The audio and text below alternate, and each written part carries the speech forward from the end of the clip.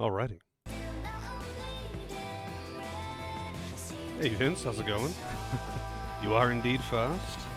Alright, we don't need to hear that theme again.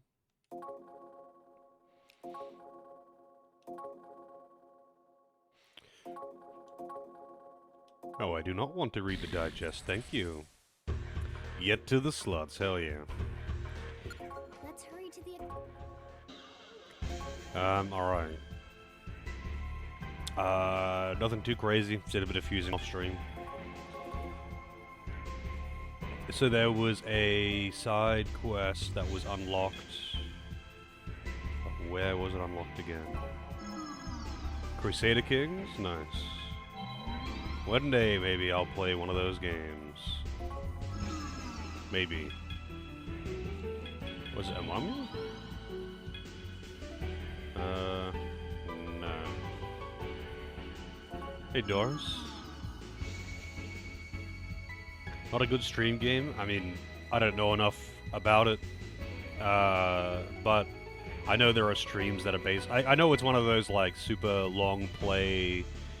Civilization, Mountain Blade, Total War kind of things where it's super long and drawn out. But there are plenty of streams that are great for that kind of game. But yeah, probably not for this one. Hey Lozo, Julian.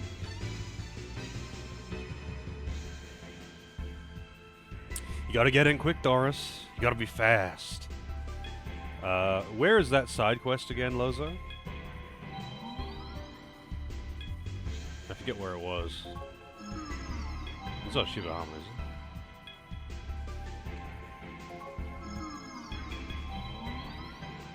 Oh, it actually is here? Oh, I probably have to read the email again.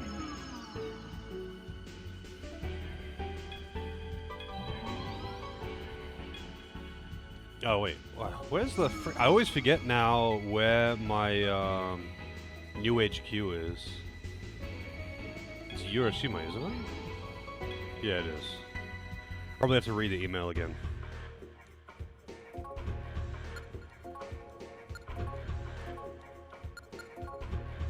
Yeah. Thrill. Let's hurry to the Akane Mall. Oh yeah, I put on the app that lets you recruit dark demons, and you can recruit fucking everything. I am yet to encounter a demon that I cannot recruit now, and that's pretty damn nice, I gotta say.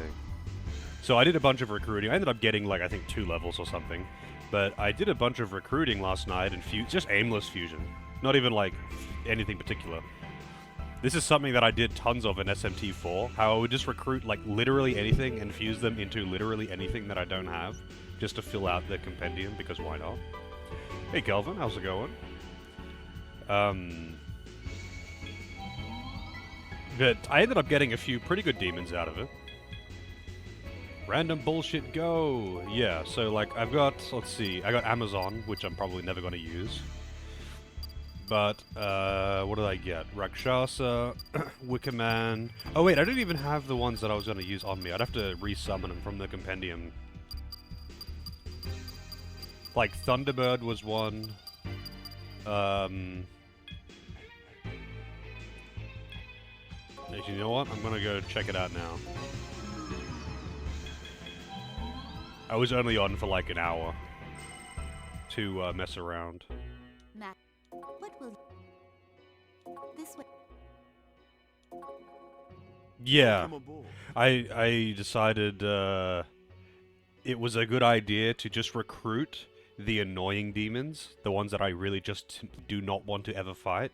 Just recruit them so I can talk to them. I noticed, though, that sometimes when you talk to them, very rarely, but sometimes when you talk to a demon you already have, they get angry and attack you. Hey Celine, how's it going? I've only had it happen like twice, I think, but still. Alright, so what do we get? There was Haridi, or Hariti, I don't know how to pronounce that. I don't even know what, like, religion that's from. Cosmo Zombie... Virtue is actually pretty good. But it doesn't know, the one that I have doesn't actually know any heals, which kind of makes it a bit less useful. Genbu is quite good. Rakukadra, Violet Flash. The other thing is, like, some of the ones that I have fused, they don't have their, like, inherited skills. Thunderbird is quite good. And, Israfel's pretty decent, but again, it needs to know a heal, man. It needs to know a heal, but it doesn't. It knows Samarkand, that's it. Tyr is alright. And then it's like into the lower levels. Byakko is actually pretty good. Really fast, like it's almost guaranteed that he's going to go first.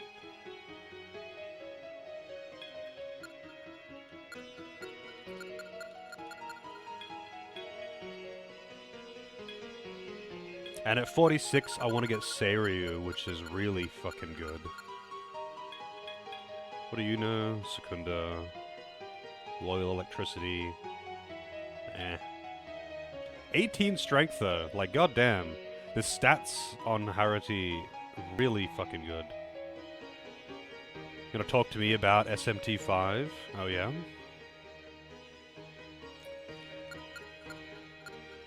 Apparently I've got 30% of demons. I did a heap of fusing, though, either way. How can I help you? Yeah, I'll end up playing both, but I'm probably not going, depending on how I feel, but I'm probably not going to do both back to back, because it's a long game, and it's obviously not it's also not in the queue. So what I might do is play through one, and then when I replay the game later, which is inevitable, I'll do the other. Most likely, anyway. But if I still feel like playing more when I beat the first playthrough, I'll just start the next one. Like, it's purely gonna be a thing of how I feel. Azrael, 48. You cannot handle it now. But you cannot handle it now. And there was, it's so much better to just do Fusion Search.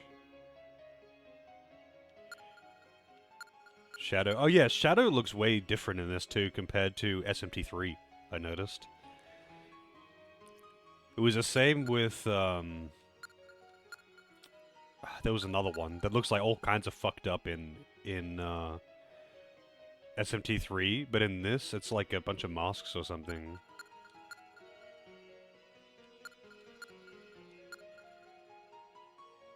Also, Vitala looks really different in this one. I gotta say, I kinda like this look more.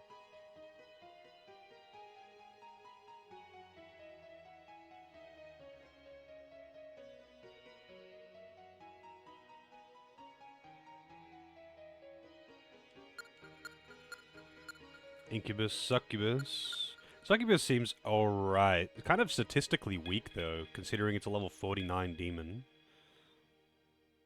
But I'm assuming that Succubus Eye, whatever that is probably quite good. Also, Yadagarasu is pretty decent as always. Dia Rahan as well, which is nice to have.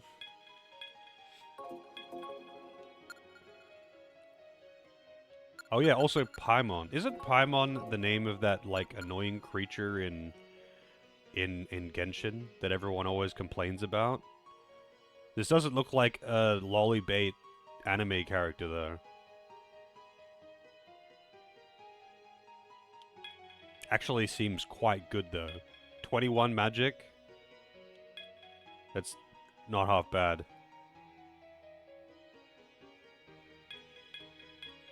Hey, how's it going? And there's Wukong, who also seems pretty goddamn good. Like, look at that. 22 strength, 16 agi, 13 endurance.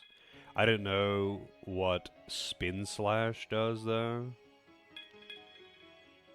Light Chaos. And Kresnik.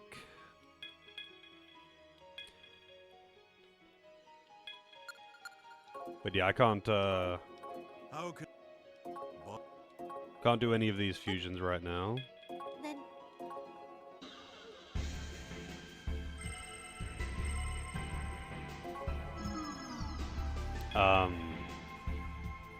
Oh wait, actually, hang on. I gotta double check. Do I have a healer demon in my party? Someone who can heal. Virtue? No.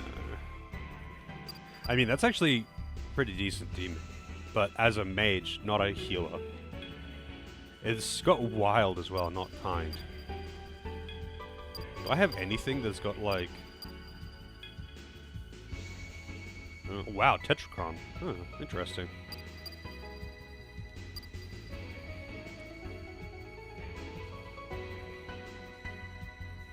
Ah, okay. I think that's pretty standard for weapons that hit an entire row. Wukong is in that game that is supposed to come out this year after being shown off like 8 years ago. Or for like 8 years. I mean, Wukong is in just an insane amount of stuff. But I'm assuming there's a game in particular that's new, or would be new, anyway. I probably have seen it, and I just don't even remember. Oh yeah, Slippy Joe's looking pretty strong now too, level 41. Pretty tanky, since everything targets Slippy Joe. Yeah, I don't have any healers in my... I have to go and get a healer. I mean, granted, I could use Nemissa as a healer, but I don't like to. I kind of prefer to use Nemissa as a caster DPS, even though she's not as strong as she used to be. what will you? This Wait, what am I doing? I don't want a sword fusion. what will you do? This way, please. Welcome. Alright, who has heals? I wish you had heals. Oh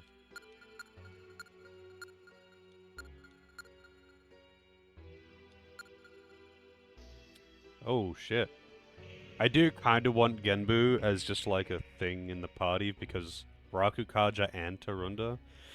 Violet Flash is alright, I guess. I never really used the chance to Journey to the West Souls, yeah. Necro Dogma? Okay, Incubus.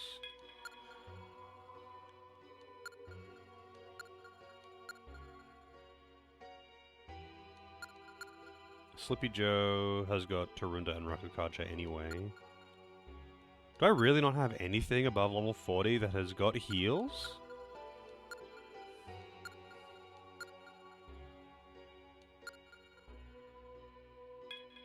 I guess Makara it is. You got Media and Diorama. You also got Shock, which is nice. Shock is decent. It's decent stats. Reasonably fast with okay magic.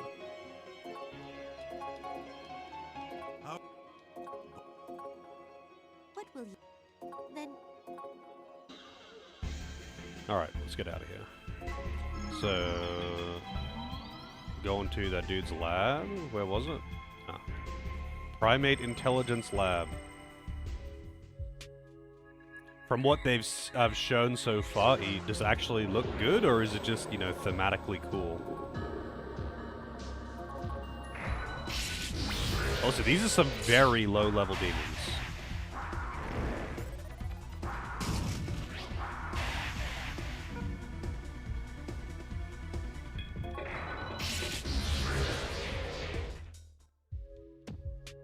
Those are some very low-level demons. Same with these.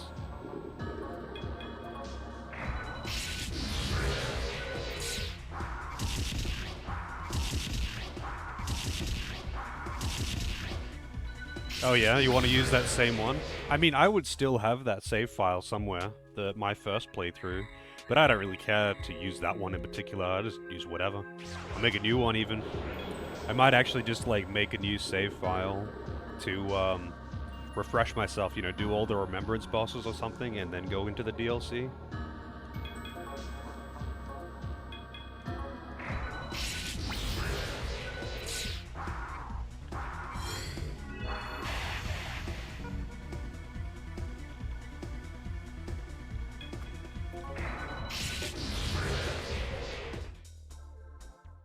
Larian.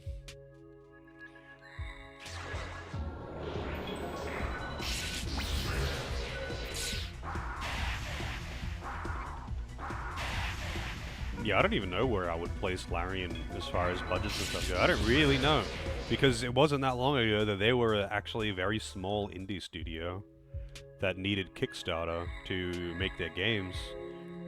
And then before you know it, they're making fucking Baldur's Gate 3 out of pocket.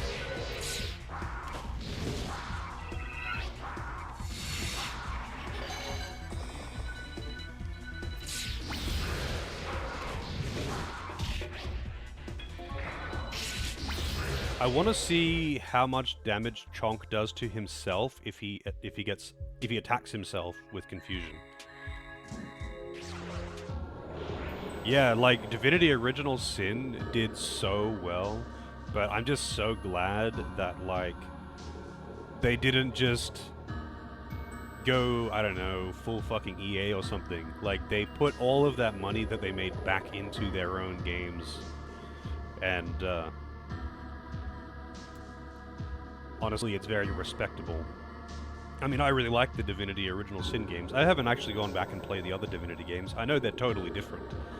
But they made, like, Divinity Original Sin 1 was made with fucking Kickstarter money, essentially, and it did really well, and then they put all of that money back in to remaster the game and then give it out for free for everyone who already has it, and then they put a huge budget into Original Sin 2.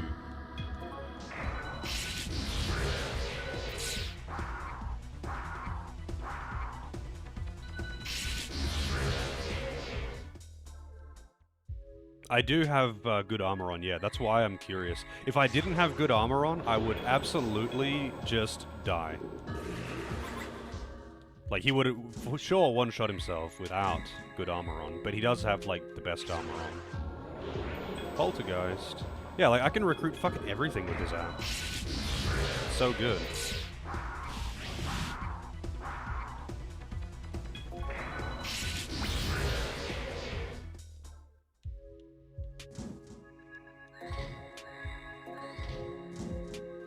What's with the super low-level enemies, though?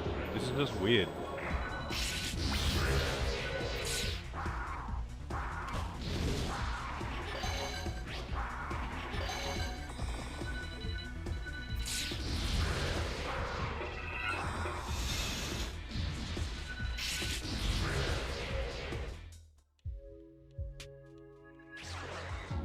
And it's super high, encounter rate too. Slipped on a banana peel and fell.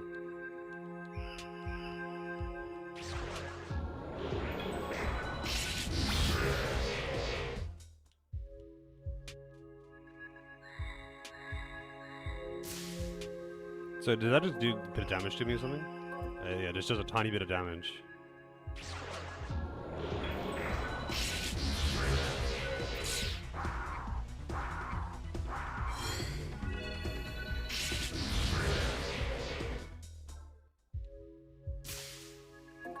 I know that I can see the banana peels, but I want to reveal them now. That's all.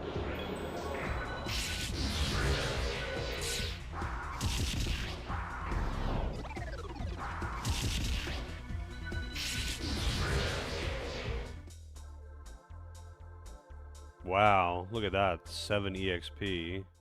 Is there diminishing returns on experienced games, by the way? Like, if you're already high level fighting low level enemies, do you get less or something?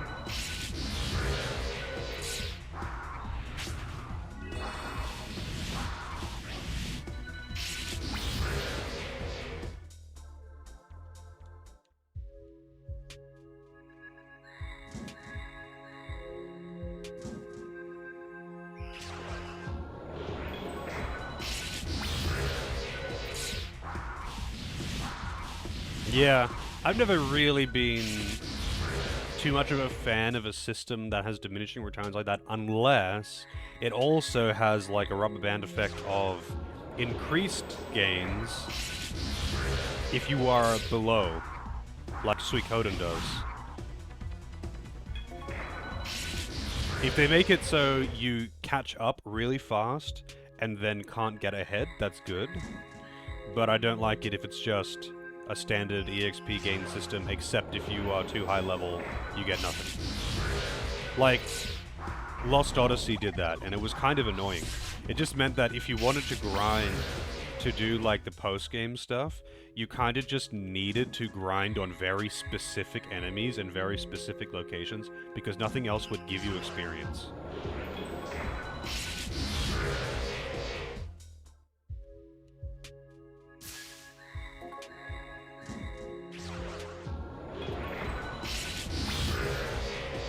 Man, I kind of wish I had a stoma right about now. This is a thing. This is like every 3 steps.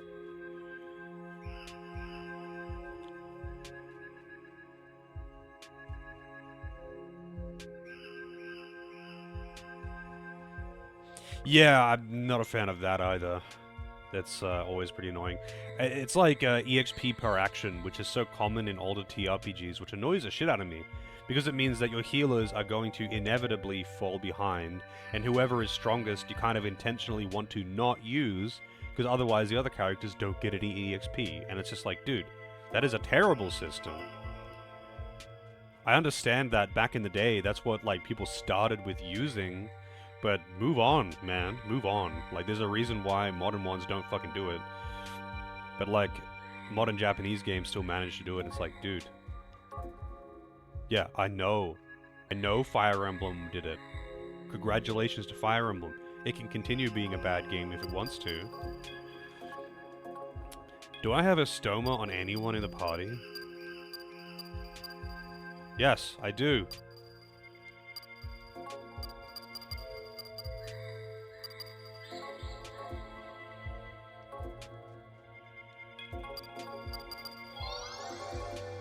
This is the first time I've used a stoma. Wow, it shows you when you get an encounter and then it doesn't actually give you the encounter. That's actually pretty neat. I like that.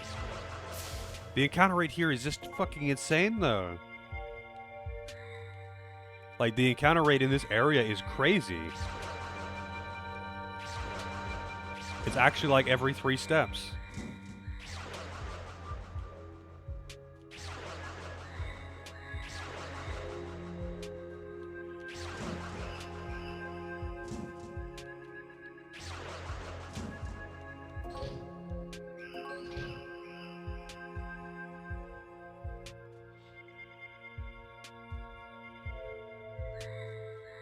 Yeah.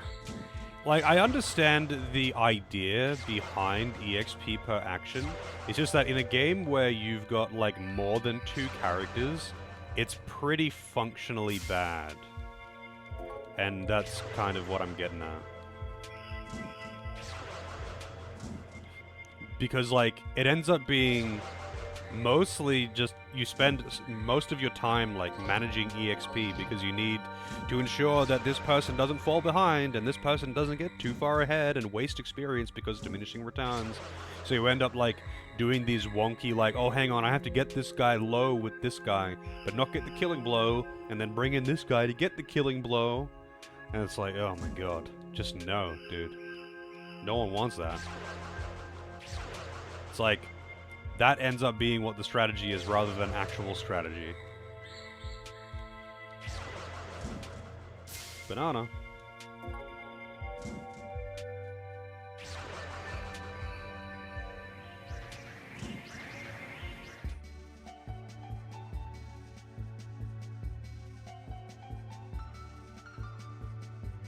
Really? Quick maths? They're gonna make me do quick maths?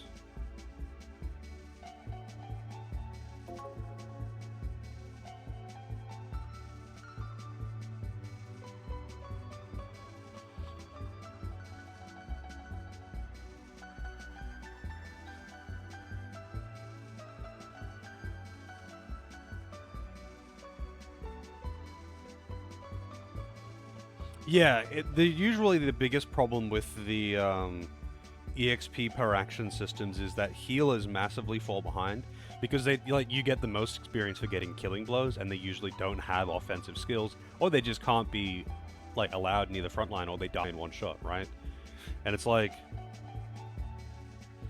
yeah, like the way Tactics Ogre does it, the way Tactics Ogre does it is you get experience for, like, at the end of the battle, everyone gets experience. I mean, actually, the way it works is a little bit different between each version of Let Us Cling Together.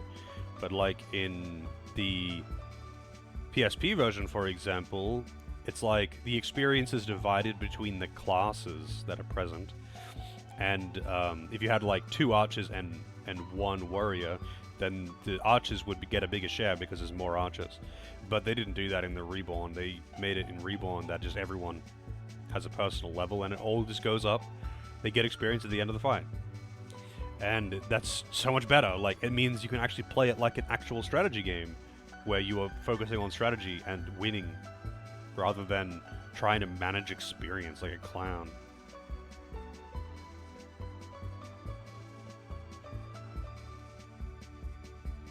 Two times 1 plus 2, 2 times 1 times 2, 2 plus 1 plus 2, and 2 plus 1 times 2.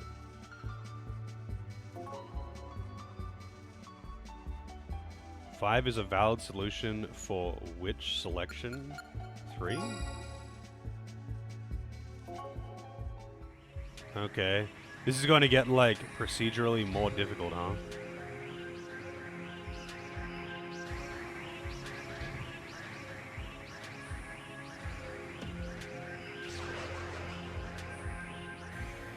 That was meant to be a back attack.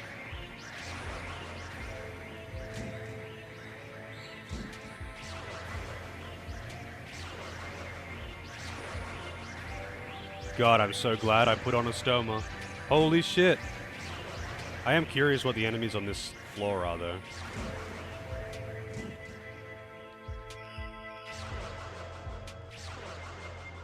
Man, I don't mind doing a little bit of math, but, like, I don't want to do a little bit of math on a short timer.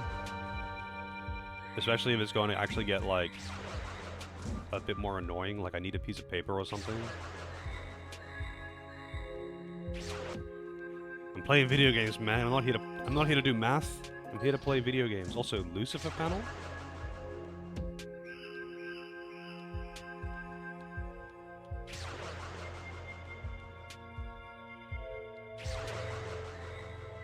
Bust out the calculus. Yeah, I did not study calculus.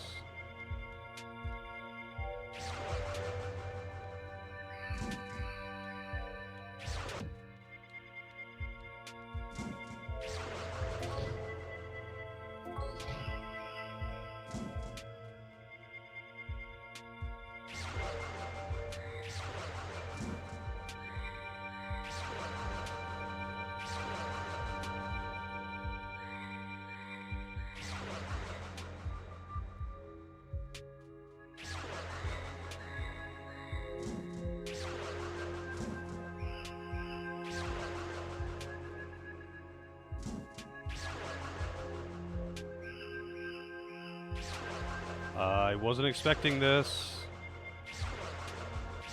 And I would still be getting random encounters despite the fact that it's going on autopilot right now.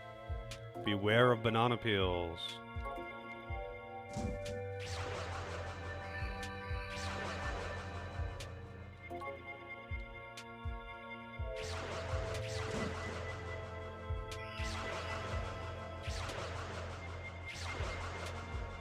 Oh my god. These encounters are actually this is crazy. Nowhere else in the game has even had like a quarter of this encounter rate. And the only reason why I'm not doing it is because of a stoma. That's just ridiculous. I'm guessing this is probably the math room. Yeah, test room. Oh, it said it on the door.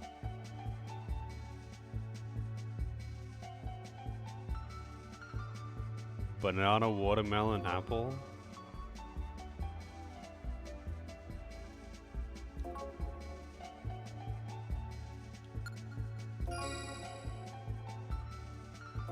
Okay. Yeah, those are all random encounters, Ragnar. I have a stoma going. In this game, this is actually a neat feature, in my opinion. When you have a stoma going in this one, it shows you when you would get random encounters, when you don't get them because of a stoma. I think that's actually really good, and I wish more of them did that, actually. But, the encounter rate in this building is crazy. It's actually every 3 steps. It's actually every 3 fucking steps. That's nuts. This is a side quest, by the way. This is not the main story. But Estoma. They're all super low-level enemies, too. They're like some of the lowest level enemies. Well, I mean, the previous floor was anyway, so I'm going to find out what they are on this floor when my Estoma runs out in a few steps. So hang on a second. I'm assuming that they're going to get stronger, like on each floor or something. But it was like some of the lowest level enemies on the previous ones. Watch out for banana peels. Alright, so new moon now. Wait, why am I still not... Oops. Why am I still not getting any encounters? I thought it lasted until the next new moon. Guess not.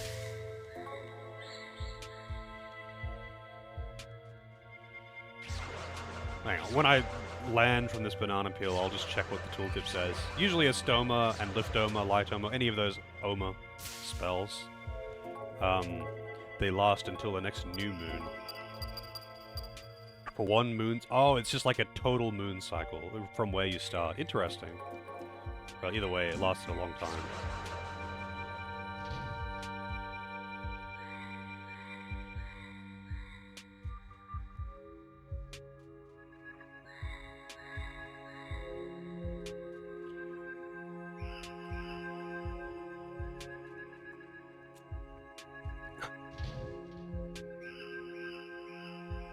Wait, what? What awards?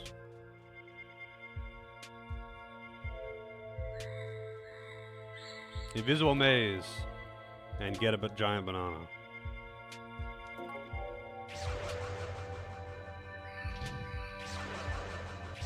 Oh my god, it actually is like a conventional room, except like with doors and everything.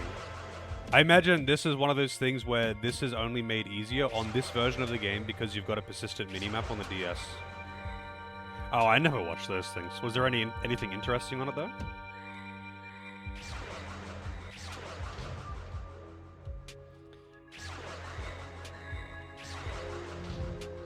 Yeah, this would be a pain in the ass if you didn't have a minimap.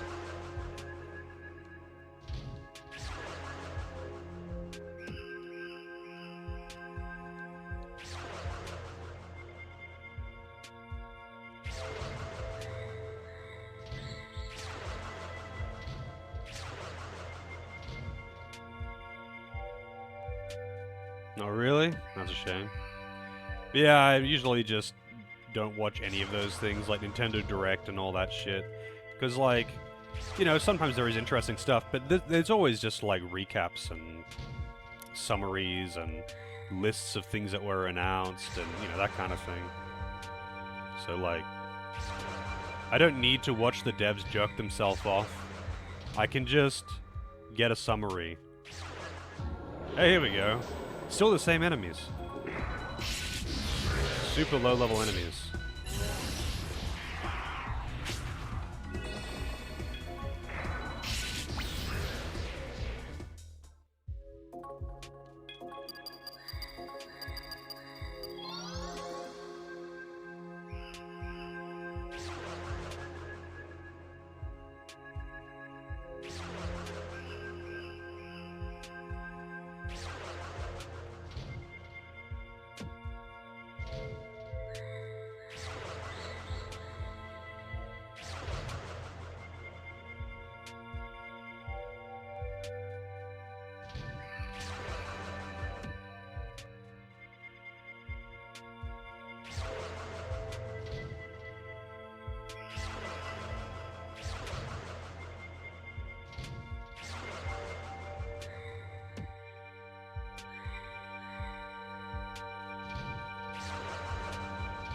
Hey Debuff, how's it going?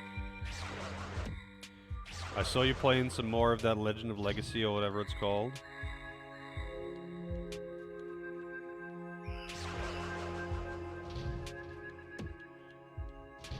So, you're like 300 something hours into that game, right? What more have you got to do in that game? What has the total so high?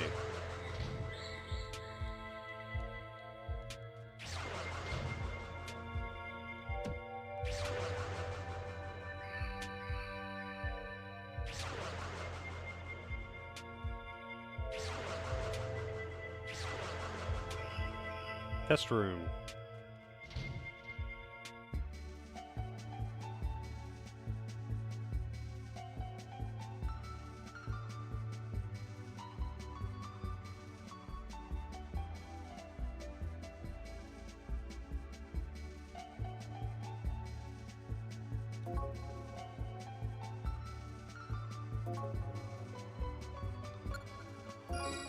Has the correct answer been 3 every time? Like, C? Has the correct answer been C every time?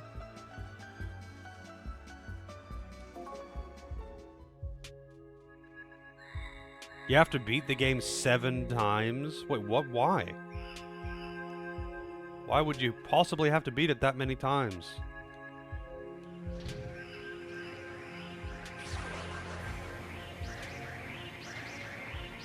It'd want to be a goddamn amazing game to warrant that much replaying. Legend of Legacy.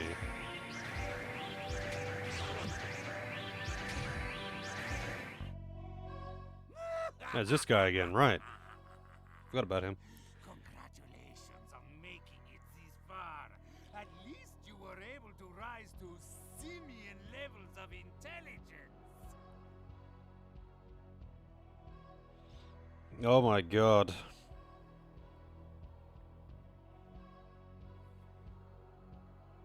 You're expecting a giant banana? There's no such thing! You're part of Phantom, aren't you? Who exactly are you? Phantom? Oh, those guys. Don't lump me in with those pedestrians. I'm not in their group. I simply loaned them my genius for a brief period. And because of that, I find myself and my research constantly under duress from summoners. Once I made that realization, I also found my solution. An eye for an eye, tooth for a tooth, and my work is finally complete. I have created an unfailingly loyal summoner to do my bidding. Here, what do you have to do to get the best ending in Neo? Show yourself, Romero. Romero. Time for you to shine.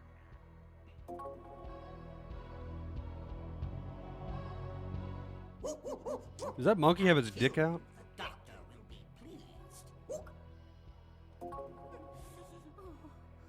That's my boy. It chokes me up to see the monkey that you have become, Romero. Puny summoner. Your mom's so fat and hated when she goes out, nobody wants to talk to the 800-pound gorilla in the room. Damn. Excellent! You've already unleashed your devastating psychological attacks! His will is breaking down! That seems to be all you runts can handle. I'll finish thrashing you another time.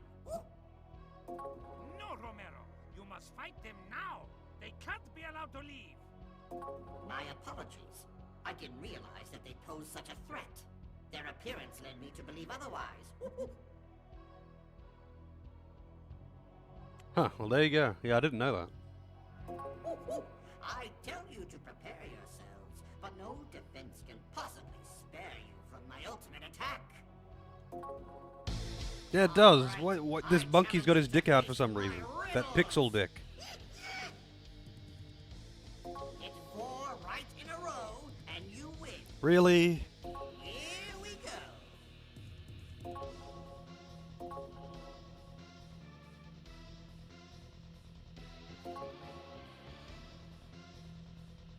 Wait, what? Mr. Corn and Mr. Tomato were walking down the road and a car came up behind them. Which one got out of the way? Am I missing something here? Yeah, I guess they usually do. Oh, you mean Nier, not Neo.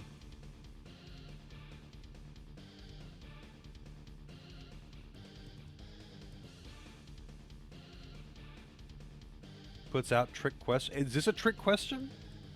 Is that, am I missing something? Is there something to imply that one of them could have?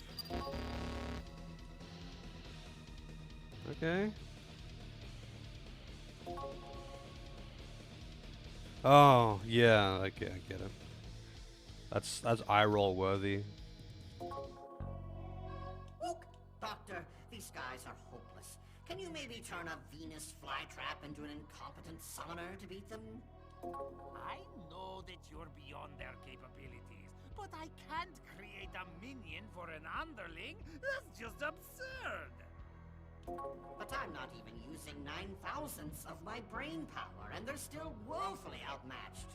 How can you even summon? You're more like a nunner. No. They've got failure mutations on their dominant alleles. That would literally make them born losers. Well, loser, time to stop.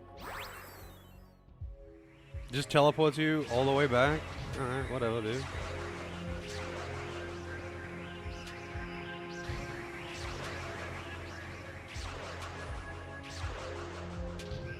Hey, Gosh Potato, how's it going?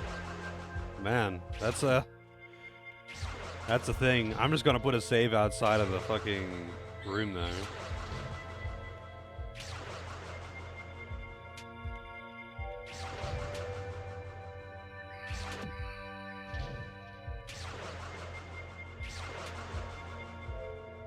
Alright, research lab. I'm putting a save here. Dude, I'm not walking all the way back every time. I fail a trick question. Doctor! Doctor! Some slow-looking person.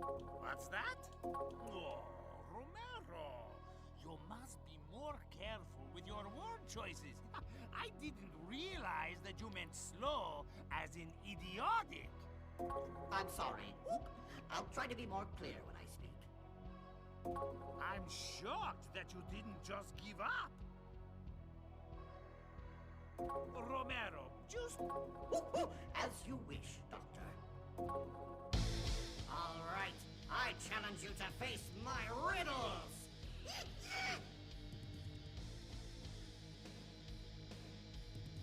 It's 4 right in a row, and you win.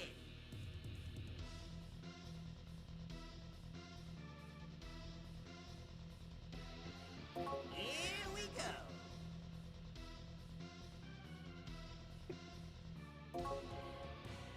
One day, a slug decides to climb a 15-meter pole. He can climb 3 meters a day, but every night he slips back 2 meters. I guess it would be 13 days, right?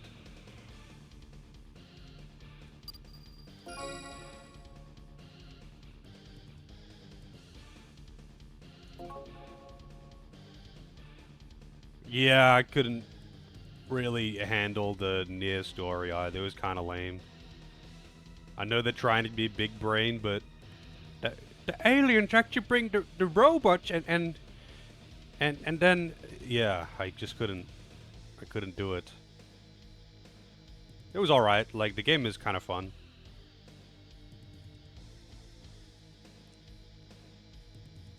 They weren't exactly being subtle with their like shitty anime tropes though. I mailed my sick friend some hot chicken noodle soup, but it never got there. What happened to it? Entropy? I mean, it wouldn't be hot when he got there, so it wouldn't be hot chicken noodle soup, right?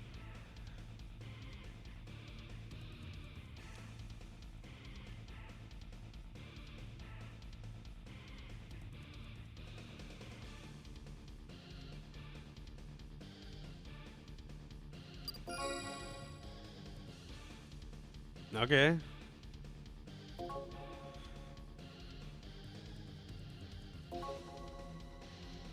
Who said man is a thinking reed? What? That's an is that an actual quote? Dude, I have no fucking idea who said man is a thinking reed.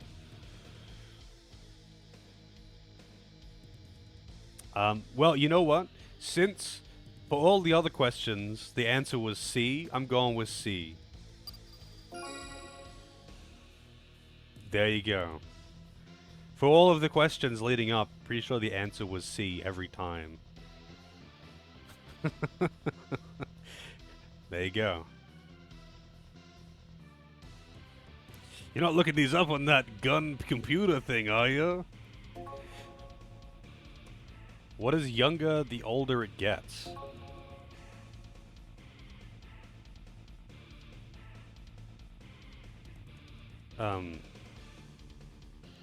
Beef stroganoff?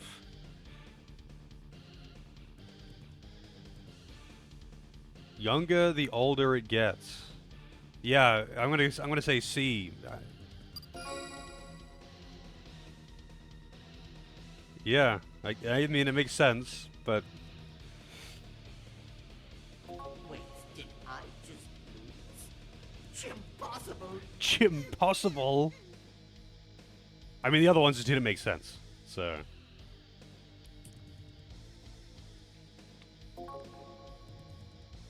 Wow, I got 1,400 experience for that, huh?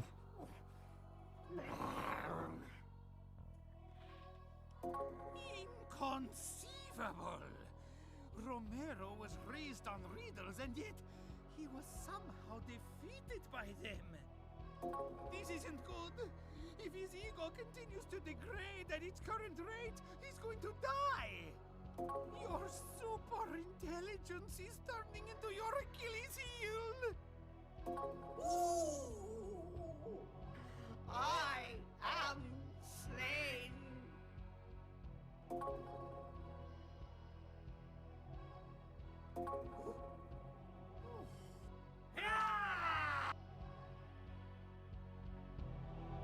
So I do actually fight him too. And he summons a bunch of... I don't know what these guys are. Or where they're from. Excellent, Romero! What a cunning plan! You've exploited humans' kindness towards endangered animals to gain the upper hand! Press to your advantage and finish the Cretans, Romero! You sowed the storm. Now reap the whirlwind. Alright.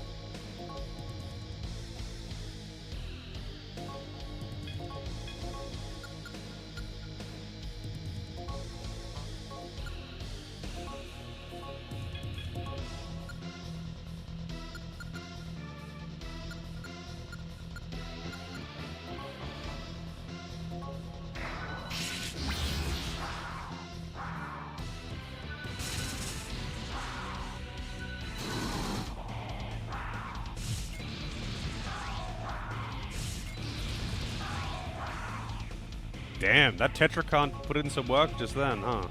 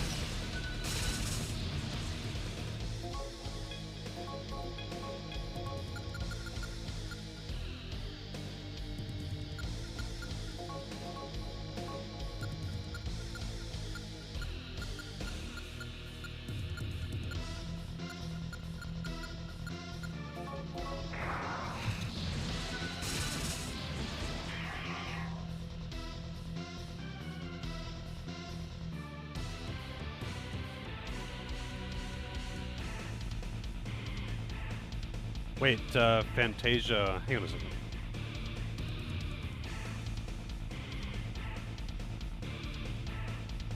Poor monkey.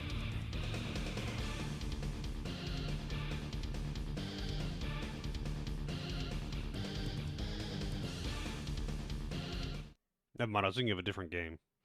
Alright, magic. I might as well just, like, dump magic for her. Sabatoma. What the hell is Sabatoma? He lost again. Even though I turned him into a summoner, it appears you finally brought the monkey out of him. Should you request Ape Escape since I killed a monkey today? I've never played Ape Escape. Wasn't that one of the first games on the PlayStation to actually use DualShock, like the DualShock controller with the control sticks?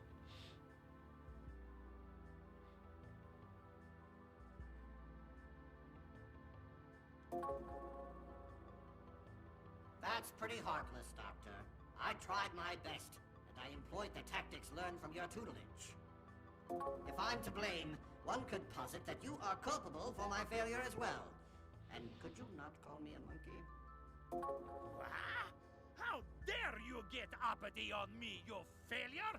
Don't you talk back to me, monkey! So that's how it is.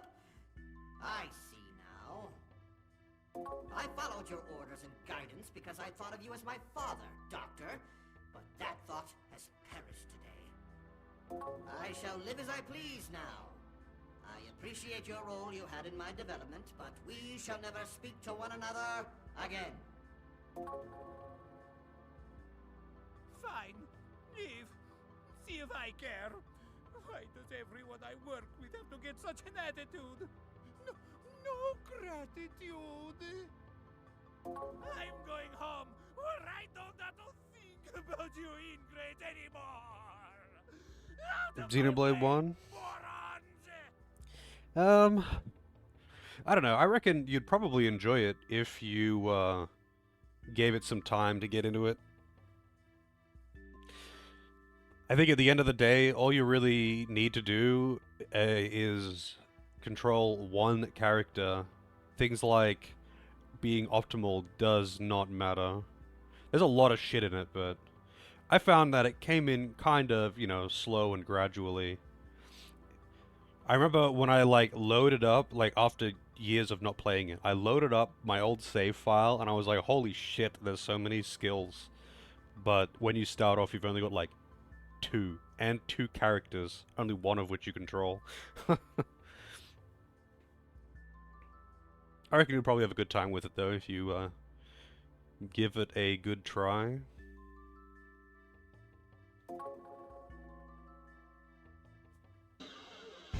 That was it? That's the whole thing, huh? So you don't really get anything out of these side quests, huh? You just get dialogue?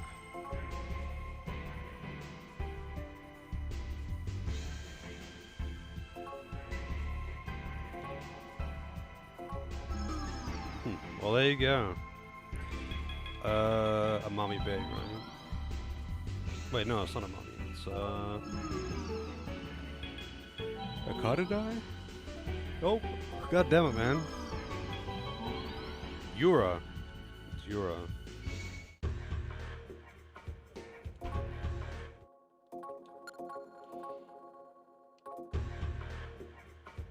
Let's hurry to the...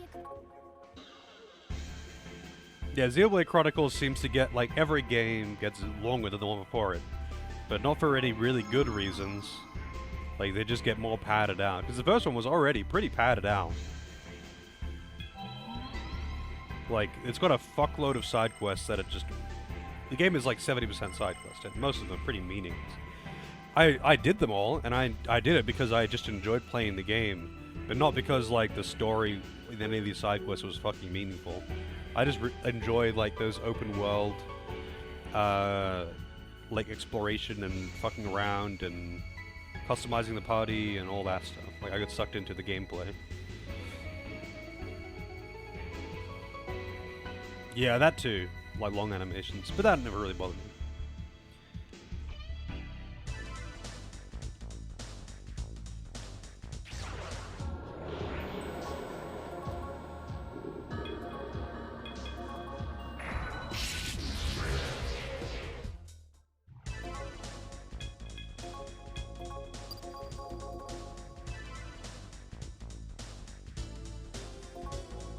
The door has been unlocked.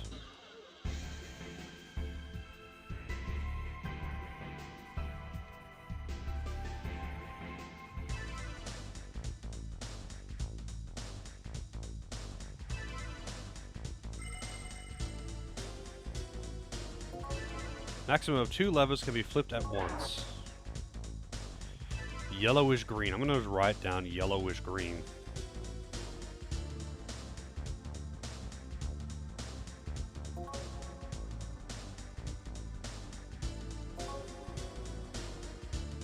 Blue, red, and yellow. Yellowish green.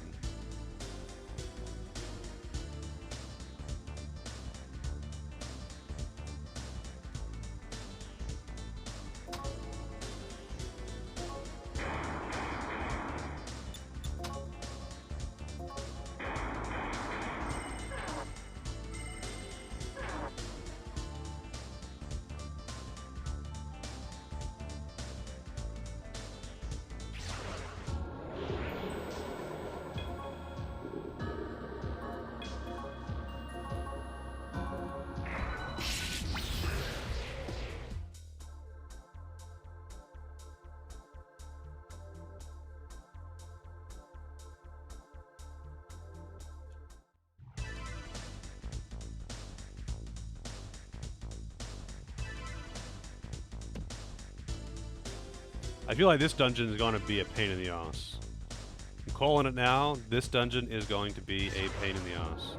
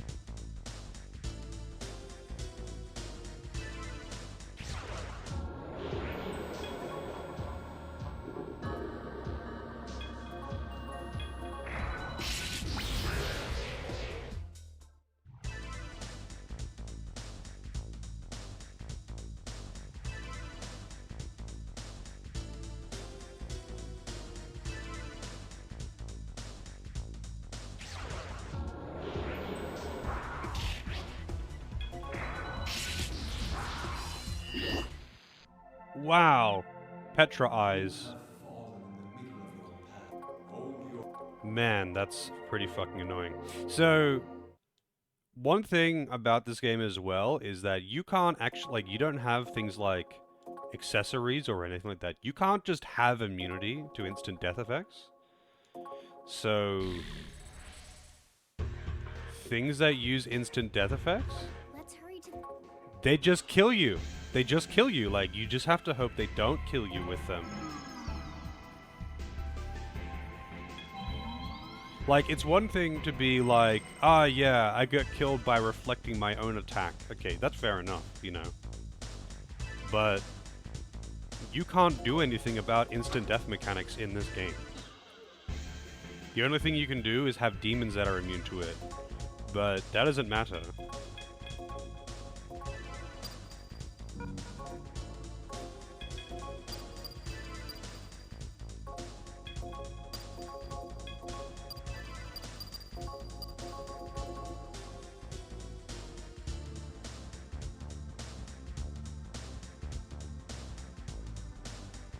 I don't know, dude. I found Xenoblade Chronicles 1 to be very borderline chore by the time I was done with it.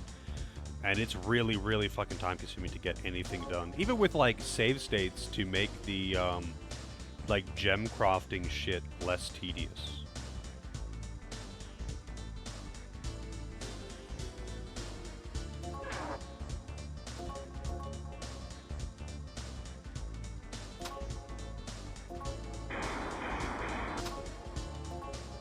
Yeah, but you also tend to go for whatever is the most overpowered shit and overgrind, don't you, Ragnar?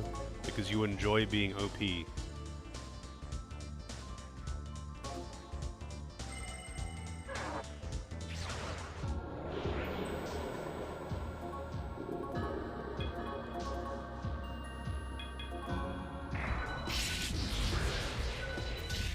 Wow, 4 damage. Good job, Slippy.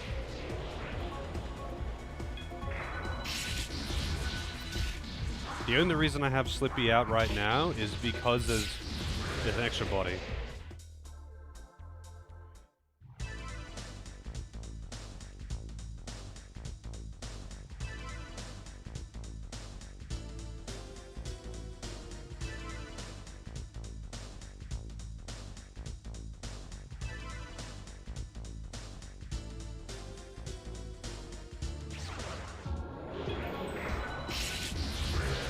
If it's grinding and pointless, you'll... Oh, then Xenoblade is the game for you, Debuff.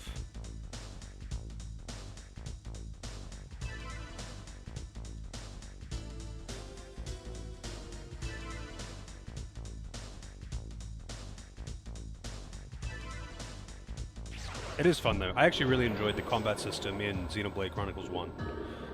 Like, Xenoblade Chronicles 1 sucked me in pretty good. I got very addicted to that gameplay. And, like, hunting down all the rare monsters and all of that shit.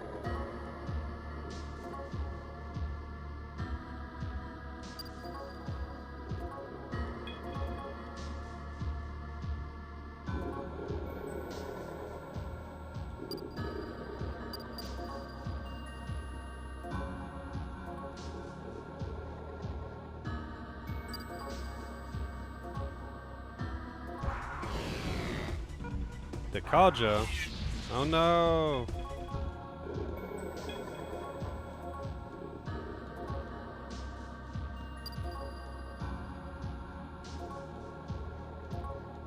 Wow, that was a free recruit.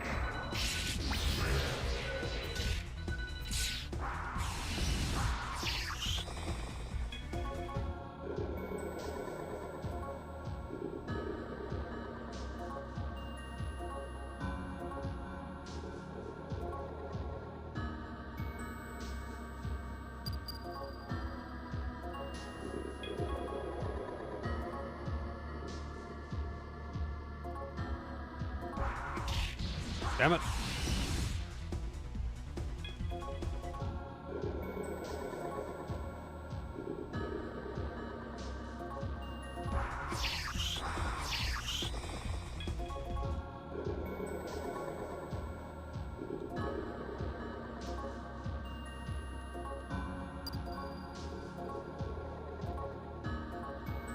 Nice.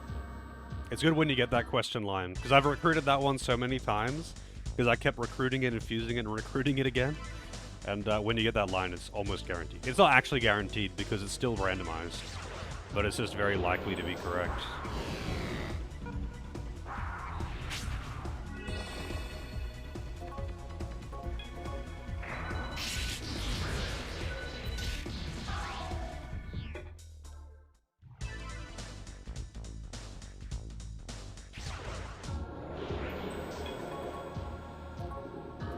Oh, you gave me some money. Yeah, so I noticed... Not I noticed. Like, I don't know why it took me so long to even think to do this. There have been some enemies that are really annoying to deal with because they have Fizz Repel. So rather than fight them every time, I just recruit them. So I have a free out, a free flee, essentially, from every battle against them.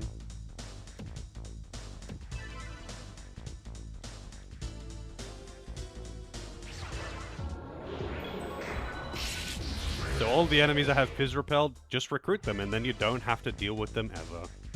Isn't that nice?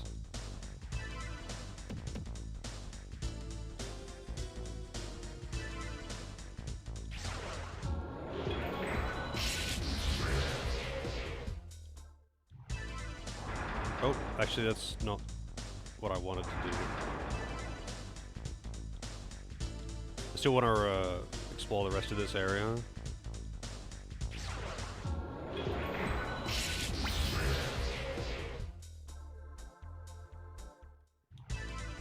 Like, the negotiations in this are better than in SMT3, One-way route to entrance.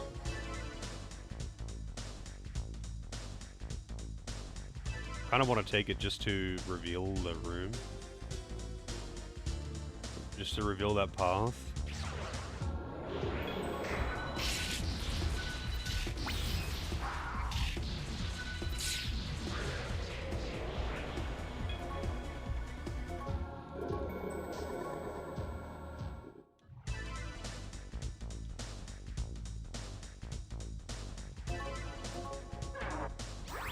Oh, it's just a teleport? That's kind of lame.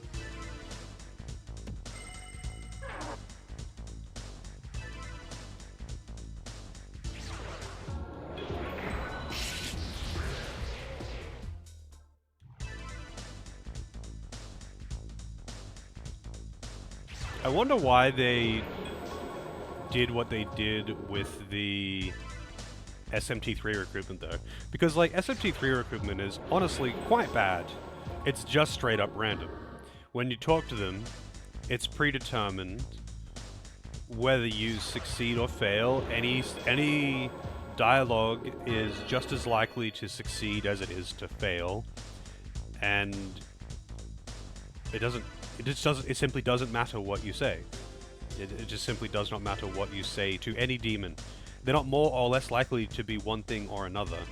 It's just completely random. And it's like, why? Like, you already had better systems in the older games, so why did you, like, regress to this? What's that sound? It sounds like it's coming from below. This is a song? Something's weird. This isn't normal. Is the recruitment exactly the same in this as it is in the PS1 version? Let's find where this sound's coming from then. It might be a clue. Healing space. Yeah, so, okay. So they had... I'm not saying that the recruitment in this game is particularly good or anything. It's still quite random. It's just like, you know, when, I don't know, an angel asks you a question about kindness, and it's like the answer are be mean or be kind, it's going to be like 80% of the time being kind is going to be the correct answer. And so it's still random, but it's not like completely random. And they've got things like if you try to recruit a demon that you don't have the level for, you can talk to them again later and they'll join you for free. Like, it's got these small things. But why would they get rid of them all? Like, they already had it all there. What? Oops. What will you? Thank you for using. Off limits. Well, I don't care. You're not my real dad.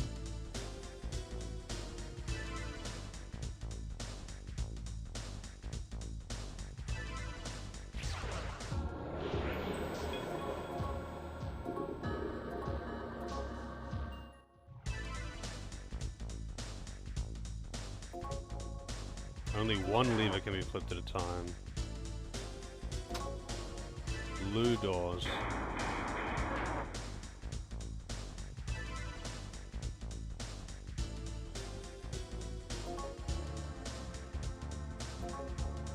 Secret elevator.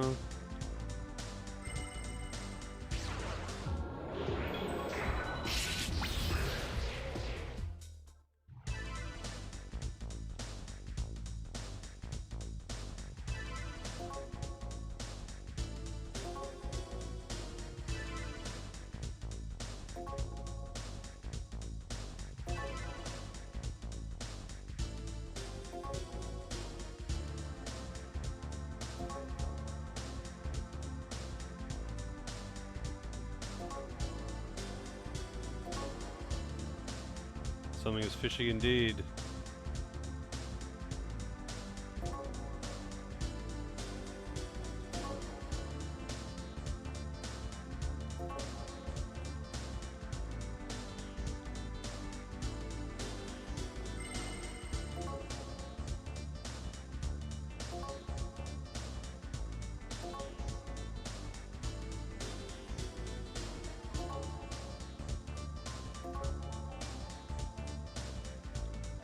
So this will be the yellow one.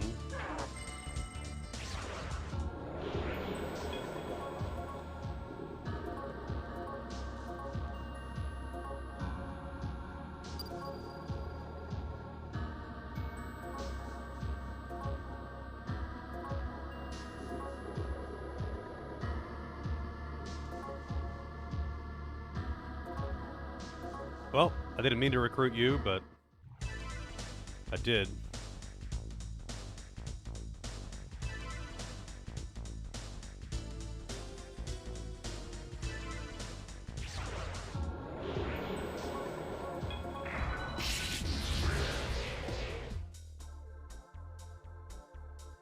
Different teams? It might have been something like that.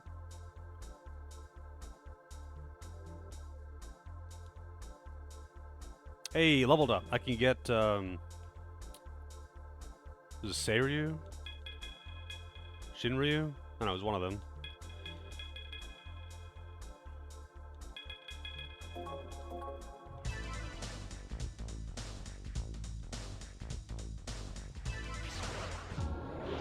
We got the dick monster, Misha Guji.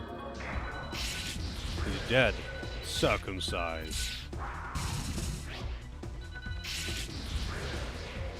What is Misha Guji's deal? Why is he a lizard shaped like a dick?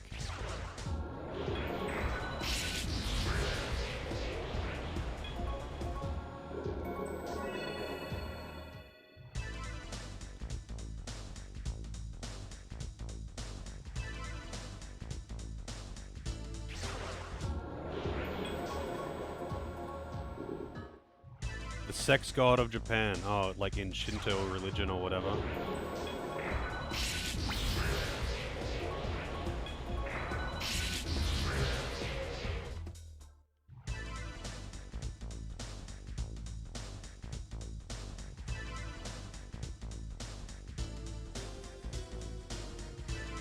Oh, there's actual dead end, huh?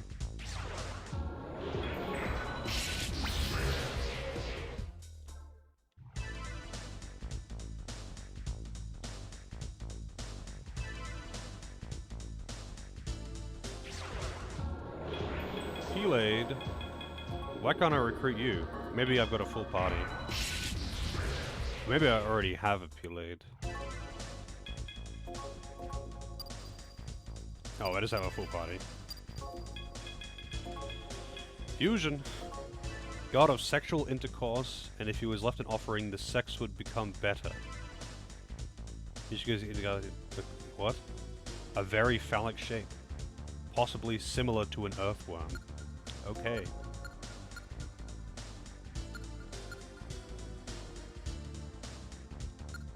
Good luck. There we go.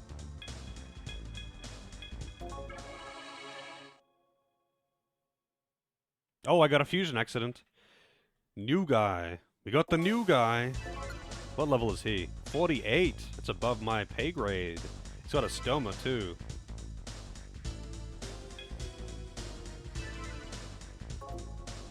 And the meat bullet.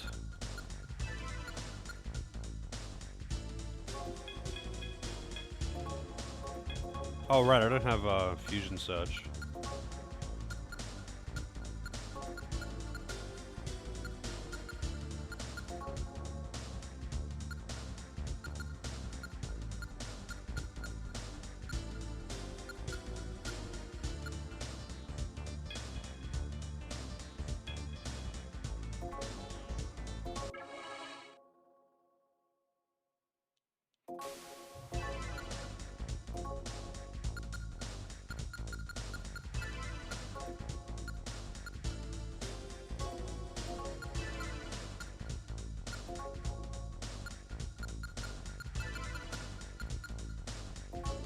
Anubis.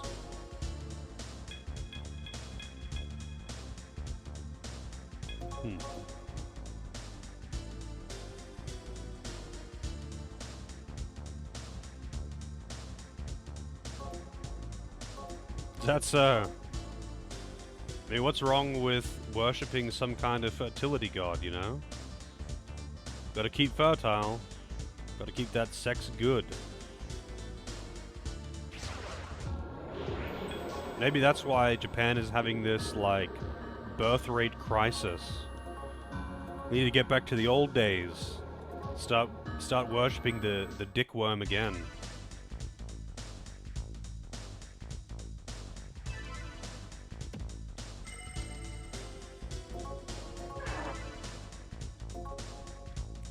Oh man, I have to actually disable the other one first. I thought it would just disable it when I activated it.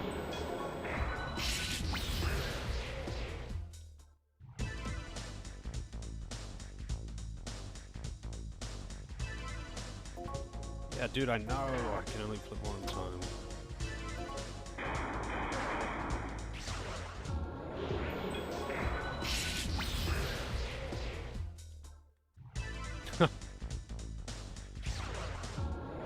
I mean, a lot of it is also just that a lot of young people just simply do not have time or money or energy to be actually starting families because they work like fucking 16-hour days.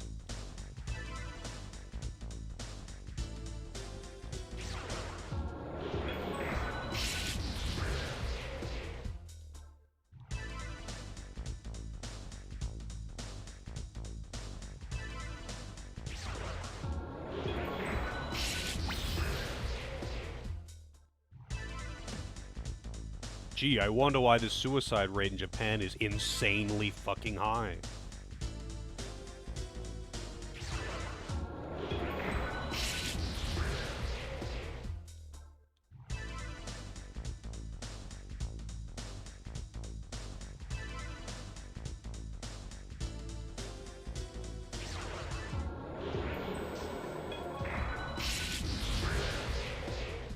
Yes. We give you precisely 1 hour each day to do everything, including chores and feeding yourself. Why are you not starting families?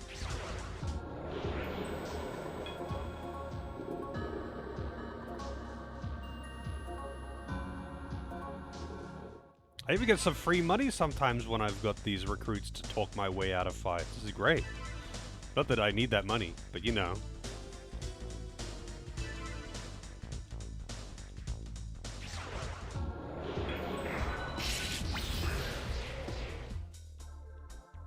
Yeah, you level up. Namissa.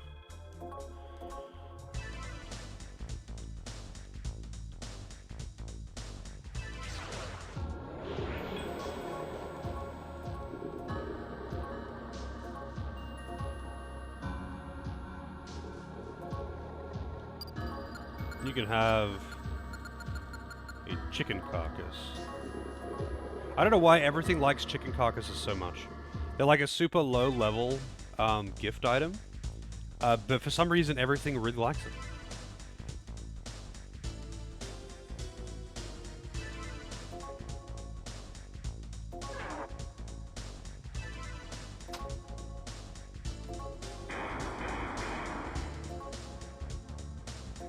Be careful when tending to the patients, it says.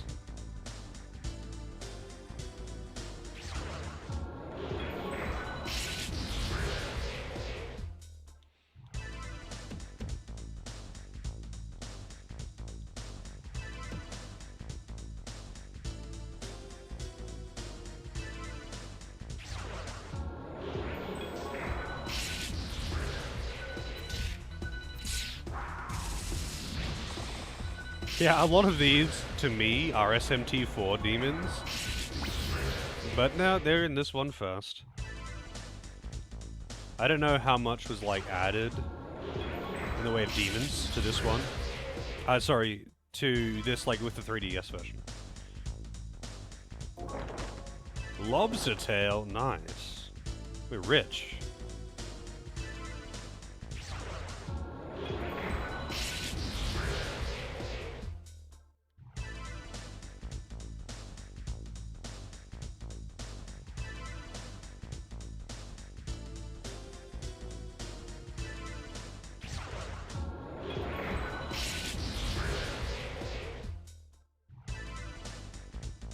Oh, okay. Yeah, I still haven't messed around with the Street Pass thing.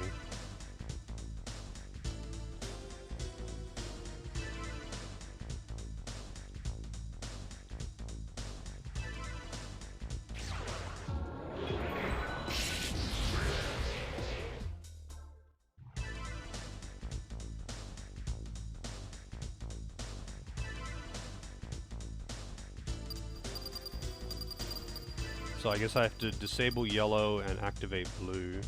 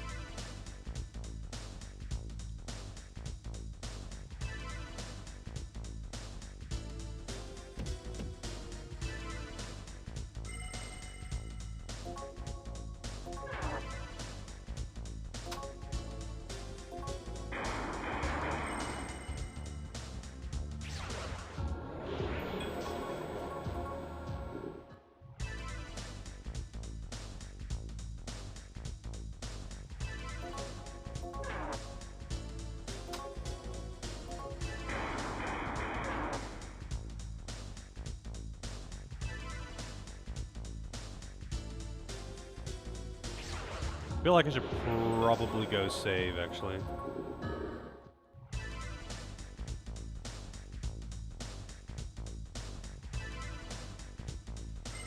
Just so I don't get petrified.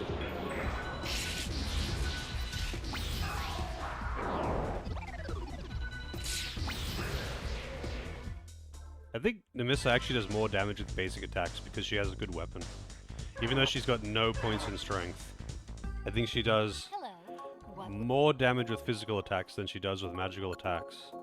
That probably will change when she gets access to Megiddo, but she's not getting that for a few levels. You said it was at like 50, right?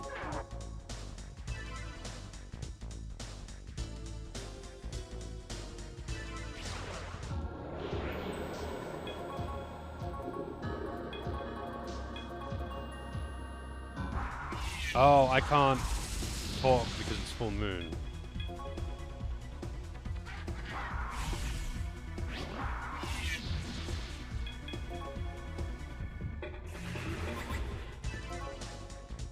Yeah.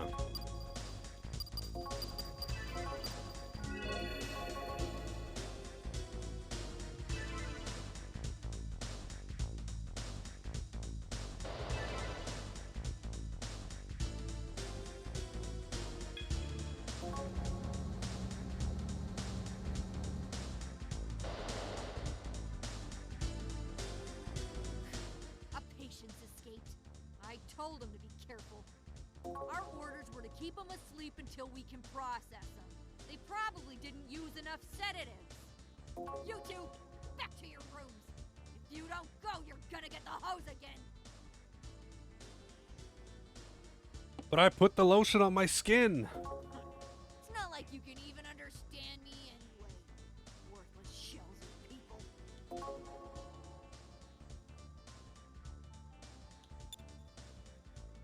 Didn't you hear me? I told you to get back to the room, you oafs. Good kids. Yup. Oh, here we go. New enemies.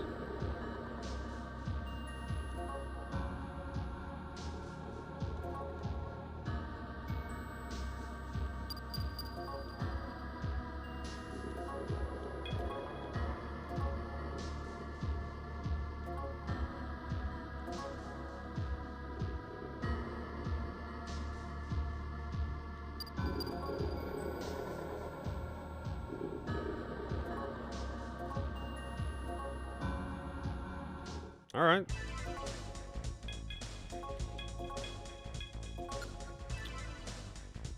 Durga. How do you pronounce that?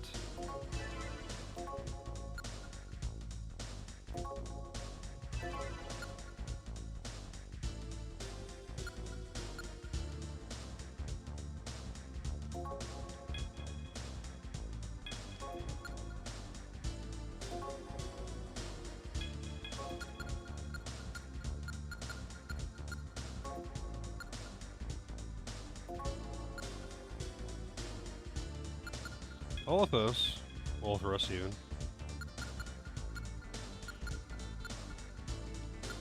Man, this is, I've already got like most of these demons.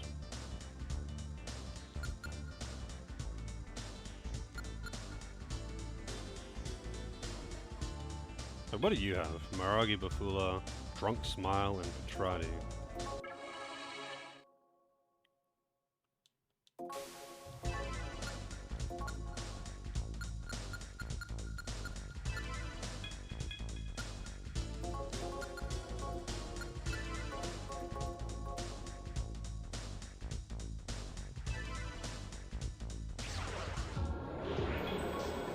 Python. That does not look like a python.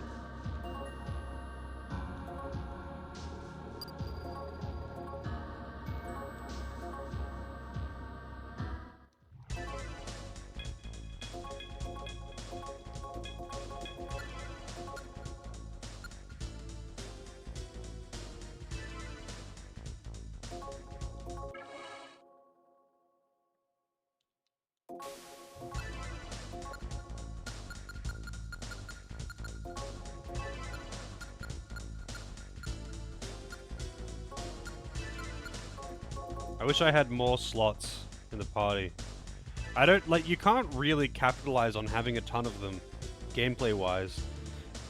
It's not gonna, like, it's not really an advantage having a ton of different demons.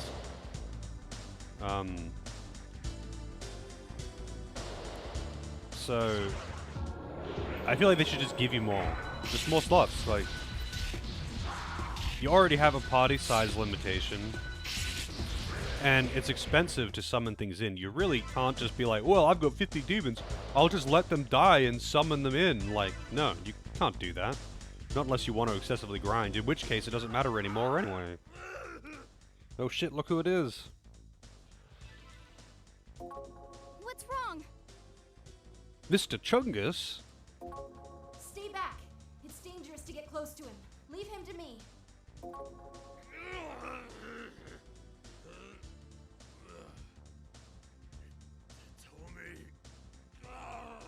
Mr. Chungus.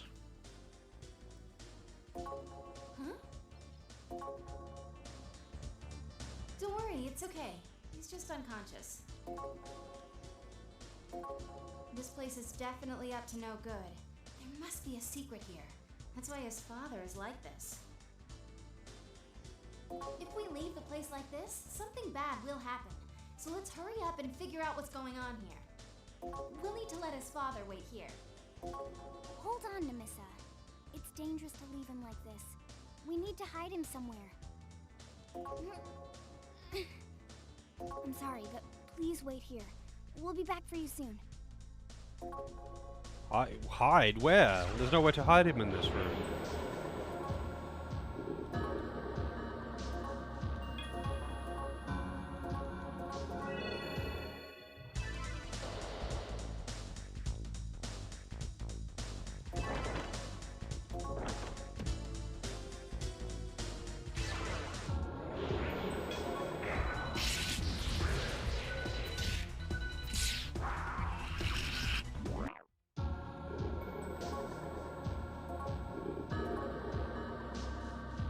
Delicacy snack. There, like, the amount of enemies that spam Hama and Mudo is increasing, I feel. So the odds of just getting randomly killed out of your control is just getting higher and higher, like with every dungeon.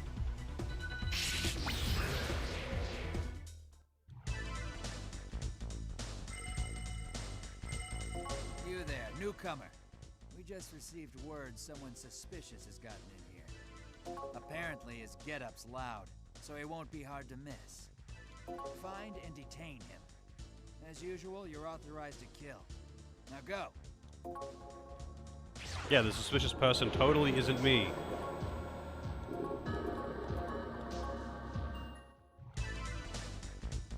It's, yeah, if main character dies, it's a game over. And you can't just, like, go, oh, enemies in this area use Mudo. I'll put on Death Reflection or something. You can't do that in this game. You don't have inherent immunity to either Expel or Death, or Petrify, and there's no accessories to equip to make yourself immune. There's no, like, Margotamas, like in SMT3, where you can put those on to be immune.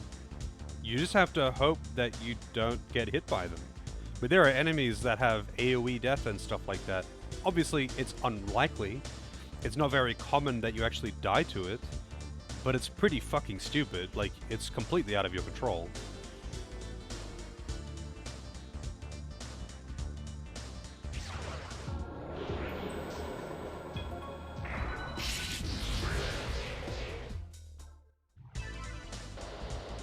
Like, getting killed to your own, like, lack of knowledge, I guess. Like, say, not knowing that Arahabaki reflects physical, and then you do an AoE physical attack and instantly kill yourself. That's on, like, that's on you, you know? I can accept that, because if I was careful, if I made another demon attack first because I didn't know, or if I scanned it, or if I did anything to avoid instantly killing myself like that, then it's completely avoidable through knowledge, cautiousness, whatever. Take your pick. But when it comes to instant death RNG with literally no solution, that's pretty dumb. Like, that's just RNG deaths. Hey, they drop chicken carcasses. The thing that everyone loves for some reason.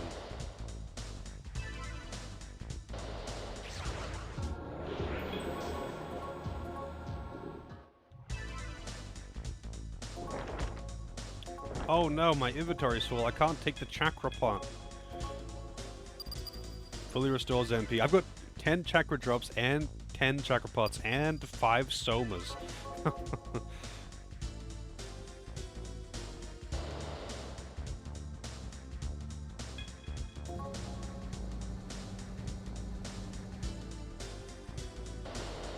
I don't really get why. So, okay, in SMT 3, for example, it makes sense that the main character dying would be a game over because it's just him and his slaves. You think they're gonna stick around when he goes down? Hell no, they're gonna run away. But in this, yeah, you have your demons, but there's 2 humans in the party, and what, you think Nemissa is just gonna abandon the main character when he goes down? Of course not.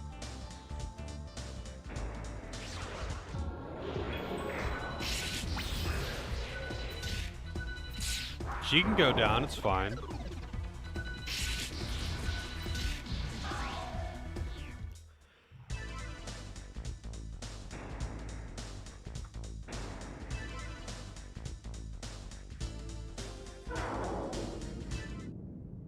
This is the place. This is where that sound is coming. What exactly is this room? You goddamn right, Celine. That's like in the off-stream cutscenes, though. Not that you would see anything in this game anyway, because it has, like, no assets. Why would a room like this be below the warehouse? We can worry about that later. Let's just hurry up and cut off that damn noise.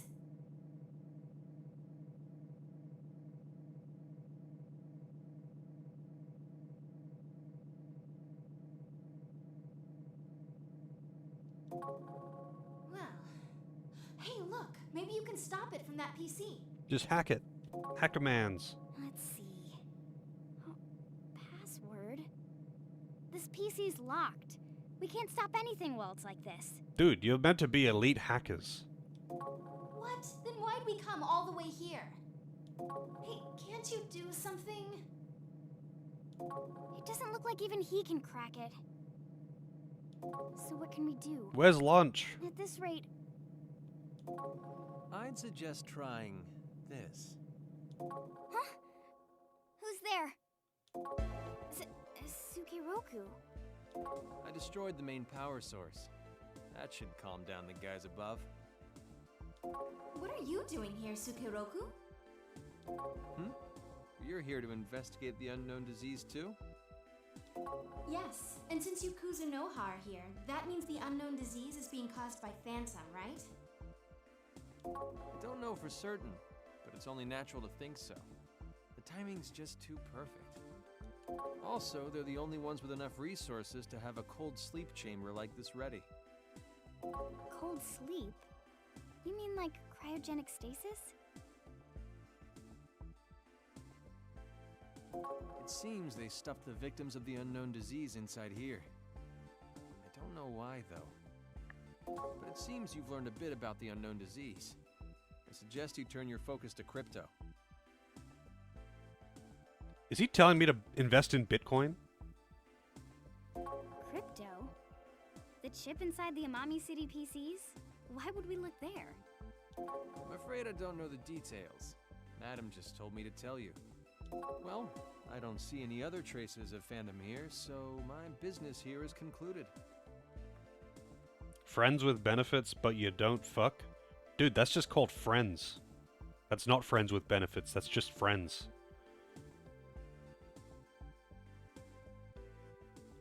I'll see you around. Crypto? The infected people had their souls stolen by demons, right? What could crypto have to do with it?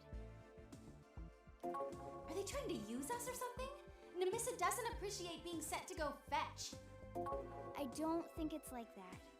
We can trust Madame Ginkgo. It's definitely something we should check out. Anyway, let's get out of here. We need to take your father home. Brother Hitomi, thank you so much! Man, I missed out a bunch of shit in that floor, apparently.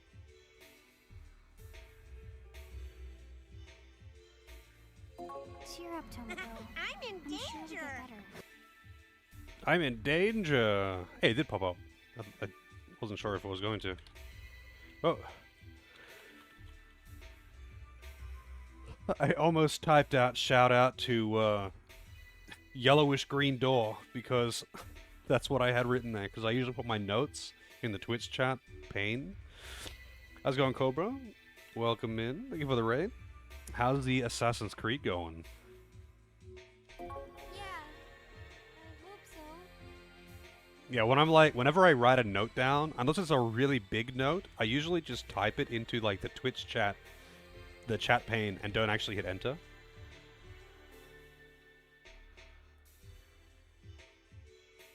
Shout out to my homie, green and yellow. Yep. I mean, I don't find it too distracting. I guess it's kind of good in a way that they differentiate the characters, but it's just kind of silly to have two characters in one body and have her hair constantly changing back and forth. So here's the thing. It's not just there for you. You're getting there slowly? That's what I like to see, or like to hear, I guess. How many hours in are you now? So, okay, so here's the thing with Nemissa and Hitomi. Nemissa's possessing Hitomi, but Nemissa actually physically changes her appearance because several people have commented on her appearance now, being like, hey, did you dye your hair? Or something like that. So when Nemissa is in control, she looks physically different. So in these scenes where they're talking to each other, her hair is actually changing back and forth between brown and blue. 102 hours, god damn, dude, that's a lot. You must have done like the vast bulk of it now then, though, to have that much. Like, what is? Hang on, let me check my hours in Assassin's Creed.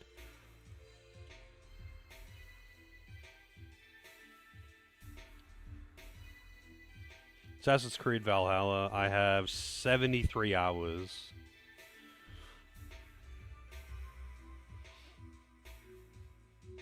And I did not do all of the collecting stuff. I did a lot of the collecting stuff, but not all of it. But that's like, you know, that's getting the true ending, so to speak. Getting the good ending, then killing all of the dudes and collecting a bunch of shit. So I did pretty good effort.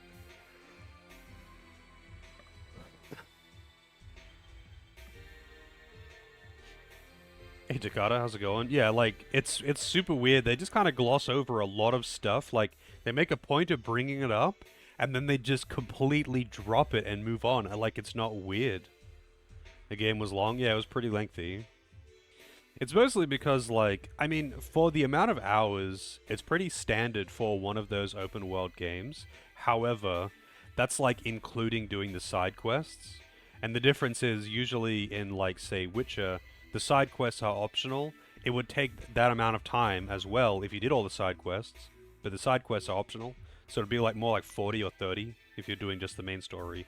and then an extra 40 plus if you're doing all the side quests. But in Valhalla, you had to do all the side quests, so it was just the full length, no matter what. I guess that's fine for people who want to 100% the game, but not everyone wants to do that.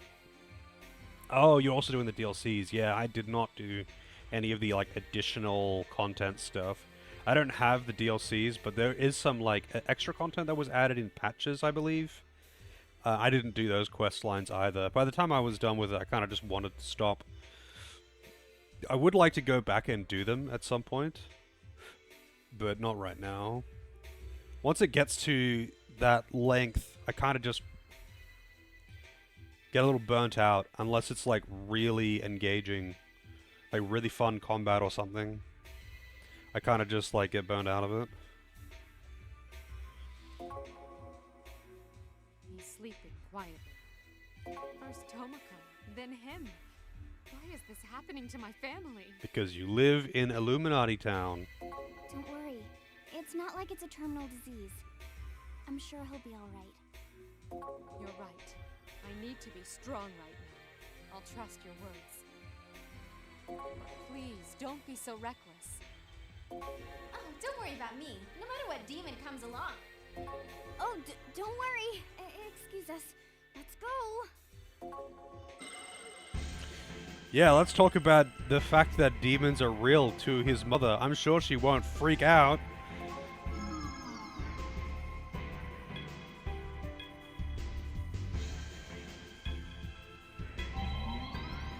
Wait, no, it's not here. It's, Eura? Yes. Crypto? The crypto chip is connected to the disease? It's possible, right? Like Paradigm X, the crypto chip is only used in Amami City. I see. It's worth checking out. Hey, Lunch. Show me the crypto chip that was in this PC. I like how the, like, federal government of Japan is not stepping in and doing literally anything about anything that's happening here, too.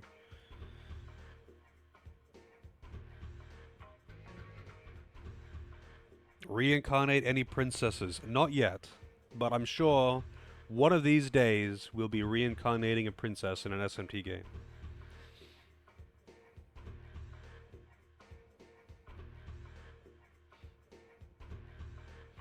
Yeah, like, for some reason, like, the government is doing literally nothing. Like, apparently right now, this city and Paradigm X and everything that's going on right now is basically the entire focus of the world right now. This is like the most technologically advanced city. It's doing some cool shit. Everyone's watching everything that's happening right now, as it has been described. Like, this is like global news. Everything that's happening is global news. And for some reason, Japan, a country that, you know, generally likes to have a good public image and does not like being humiliated, somehow the government is not stepping in and doing literally anything about, like, actual terrorist shit, bombings in the city, mass comas, zombie rioting. Like, all of this shit is just happening, and the government isn't doing fucking anything? Yeah, it's hard to take any, like, it's a bit different in SMT. Like, SMT is different because SMT is, like, post-apocalyptic. There's usually not very many humans at all. It's demons going wild. You can kind of justify a lot of things by just going, yeah, you know, that's Satan over there with an army of demons. And you're one of the, like, 4 people left alive. Try not to die. But Persona, on the other hand, is anime teen drama, but with demons mixed in. But then they just, like, pull out some bullshit and don't even try to make excuses as to why things are happening. They're just like, yeah, power of friendship. Adults are so dumb, they just totally wouldn't get it. We shouldn't talk to them about anything that's going wrong. We'll have to solve it ourselves and prove that kids are the way to the future.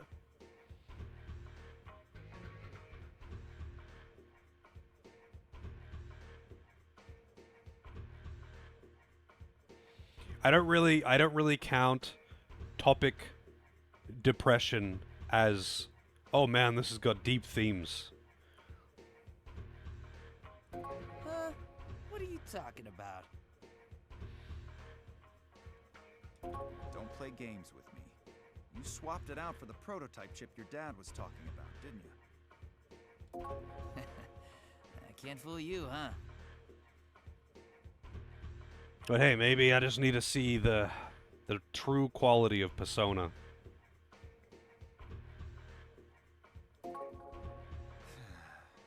The instant I take my eyes off you.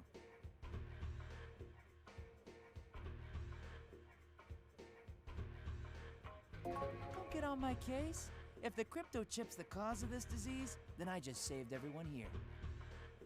Jury's still out on that lunch. Don't go patting yourself on the back just yet. Anyway, open it. Hi. What are you doing? Yuichi, you're back?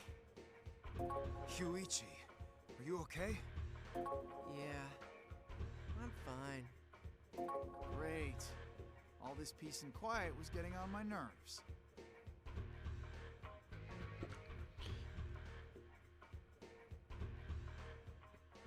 Six.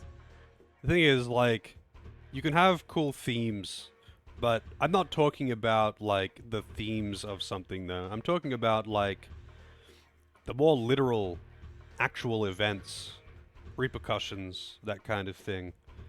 The Persona games seem very good at just, like, glossing over really important things like, oh, we just blew up a volcano. Wait, why is there no fallout here? And then they're just like, no, cool, power of friendship. And it's like, yeah. Okay. I guess we're just gonna pretend that, you know, motoring a guy in the street isn't going to have the police showing up.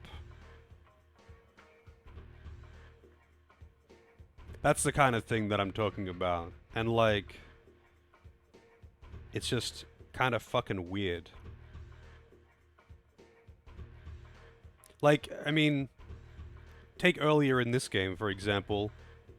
A bomb went out in an underground parking lot that had a massive explosion. Would have wiped out the whole building. There isn't a person in the city that would not be aware of it. The police would have been swarming that shit. Shit, the military would have been swarming that shit. In minutes. None of that shit happened. Literally nothing. It just oh yeah, that's fine. Nothing happened to the building. They just pretend none of that happens after the cutscene and nothing happened. The police just don't fucking exist in this area, apparently. They never have and never will.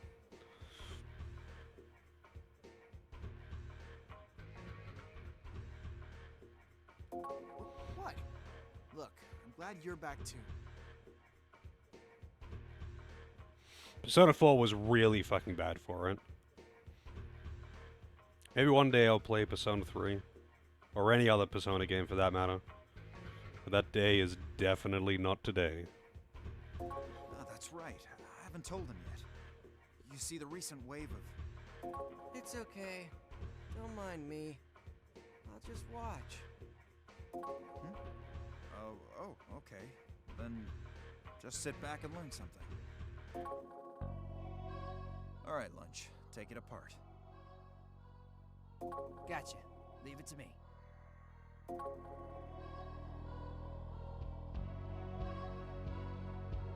And there we go. Huh? Is something moving?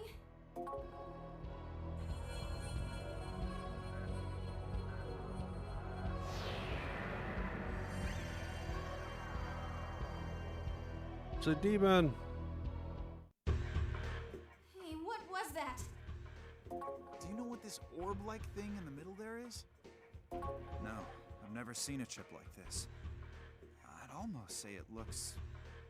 organic?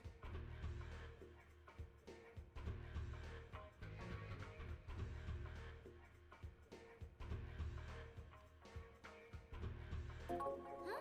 Hang on, didn't you guys see that weird pink insect? What are you talking about? I'm looking inside the chip. I wasn't paying attention to insects in the room. It flew out of the chip, just now. You didn't see it? It was pretty. I've never seen anything so beautiful. Why does he sound high as fuck? You saw it too, right? Yeah. It was really beautiful. Yuichi's the only other person who saw it? What's going on? You know, just this one chip isn't gonna help anything. These chips are manufactured at Algon Microelectronics, just north of here, right? Why don't we sneak in? If we see how they're producing these things, we might learn something. Yeah, let's do that. There's definitely something weird about that chip. There's gotta be a secret. I mean, the thing that bothered me in Persona 4 was just like, all of this fucked up shit is happening. It's being handled by the cool kid teen protagonists. There are competent adults around that absolutely would be capable and able to assist. But they're like, no, we can't tell the adults. Grown-ups just don't get it. And they're like, in the very rare situation where they attempt to talk to them, they just do the, no, you need to go to school. This is grown-up stuff, and then do nothing. It's like, you've made actually competent, intelligent characters into fucking clowns because you need to have the only us teenagers get it narrative, and it's like, dude, the fuck is wrong with you? Are you not allowed to have, like, quality characters? Is a character over the age of 16 not allowed to be competent? I get that it's for kids, I get it, but, like, Jesus.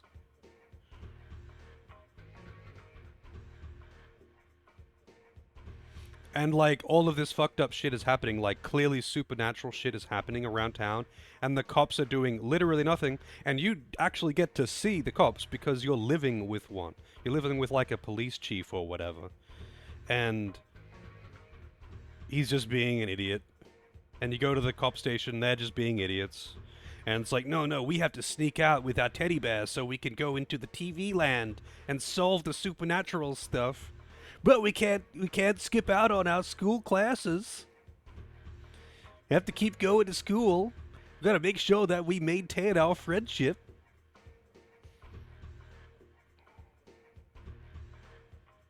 Hold on, you two. Lunch's father works at Algon Microelectronics. If we sneak in, we could cause trouble for him. No, that's a great idea. Oh, I like that. That is exactly what I would expect him to say, too. Hey, Lunch. You sure about this? You sure about that? If the crypto chip is causing this strange disease, then I want to see it with my own eyes. Yeah, like, they could... Okay, I understand that, like, at a glance, just saying, oh yeah, supernatural demons bullshit, whatever. Just at a glance, if you just offhand said it to someone, especially someone who's not an idiot, they wouldn't believe you. But they could very easily prove it to him. They could prove all of this to him. And if they got him on board, do you know how much fighting power they would actually have? Like, they could actually get so much fucking work done. But no. You're not allowed to get the grown-ups involved. They just don't get it. Silly grown-up, tricks are for kids.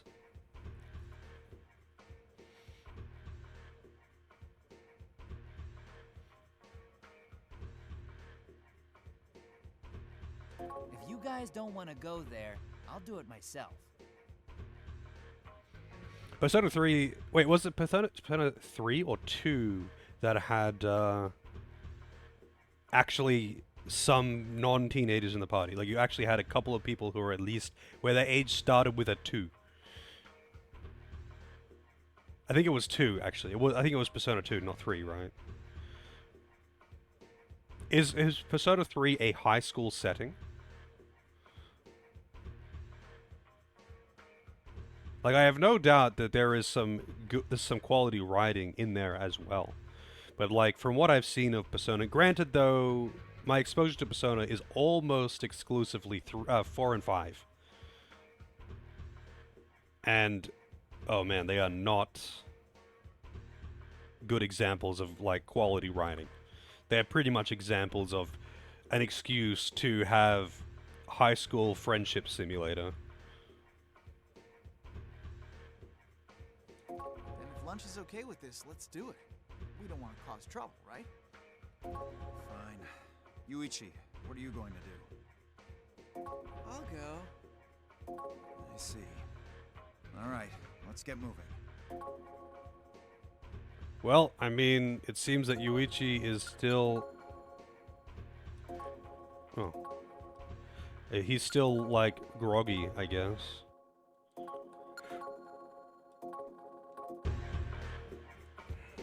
Let's go.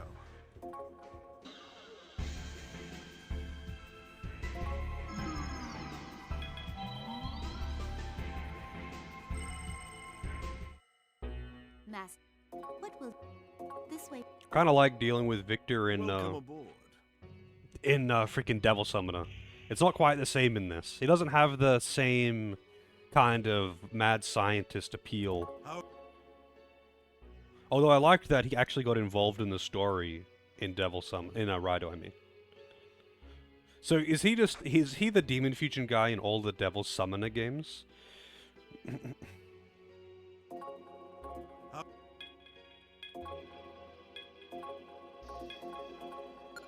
Alright, so... I guess I don't need to have Grey Man... So what did I want to keep in the party? Grey Man... Oh shit. Botus. Oh.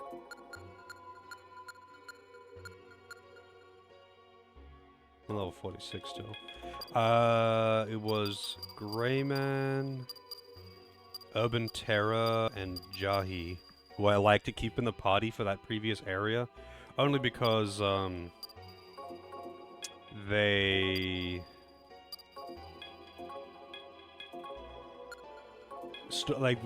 be free outs. Lug. Mido's too cool for me. I mean, I like Mido. Mido is good. Victor was just quite entertaining in Raido, Devil Summoner Raido. Because he's just a mad scientist that lives in a basement doing weird shit with demons. And he's one of the only humans that is aware of the existence of demons. And he's just there. He doesn't make much sense, you know, he's just a crazy scientist guy. But it also isn't important. Like, everything that he's doing is in secrecy. He's not drawing attention to himself. Or anything like that. Baylor.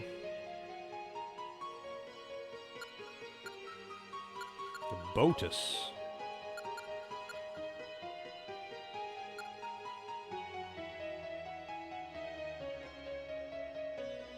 Will the result be of use? Will the result be of use? Will the result be of... Will the result... Doesn't matter which one I use. Will the result be of... Botus? I remember Botus being kind of dangerous in SMT4.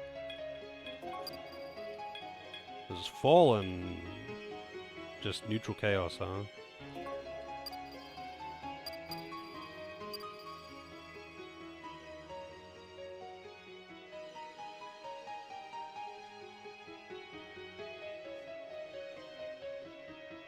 Exactly, Knight. Exactly. The true soul was the Hakawi Shin Megami Tensei on the Devil Summoner.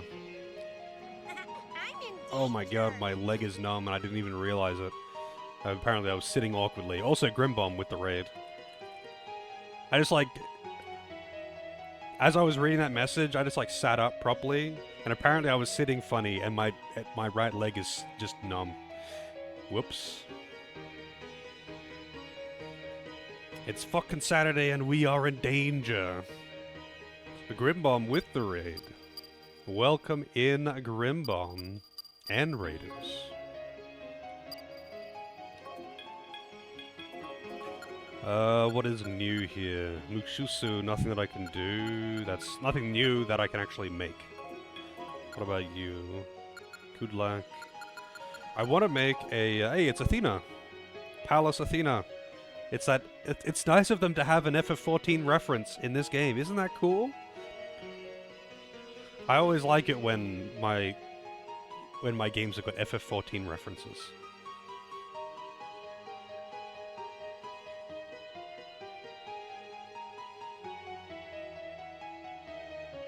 Palace Athena is the name of the most recent Savage Raid boss.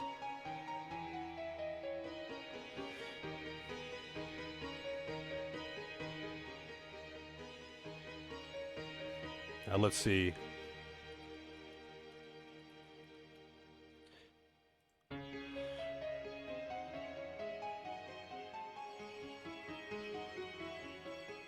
Let me just get a screenshot here for you.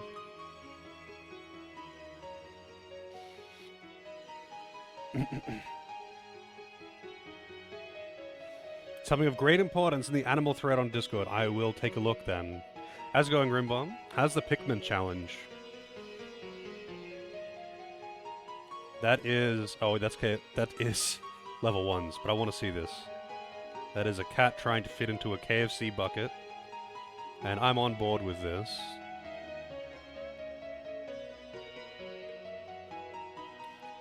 And that is a pretty chonky guinea pig right there. That is a thick boy. You know, I never had a guinea pig as a pet when I was a kid. I always wanted one. I had mice for a while, and I had hermit crabs, but I never got a guinea pig.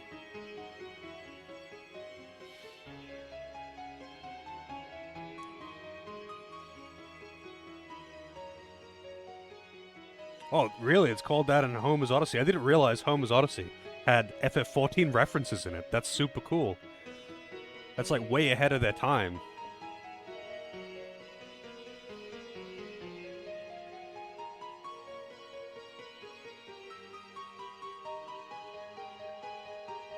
Yeah. Only a cat for you?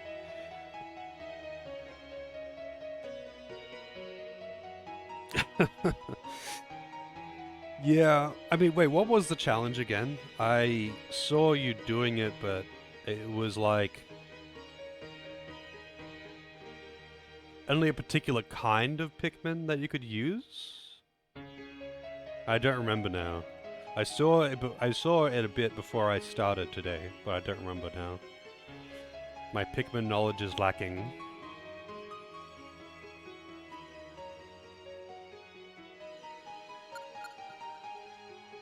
Also, let's see, list of demons, devil summoner, soul, hackers. I wanted to make a 46, a Seiryu. Botus is also pretty decent, but Seiryu is what I'm after. Troll would also be quite good, but meh.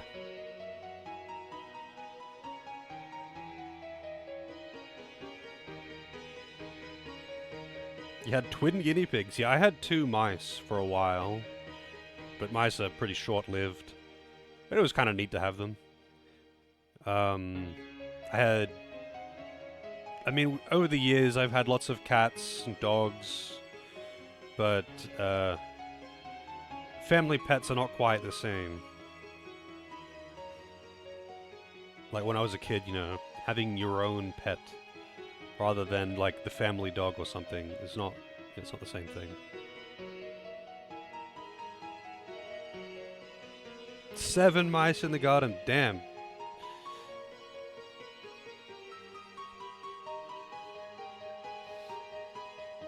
Let's see, Seiryu, Makara, and Undini. Hang on, let me see who I've got still in the party right now. Wait, no, not Fusion Search. Okay. I actually have Makara with me, so I can just get an Undini. How? Which is like level 20 something? 24, I think. Undini! How? Seiryu, here it is. So what will I get? Oops. It'll be Will the result be of use? Bad Breath, Shall I Dia, fuse these Demon, Teeth Grind, Mazionga, Secunda, Dia, Diarama. That's actually pretty legit. I mean, it's not a healer, so its magic stats sucks. But having the elemental coverage is pretty nice.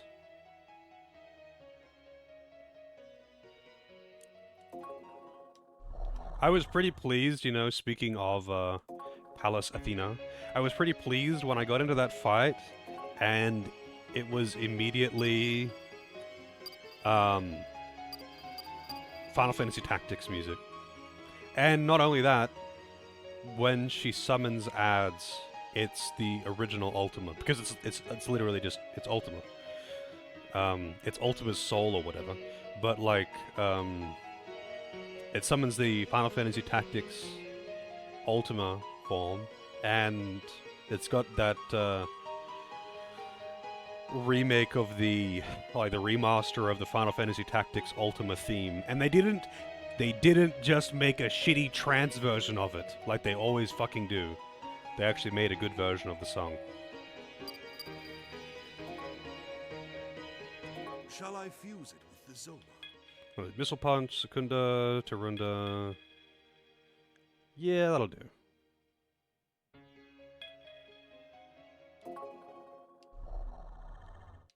Oops. Slippy Joe.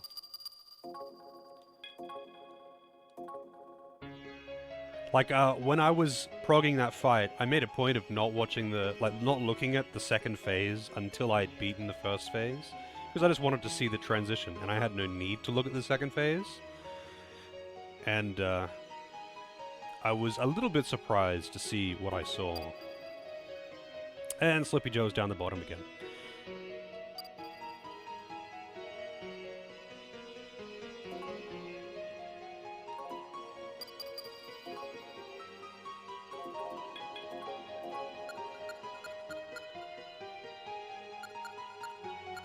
Oh shit! New Slippy Joe. Wait, what level is Slippy Joe here? Slippy Joe is 43.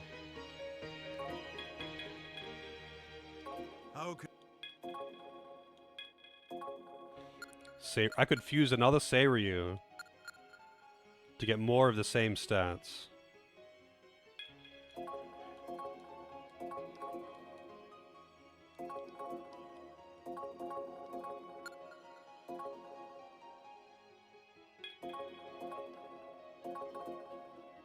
How... Seiryu and Slippy Joe. Yep. Shall I fuse it with the More levels. I like that you can continuously fuse the same demon if it's sufficiently high level, like above Zoma. That would be pretty strong. So what have I got? I've still got Secunda and Tarunda. Yeah, it's the same moveset. Nice. I don't know what Missile Punch does. Hey Naro, how's it going? How is the East Origins, by the way? That game's really fun. We got new form for Slippy Joe. He's looking hot now. I'm doing pretty good. Shall I fuse it? Now with extra slip. Doing pretty well in the game. That's what I like to hear. Yeah, I ended up playing through that one twice on stream, actually. Oh, there's way worse forms. Holy shit. There is way worse forms than this one. When it comes to very dubious design, that is actually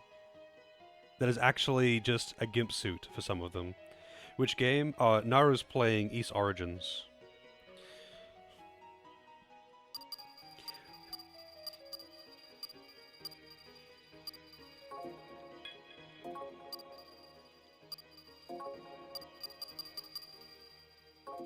Alright, Fusion Surge, Binary, anything that I haven't already got.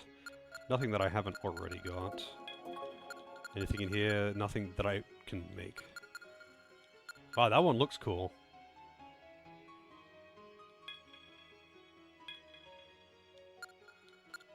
Athena's really good. Like, statistically, Athena is really fucking good. And it has Diarama and Tetracon. Damn. It's got wild personality as well. Need to play 8? Yeah, I mean, I've only played one other... I mean, actually, no, that's not true. I have played the East one with the bump combat. And to be fair, the only reason I stopped playing that game was not because of the terrible bump combat, it was because I soft-locked and I didn't want to restart the entire playthrough. That crash, though. The solution is to not save in the final dungeon, or whatever it was.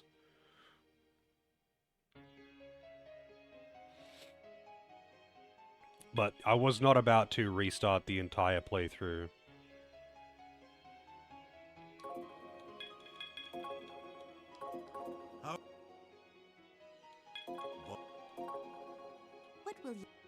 What will you do? I mean, I could probably turn one of these into... What will you... This... a sword. Sword fusion.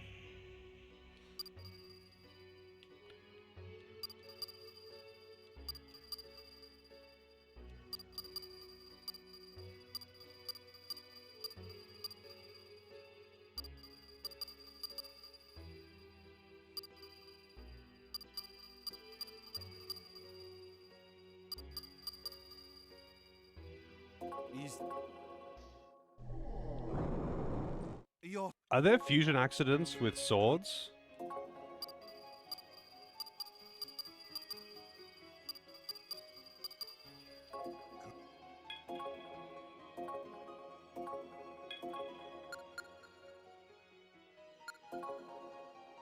Oh, you can only have one at a time, huh?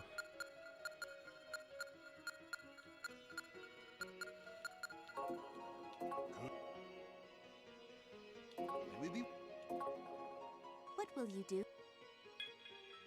Then be... Alright, I better go save and then head over to the next dungeon.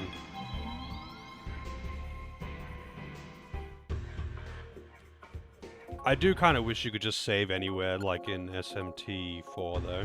It's actually kind of... I mean, you technically can. Okay, you can put in the app thing so you can save anywhere in this game. But those slots, the app slots, are precious. You shouldn't have to do that. But it's pretty unusual for a handheld game to not have the ability to just save anywhere. It's such a standard feature, I find, in handheld games, to be able to not necessarily save literally anywhere, but to be able to save on very short notice, because the whole point of handhelds is their convenience and portability, right? So, like, you can play for 10 minutes on the train, but, you know, when you get off the train, you need to stop playing kind of right now. So having a game where you only have a save point every 45 minutes doesn't help.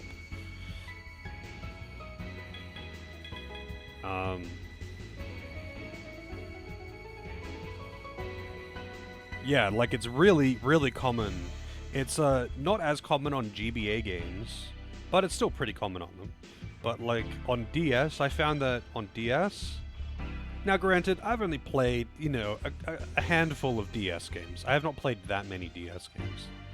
But it seems to me very common to be able to save very conveniently.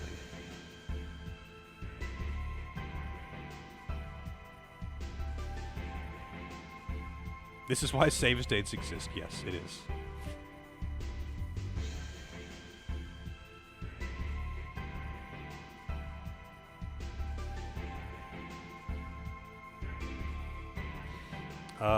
Where is it again? I think it's in Nika. Yep, it is. I always forget where everything is. This is like the first dungeon, by the way. This is like actually the first dungeon.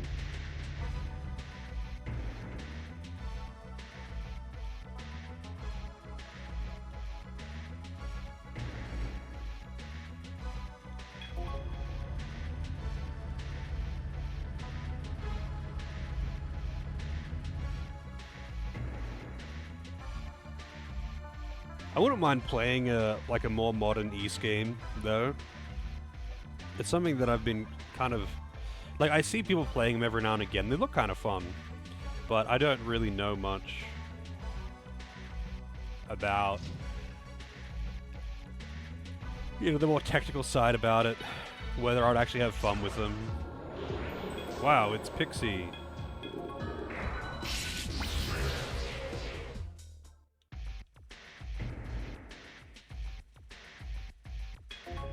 I don't know where I'm trying to get to here. I just know that I'm meant to be here.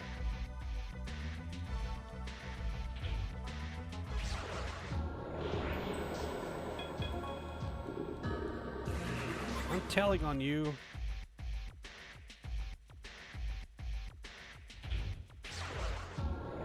You know what? I might just... Wow, I just escape failed from literally the lowest level enemies in the game.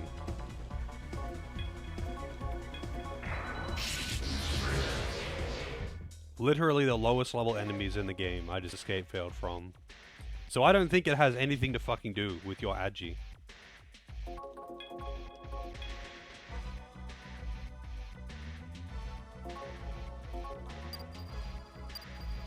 So who else has Estoma? You do, but so do you. Wow, why is this guy so much cheaper? Even though he's fucking 12 levels higher. Statistically superior in pretty much every way.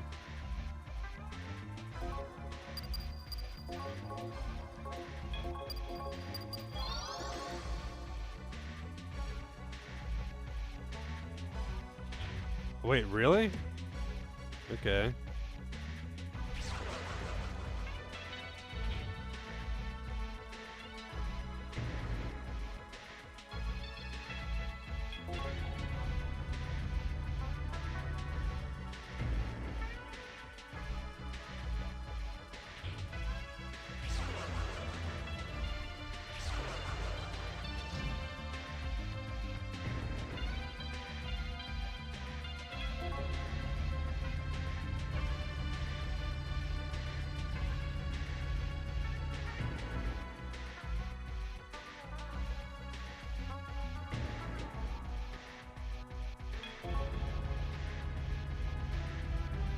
I do like the BGM though.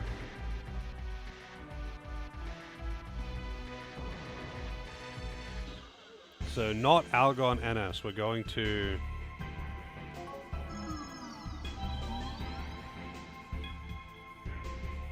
Algon Microelectronics.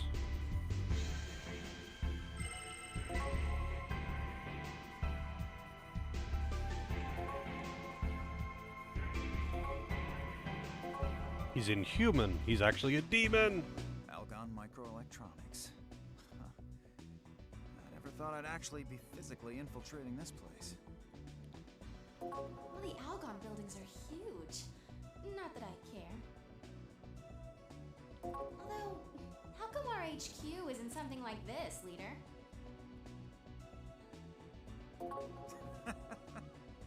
A hacker owning a high-rise?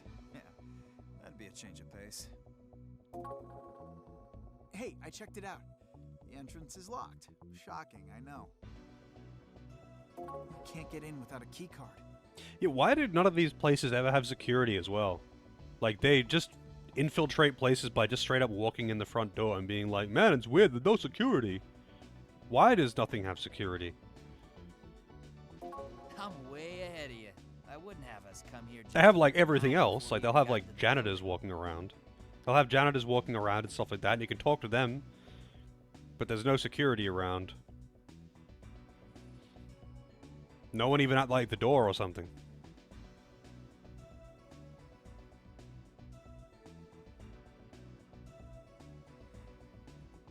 Huh? What's that? It's my ace decoder. It can unlock basic electronic locks like this in a snap. Where's the lock-picking lawyer? Apparently electronic locks are not as difficult to unlock as some might think. You're always there for me, Lunch. Let's get moving. Nothing's more suspicious looking than a mass of people huddled around a door. Also, yeah, Lunch is by far the most competent person in the team. He's the only one that does anything. Alright, let's start by looking for the crypto chip production line. Like, Leader, or Spooky, his job is to just be nice to people, and Six and Yui, or whatever his name is, they don't do anything at all.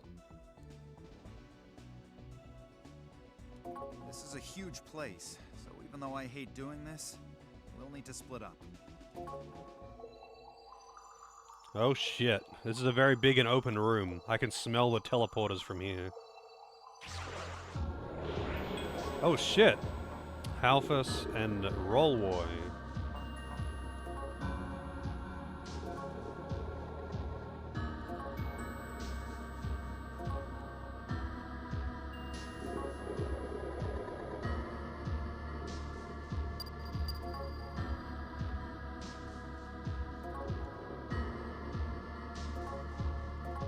Well, free recruit.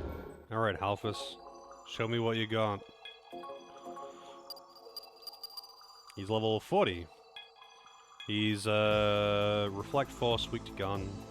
Gun Beam, Mazan, Makarakan, Dakaja. Statistically met.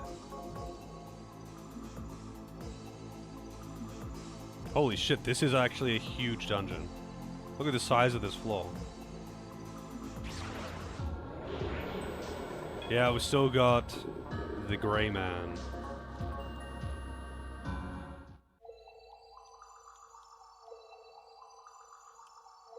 Hack that soul.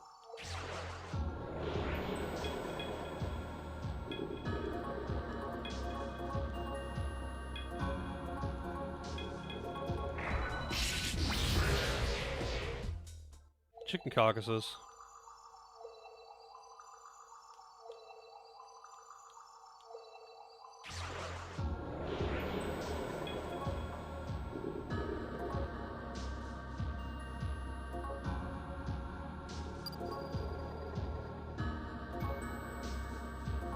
Wow, free recruit. Even at this point in the game, I still get a lot of free recruits.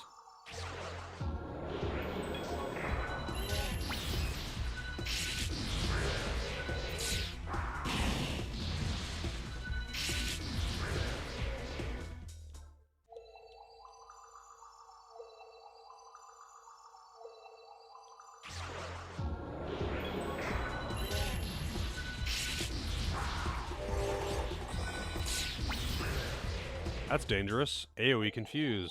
Those things have petro eyes as well. They actually are legitimately very dangerous.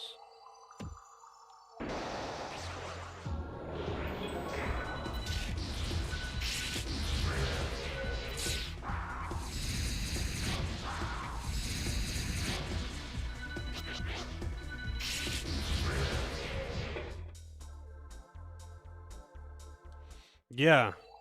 It would be a shame if anything happened to lunch.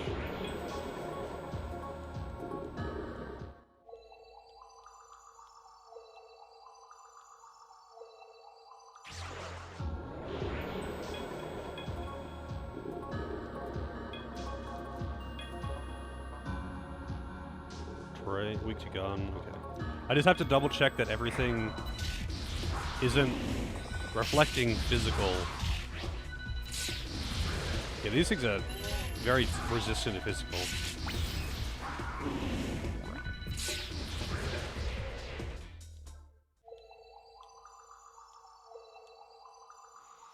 The door is locked. To unlock it, report to the line control room on 2F.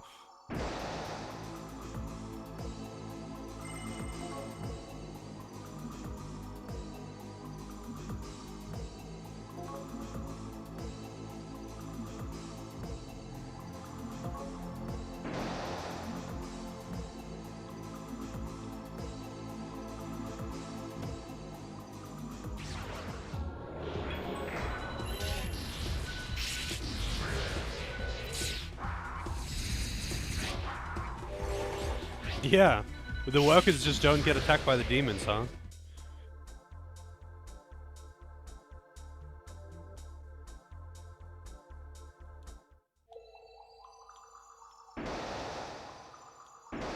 There's so many empty, just dead-end single-tile rooms like that. This stone. I do feel like, at least in Strange Journey, the maps were a lot better. Like, I know the Garden of Eden or whatever, that map was shit. But, like, these maps are kind of a lot of the same thing in this one. Like, they might be thematically cool, but they're mostly just, like, the same corridors, the same single tile rooms that occasionally have chests in them, you know?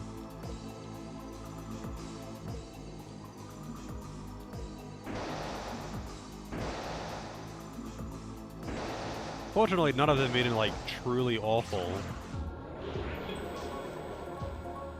But, you know.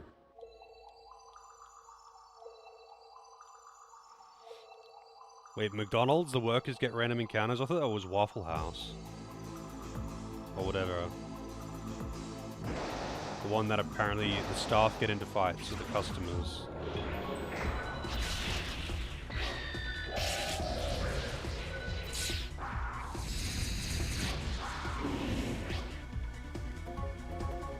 Oh, he's dumb. He likes Go only.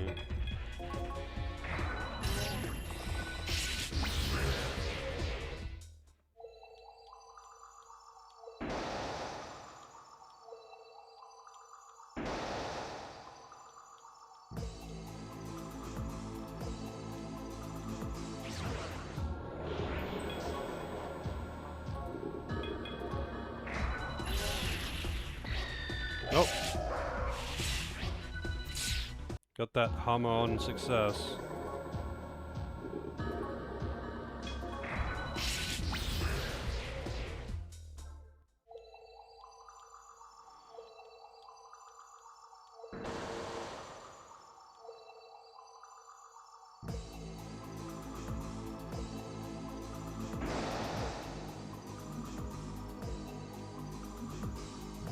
I mean, there's definitely been some, like, cool dungeons thematically, that's for sure.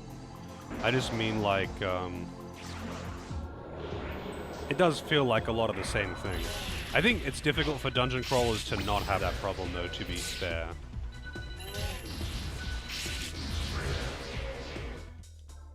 Strange Journey was pretty good for it overall, though.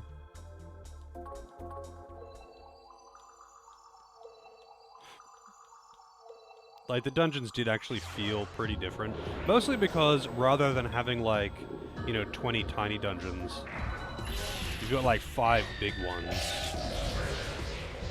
Or whatever it was, like 5 or 6 dungeons.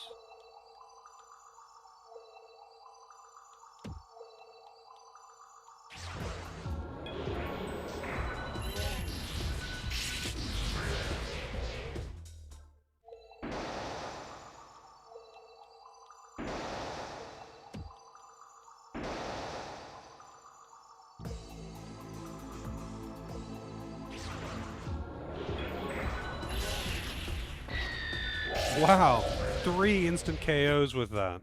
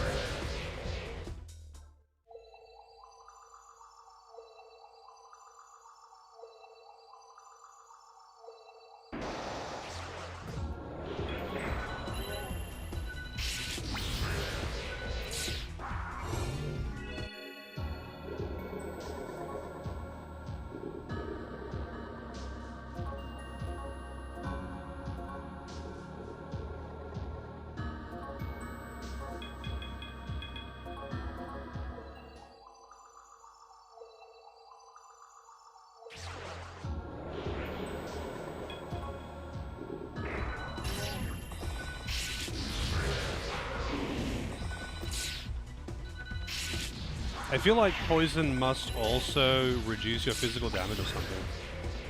It's like burn in Pokemon.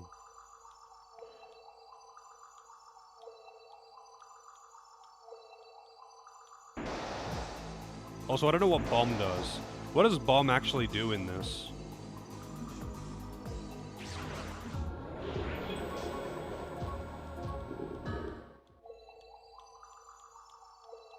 Does it, like, instantly kill?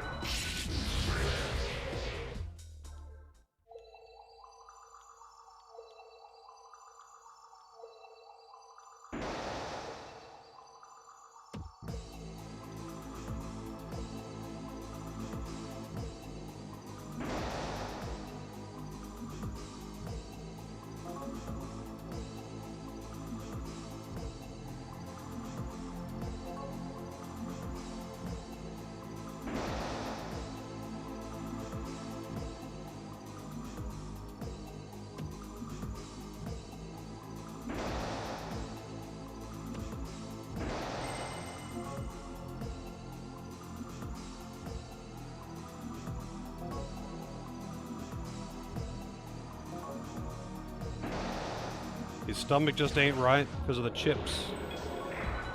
Don't eat expired chips, man.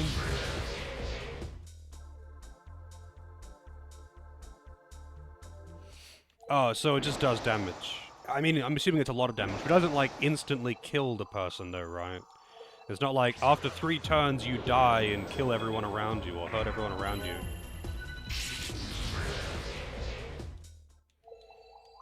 You definitely don't want it, but it's not, like, on the same level as, say, Petrify.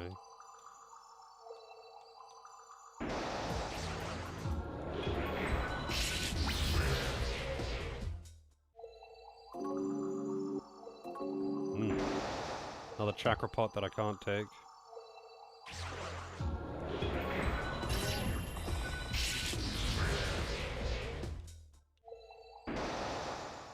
Oh. Hello. What? What? Thank you for you. There are ways to become immune. Wait, really? Even in this one? How do you become immune to anything in this one? You can't, like, modify your main character's stats, like, at all, other than choosing how to allocate them.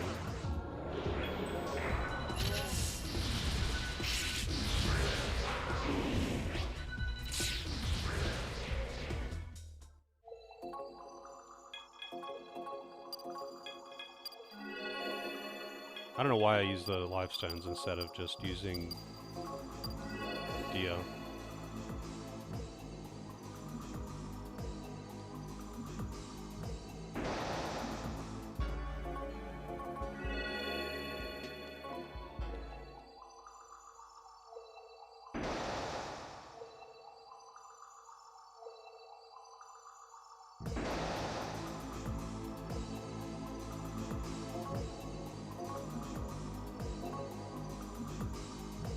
I don't know what I'm doing, by the way. I'm just, like, going into rooms.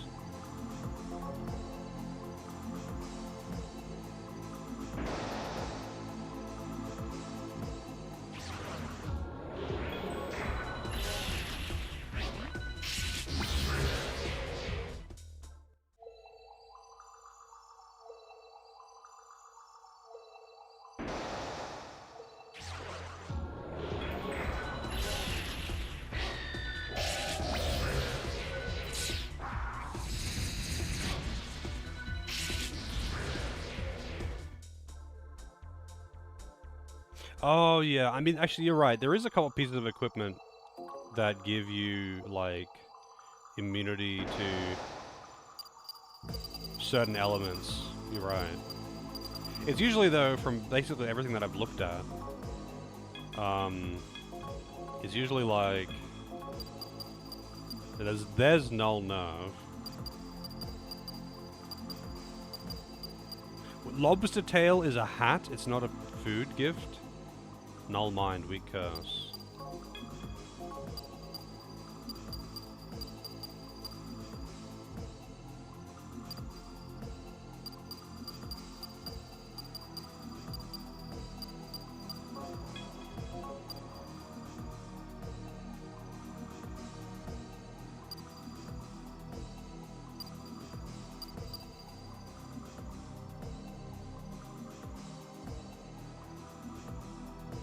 if you had one thing that had null death and weak expel, and another thing that had null expel, weak death, do they cancel each other out, or are you just immune to both?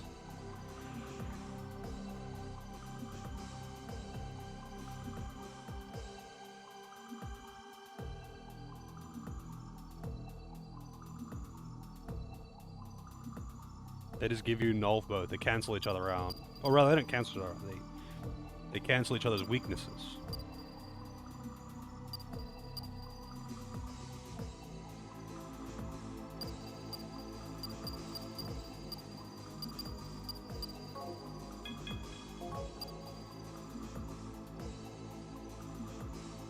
Well, I guess I can put that on to null bomb. Actually, I don't think bomb is that big an issue.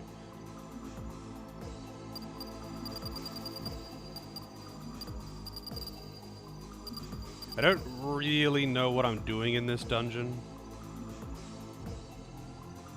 Like, I need to open access to certain areas, but I don't know, like... I'm not, like, toggling switches on and off like the previous one or something.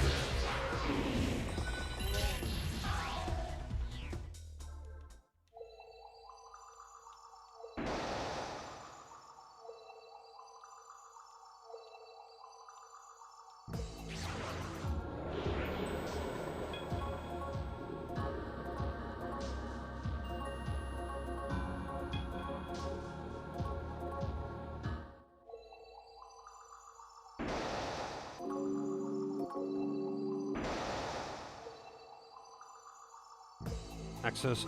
Wait, so this is access door A. How do I enable access to door A?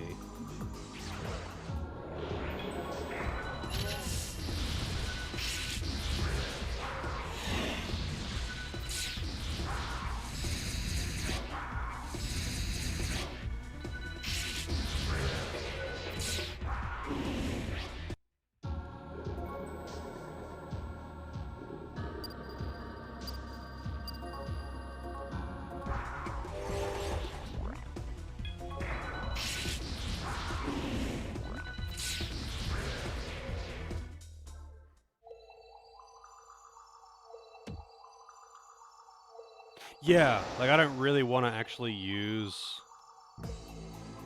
any of the low tier gear.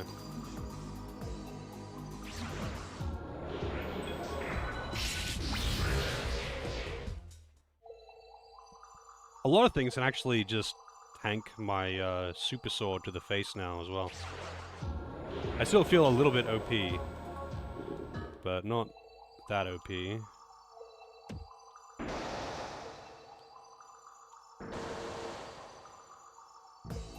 So what's upstairs?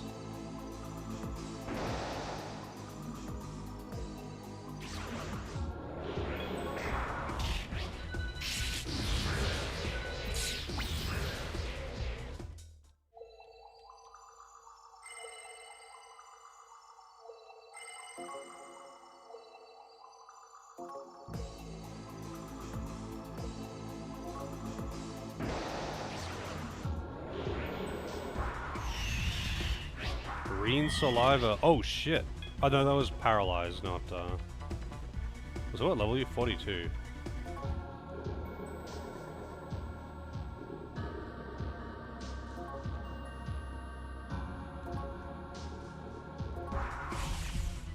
Oh, they got Mudo.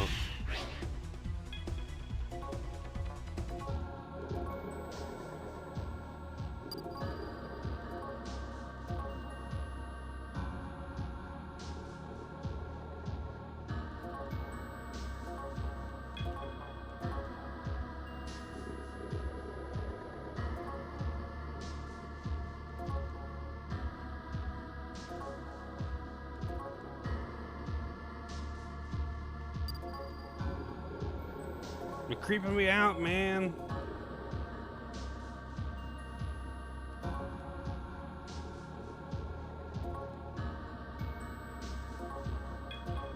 Fucking hell, man.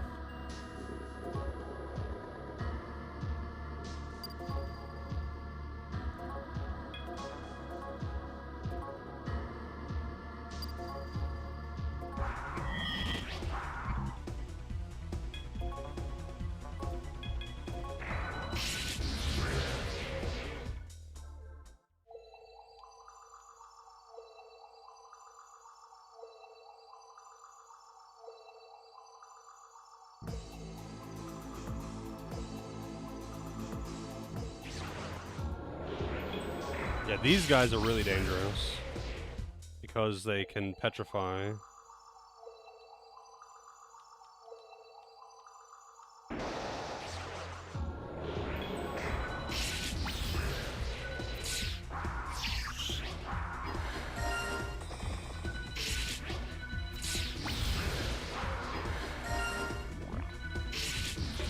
Okay, when he hits himself, he hits pretty hard, but he doesn't kill himself.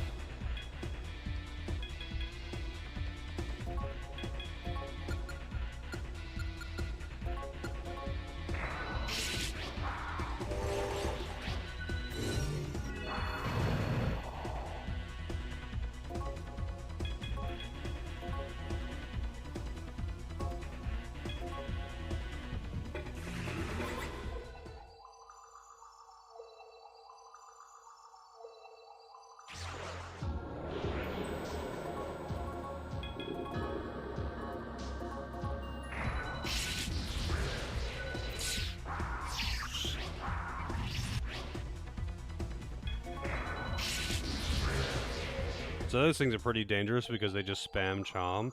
It's just becoming more and more common though, for enemies in these high-level dungeons to just fucking spam charm. I get the feeling that the final dungeon is going to be pretty ridiculous. Like, everything is already starting to just spam charm and confuse, and it's just gonna like get out of hand, I feel.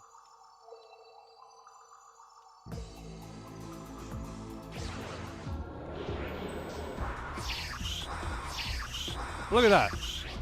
Ambushed into charm, ambushed into a double charm.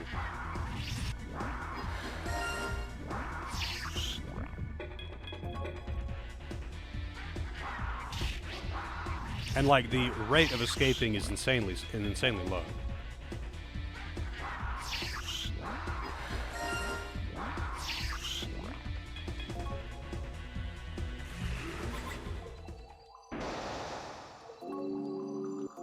Soma.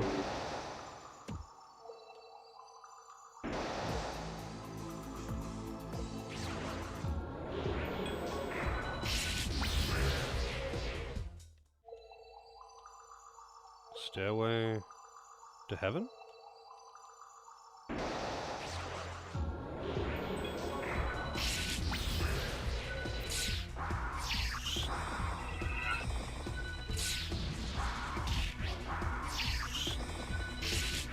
Oh my god, man.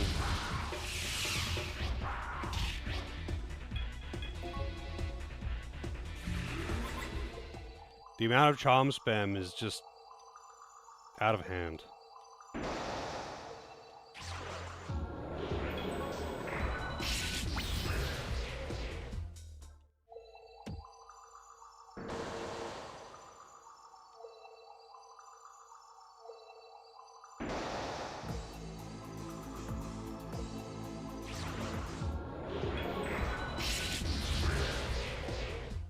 Oh, you're right, it is coffee time. Wasn't even looking at the clock, to be honest. Time flies when you're crawling through dungeons.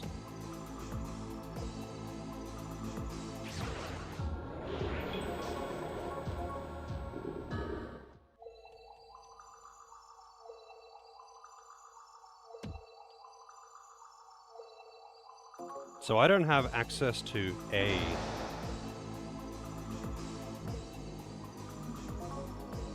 Yes. So, okay, B is... You can only have A or B active. But you can't, like, disable A... Oh, no, you can. It doesn't let you do that from the other one.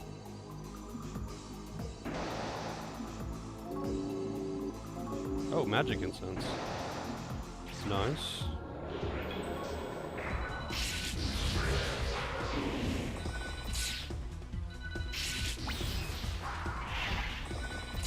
Oh, there's bomb.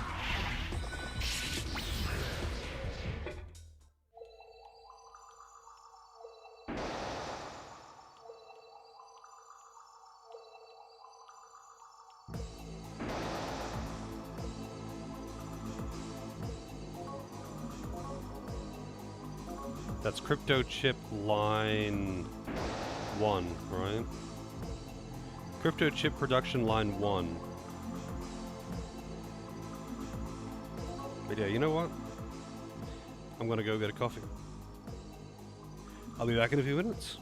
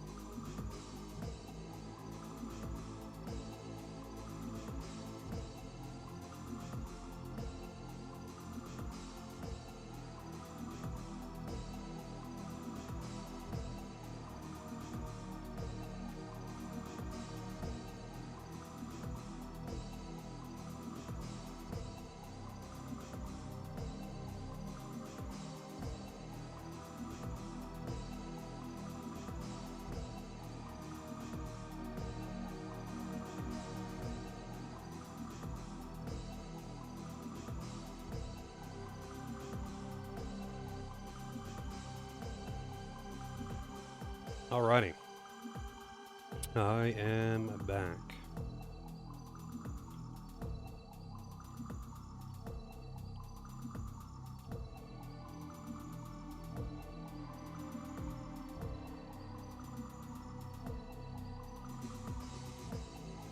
Now, where was I?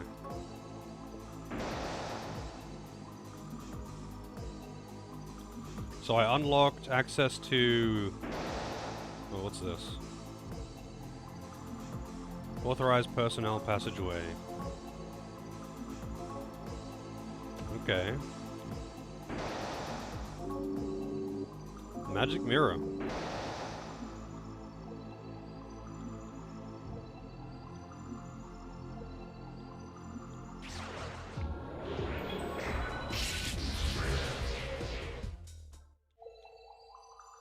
Access door A.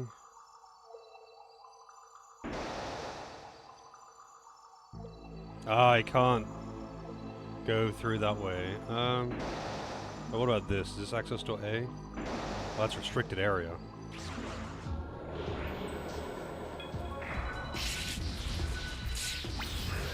So many fizz-resistant. So many fizz-resistant enemies. I want to save though.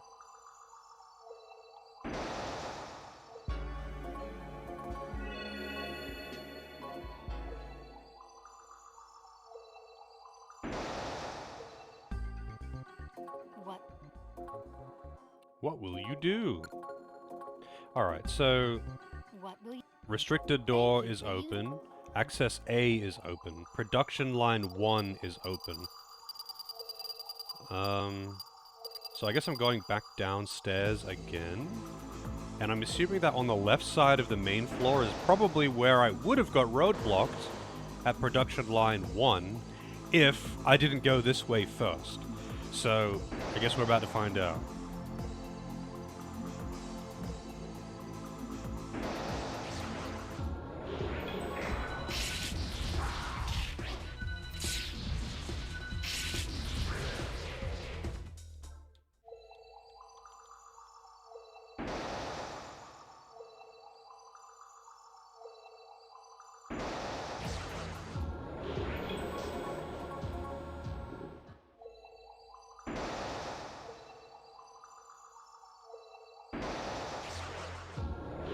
Also, I just never went this way.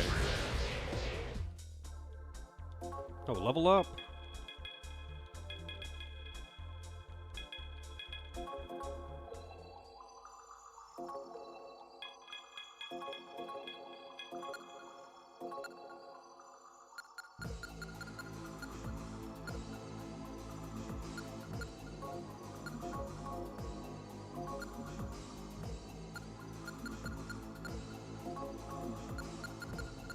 Anything new here? Rook. That's new. What do you got? Thunderbolt, Tackle, Stone Bite. Neutral, light leaning.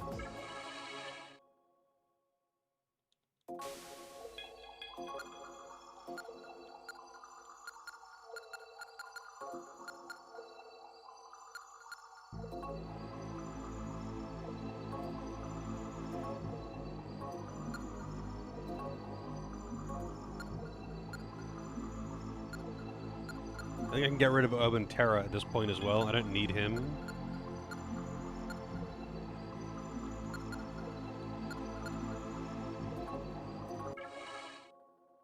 Even though I've already got one of these before. I just wanted to use things off. Anything off. And who knows, maybe I'll see some fusion accidents along the way. Hey, there's Paimon, again, except it's all 52, so I can't actually do that. Really? You're unable to fuse with literally anything here?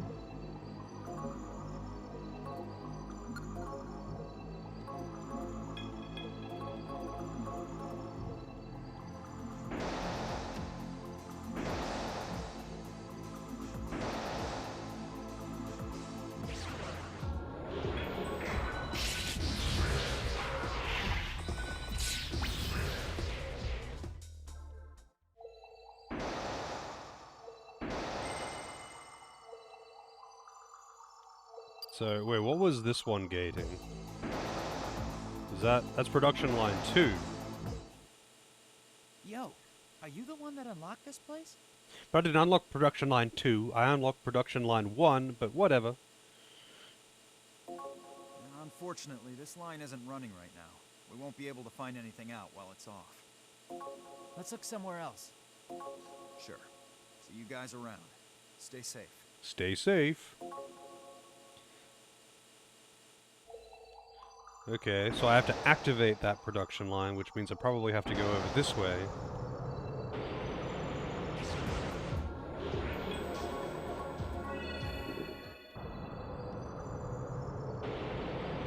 There's production line 1.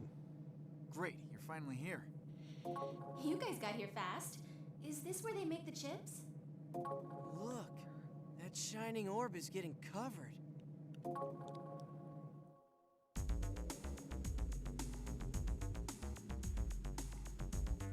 They're putting demons into your computer so that they can brainwash you and then create their own personal army of brainwashed citizens.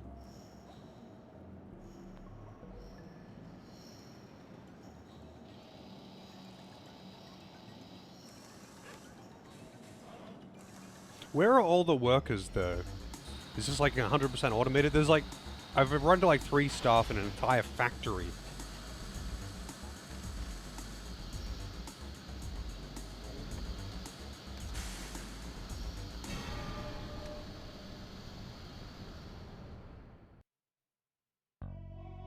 It looks like they're just putting on the finishing touches here. Where is that funky core actually made? That's right. The core isn't manufactured here. Algonsoft ships it here. Who said that? I did. What are you doing here? How did you get inside? You? Oh, I get it now. You're a member of the society, aren't you? Society? I see. You're here for the same reason I am. Same reason? What are you talking about? You're here to investigate the secret of the crypto chip, I assume. You think it's causing the unknown disease? You asshole! You knew all that and you didn't do anything about it? Hey, give me a break. I only found out recently. If I'd known earlier, I wouldn't have let it happen. Yeah, right. You're the type of guy who backstabs other people just to get promoted. Because of you, Mom? I'm assuming you're talking about when this factory was taken over, right? You're right. I did have to betray a lot of good people who'd helped me out during that situation. Do you know why? I didn't do it for money, power, or a better position. Well then, why the hell did you do it? My hands were tied. It was either betray them, or betray you and your mother. They threatened to kill you two if I didn't cooperate. I lost a lot of sleep over that decision. In the end, they left me no choice. I had to do as they asked.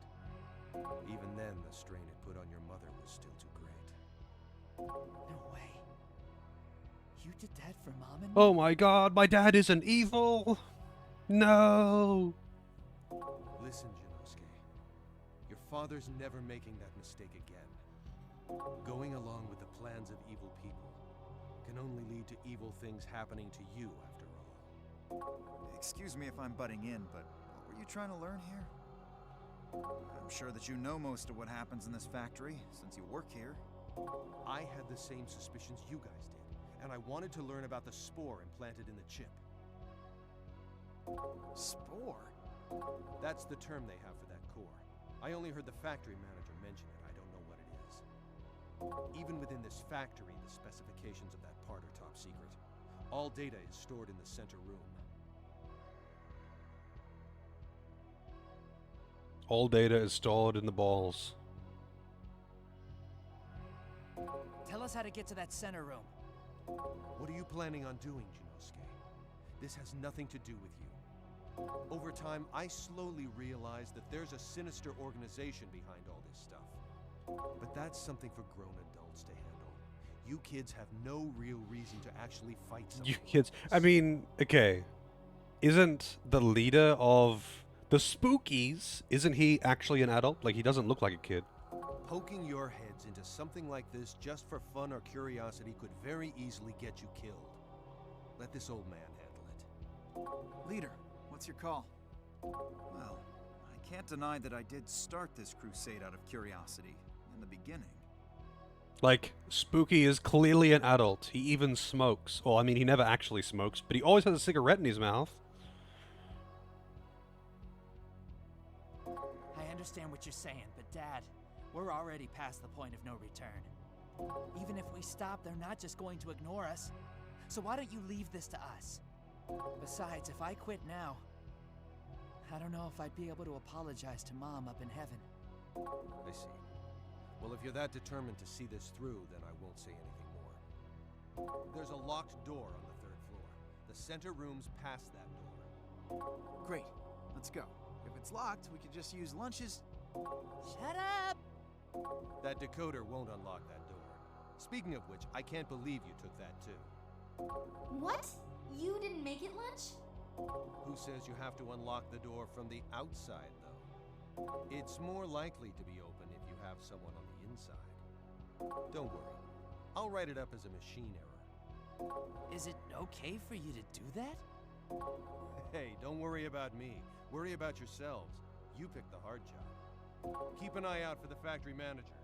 There's something unsettling about him. You definitely don't want to run into him. Thank you, mister.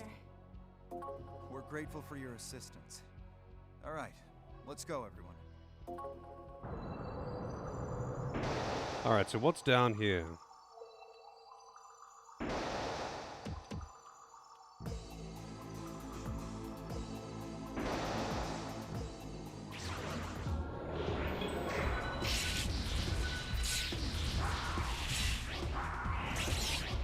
Gun beam!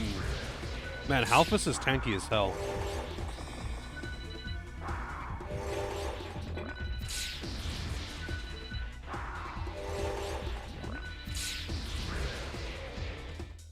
There's repulse water.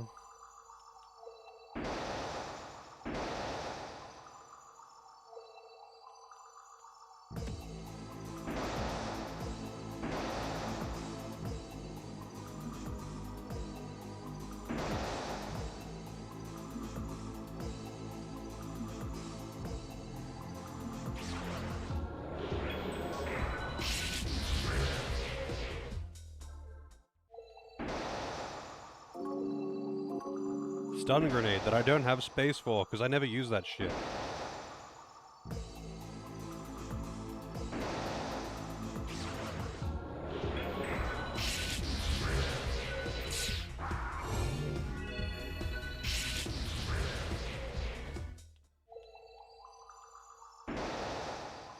Restricted area.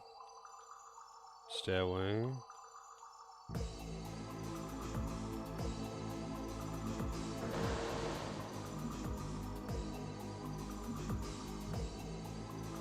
So where does this put me? Oh, here.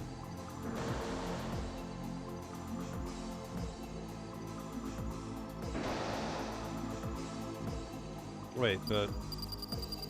Oh, yeah, that'll be that door that he's talking about. Whoops, no, I didn't want to go in there.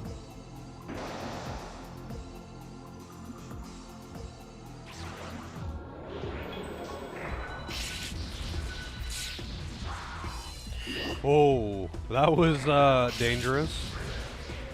Maybe I should actually just summon Slippy Joe in.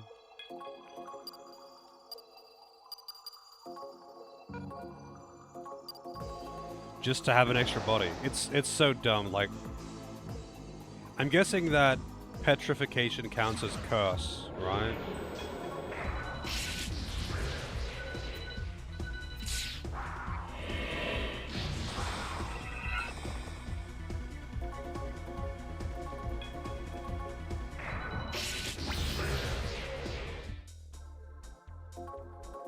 The missile level up.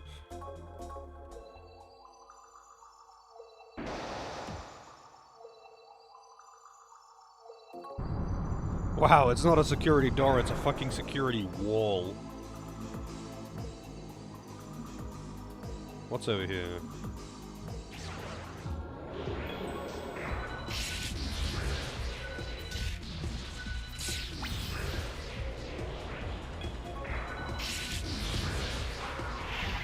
Yeah, petrification is death.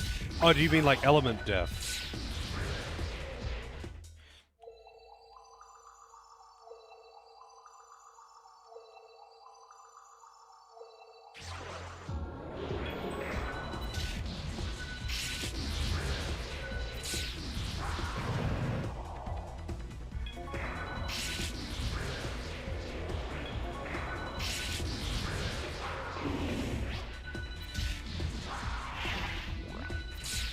I much prefer how they handled Expel and Death in SMT 4A.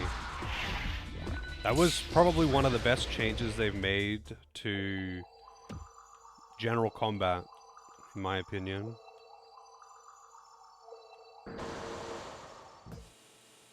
Oh, great. You made it How they safely, made too. the Expel and Death just normal elemental damage unless you're weak to it, in which case it's instant death. But they are more expensive than normal elements. Of course. So this is the center room. So, figure anything out yet? Hey, there's no need to rush things. We just found a file.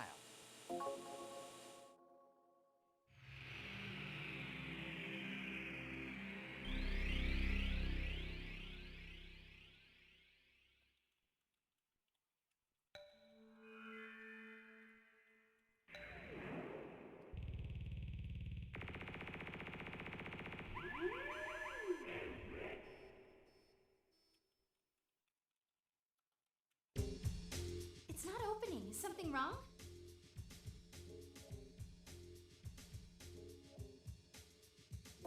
It's a top secret file. It's obviously going to have heavy security on it. Can you hack it? Spooky, you can do it, right? Yeah, I can hack it, but it's going to take time. There's several layers of security. We'd be caught before I finished. What are we gonna do? We won't get another chance to get all the way here. Try using this program. It should be perfect for cracking passwords. Huh? What's that? It's the program in Dad's decoder I used back at the entrance. I'll give it a shot.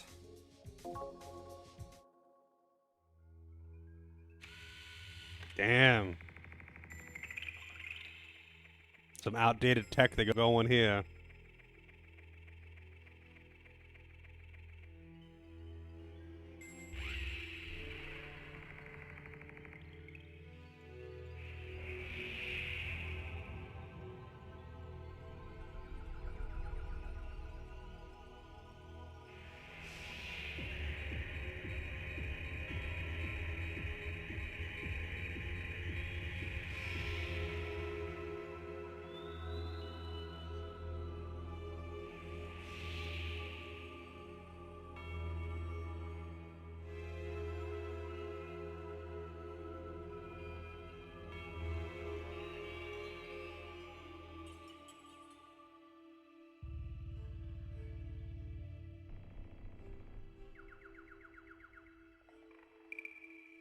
There's got a big folder on the desktop called Top Secret, Do Not Steal.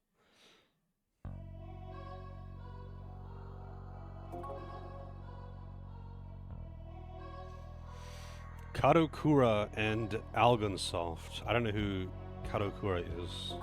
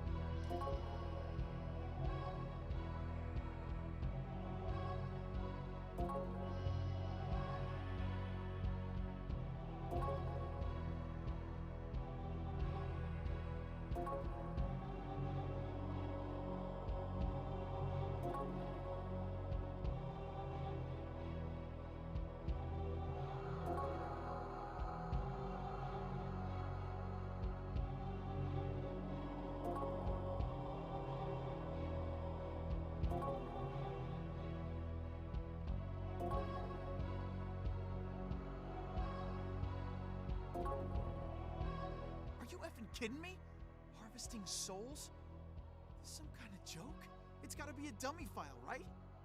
Right? That looks about right to me. They're using this chip to steal souls from humans. That bug-like thing would be the delivery system. You really just accepting that, Hitomi? Although I gotta say, that is a lot of detail for a fake file. It said that humans who had their souls captured become lifeless, right? They gotta be talking about the sick people, the ones who have that disease. Their plan to steal souls is underway in all of Amami City. All the patients suffering from the unknown disease are victims of this chip. I can't even process how someone could even conceive of this plan. I can't believe that Algon Soft is part of all this. That means that they were definitely in league with the Phantom Society. So then Paradigm X? Even this model city? They were all to steal people's souls. I feel like there would be cheaper and easier and more subtle ways to steal souls. A piece of the puzzle's still missing. This spore thing doesn't seem like something humans could invent or build. Dad said these were being sent here from Algon Soft.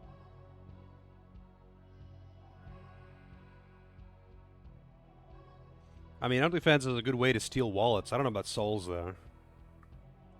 Even if we assume that souls are real and harvestable, why does the Phantom Society want a bunch of souls that badly? That's a question you're never gonna have the answer to. Oh no, it's the manager.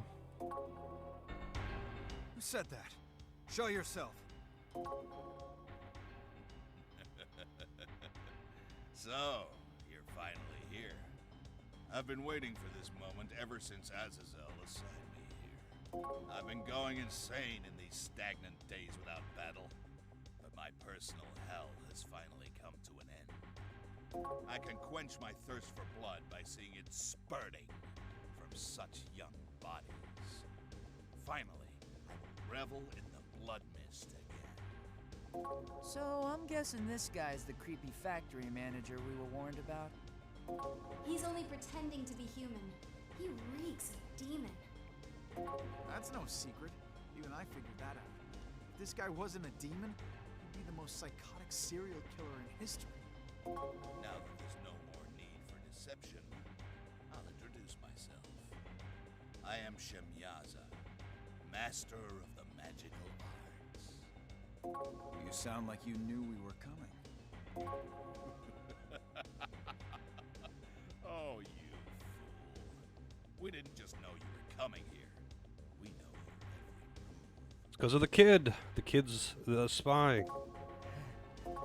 What are you talking about? That information won't let you escape death or help you in the afterlife.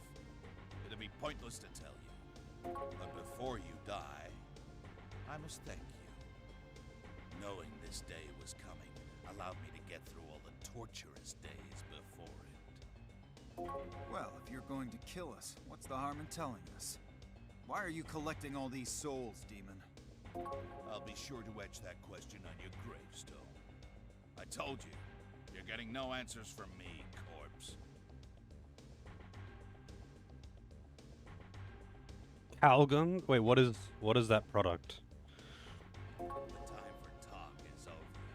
Now I will revel in madness once again. What do we do, leader? We stalled long enough that I could copy the data we decrypted. Let's get out of here. You guys get out of here. We'll deal with the demon. Oh, I see. Thanks. And sorry. We'll be at HQ, so make sure you come back safe. A young summoner and a user of the dark arts. Yes, this should be enough to indulge my insanity. You two will make a fine appetizer. Well, I don't have a party of demons out.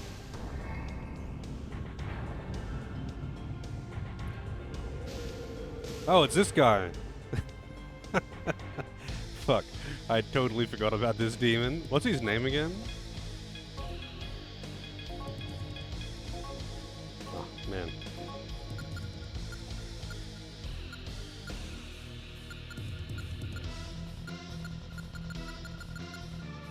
Wait, didn't I have a dedicated healer?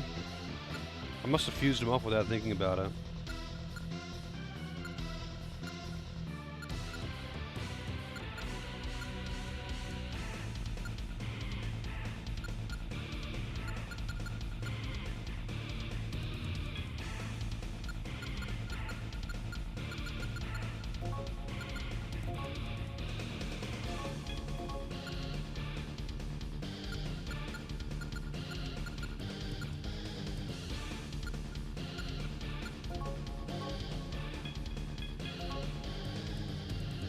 Shemyaza.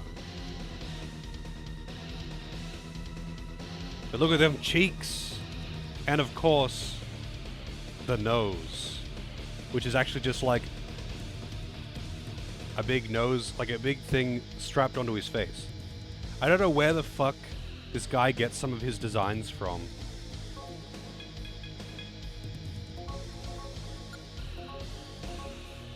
Wait, Tarunda is only physical, right? Not. Does that affect magic damage as well? Booba? More like Asa.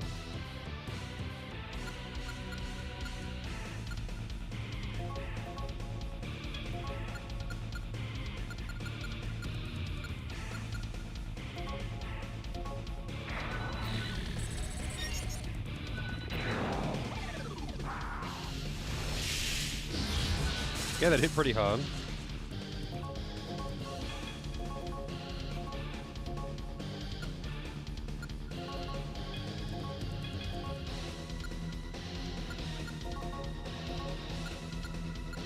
Oh yeah, what does Sabatoma do? Summon a demon, no magnetite cost. Oh, she can summon people now. Interesting. That's a big deal.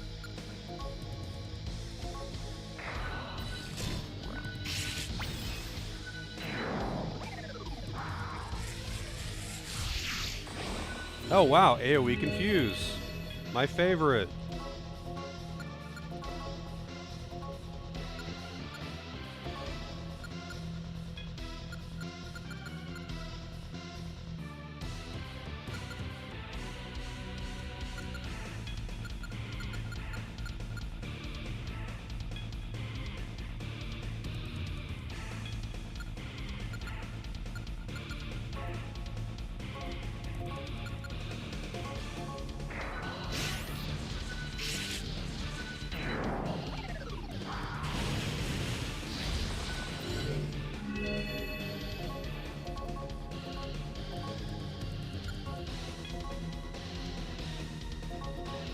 Wait, how much did that cost?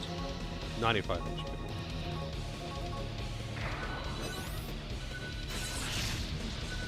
Wow, 7 damage.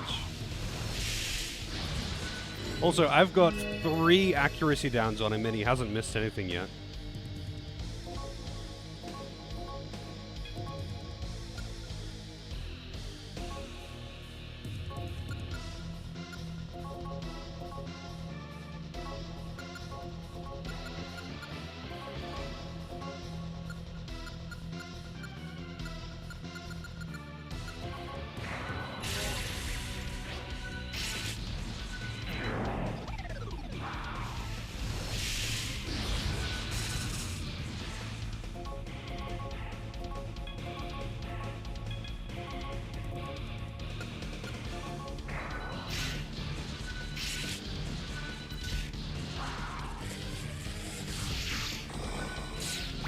Well.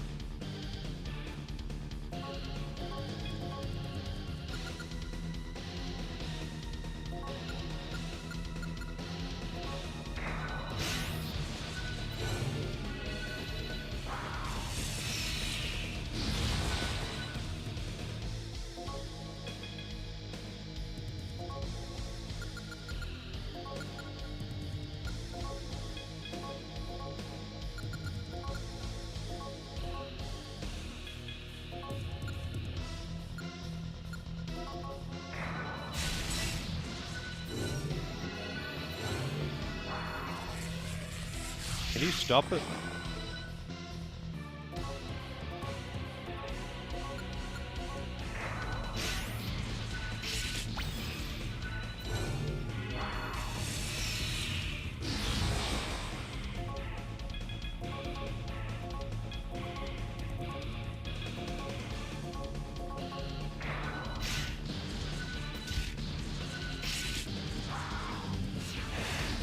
Megiddola.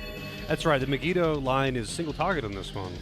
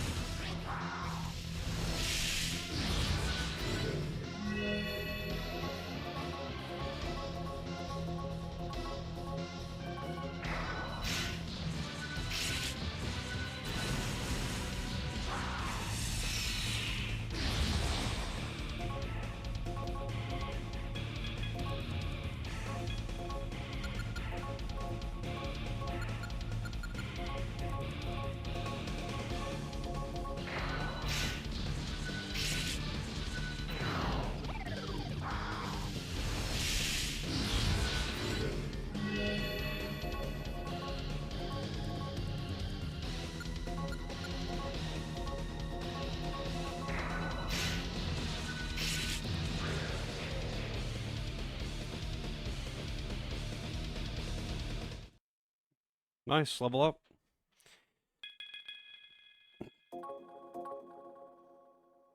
Yeah, it's getting a little bit.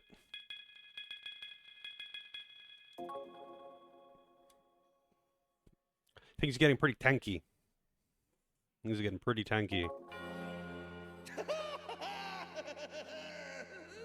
Is this death? Has death finally come upon me? I've been waiting for this sweet release. The cock-nosed spiky boy. Hang on a second. I'm gonna check something real quick. What does Google say? Shemyaza. Surely there'd be some kind of actual depiction of this somewhere, right? Shemyaza in, I don't know. Yeah, okay. There are sculptures. I mean, that's 1923. I imagine they would just look pretty human, right, in early depictions?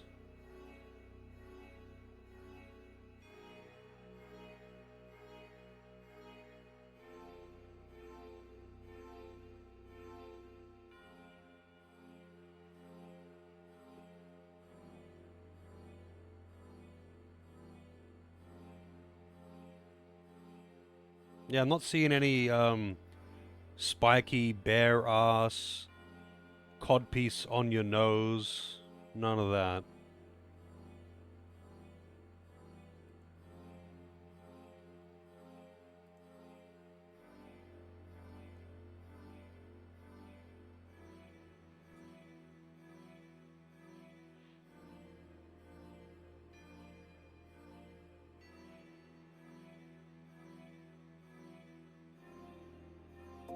What's with this guy? He's happy about dying? Now I'm guaranteed the day of judgment. And Azazel and Satanel are still here. They could kill you.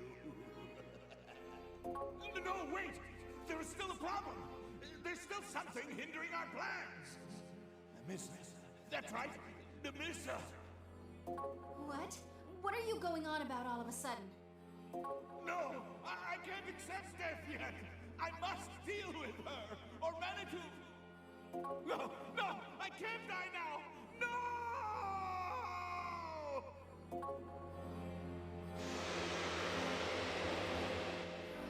Why did that crazy demon know Nemissa? He said something about Manitou as well. I don't know why he knew me. I don't even know who he is. We've had Mana 2, but where's Mana 3? Maybe they know who locked Nemissa up. Well, there's no reason to think about it right now. If we don't do something quick, everyone's gonna lose their souls. Let's go back to HQ. We need to come up with a plan for dealing with everything we learned here. Oh, thank goodness. You two are safe. Perfect timing. The show's about to begin. What are you talking about? We're gonna be the new must-watch show. We're jacking the airwaves. Nice.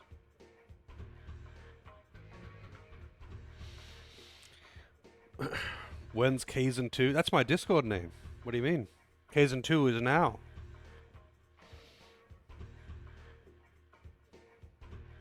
We uploaded the information we got from the factory to the news, and it'll also be broadcast on Paradigm X Air Vision. We'll be able to warn all the citizens of the danger of the crypto chip and phantom schemes all at once. We'll use their own systems to get everyone to stop using their systems. Hoist by their own petard. Boom! Boom! A perfect hack. We get to stay undetected while we accomplish our mission. You know what's unbelievable about this, though? It was Yuichi's idea. Hey, Wabon. Kaizen 2, Accuracy's Revenge. Yep.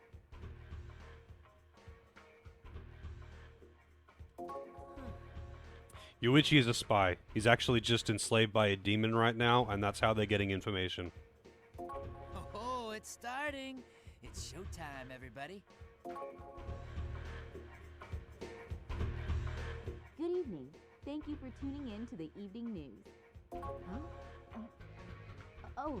Please excuse me for a moment. Here it comes. Ladies and gentlemen, we have breaking news to report. We have just received word that the Net Police have just identified a group of notorious net terrorists.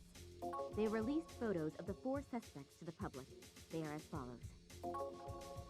Junosuke Kitagawa, handle lunch. Shingo Sako, handle 6. Yuichi Haga, no known handle. And lastly, Your name was aired on TV. Fuck off. Oh my god. No. Everyone's been...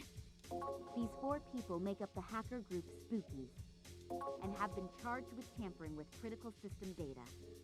Once the authorities determined that they were a threat to public safety, they enlisted the help of Algonsoft, maker of Paradigm X.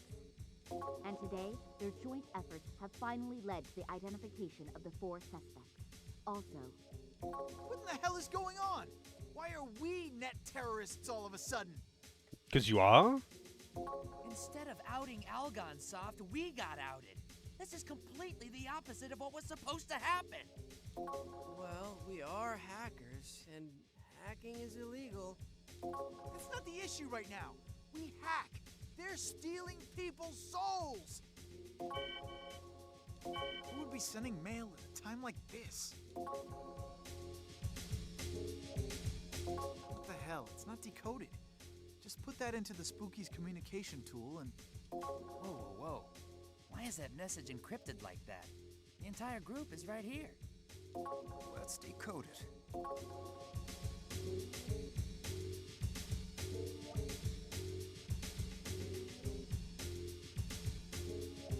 Kadokura? Isn't that the name of Algonsoft's president? It would be, yeah. I mean, I've seen some pretty stupid ones on TV, though.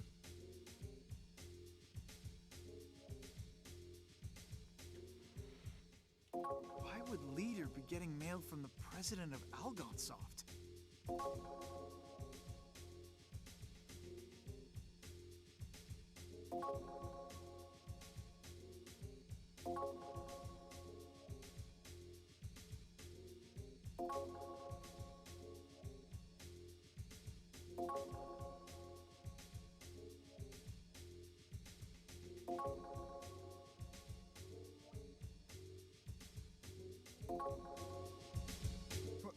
What the hell is he talking about? You! 6, it's a lie. Somebody set me up. I'd never sell you guys out. How does he know you then? So he does know you! Yes. It's because I work at Algonsoft. Oh my god. What? Really? It was only to earn funding. To find out what Algonsoft was doing on the inside. So why'd you keep that secret all this time? You didn't think that was important information? Because I was worried that it would end up being something like this. You'd all be harboring doubts about me. Besides, I'm not even a real employee of Algon. I just do some contract coding for them. Do you think we're dumb enough to fall for that?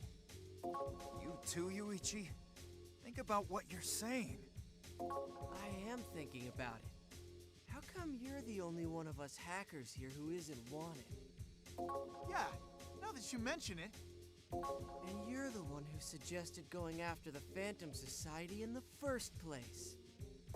You've been working with them ever since the beginning, when you got caught in the Algon NS building.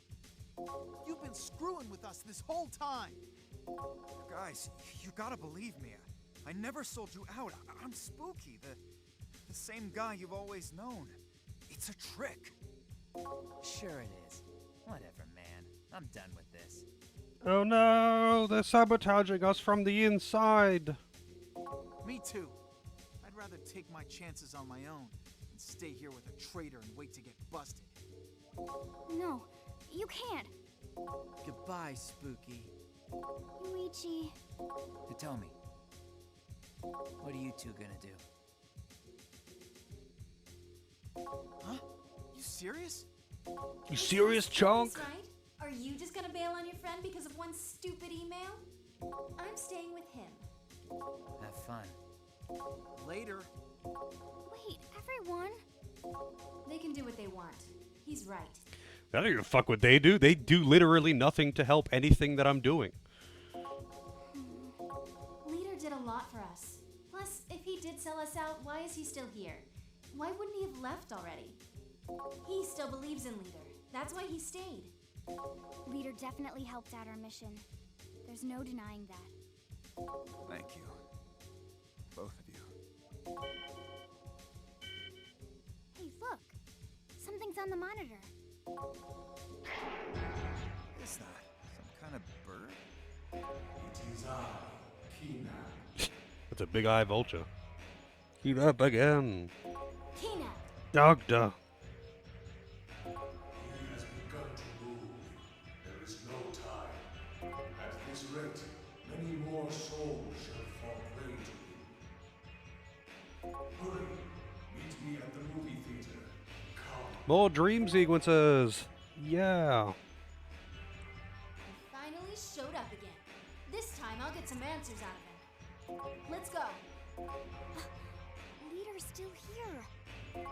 No time to spare, remember? Plus he's not involved. Let's hurry. All right.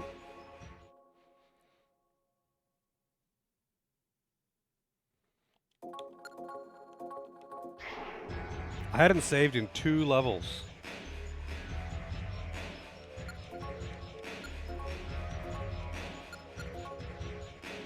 More Dr. Thrill shit. Let's go.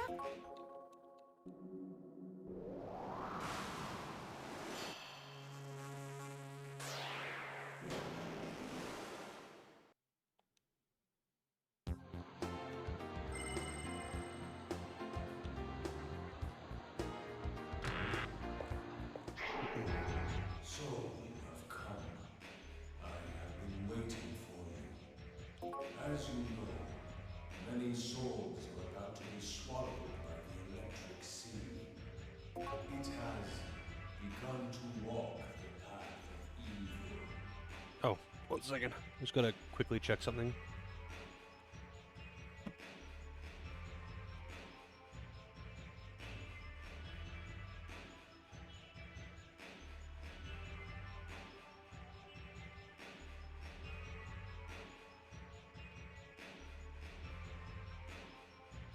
Walk the path of evil. You are the only ones who can stop it. Please lend me your power. Now hold on. Shouldn't you tell us who you really are first? You keep changing forms and ordering us around, but just who are you, Keenap? Words change shape, blurring their meanings.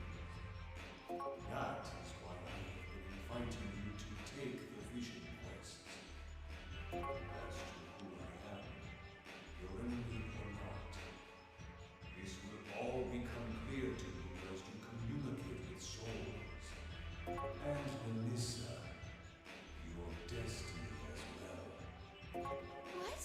It's such a fucking cop-out answer. Prepare yourself and go. This soul is the final vision quest. The final message of the slain warriors. Looks evil as fuck. Please. That's just being vulturicist.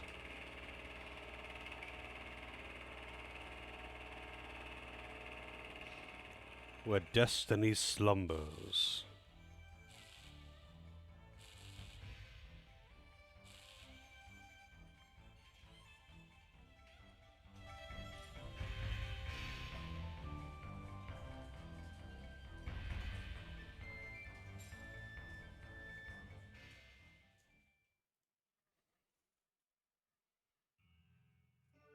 Waiter, another order of the mango pudding and the tapioca. Oh, and another of these tarts. Will you please stop this now? This conversation is going nowhere. Oh, but I warned you about the underground ruins below Amami before, mister. I'd say this is your own fault. I didn't expect the demons sleeping there to be that powerful. My summoners don't stand a chance. I see. Why don't you try changing locations, then? That system you're building, this Manitou. Is there a reason you have to place it underneath the city? That's a nice reflection. Why the long face? It's one of Kadoka's demands. I have left Manitou completely up to him. He has to be there, or there'll be trouble for our plans. I don't know what your scheme is here, but ancient demons tend to be rather troublesome, you know? Yes, that's why I've come to you. I want you to deal with this. Well now, that all depends on the offer.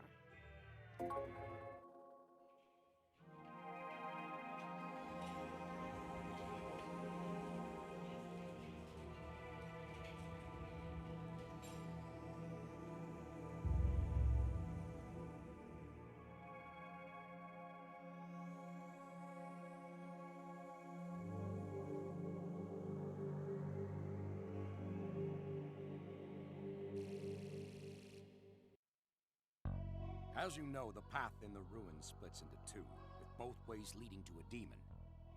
Tiamat and Apsu, both of them fairly important beings in ancient Sumerian folklore. We need room to set up our main system. You only need to defeat one of them. I'll leave it up to you as to which one you'd rather fight. You'll be paid handsomely, of course.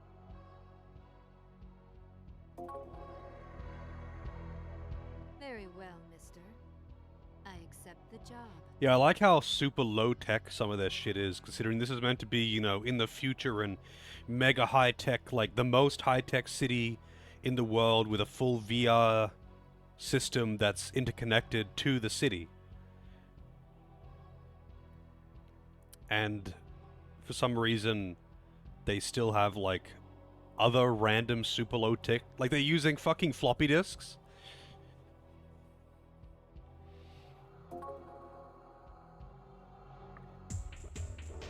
Phew. I've come down quite a ways. Let's see. Head north and you will find the ruins. There will be a fork in the road. At least that's what the briefing Mr. Nishi gave me says. Well, it doesn't matter. Tiamat and Apsu. I'll have to decide which one of them I want to deal with as I'm walking.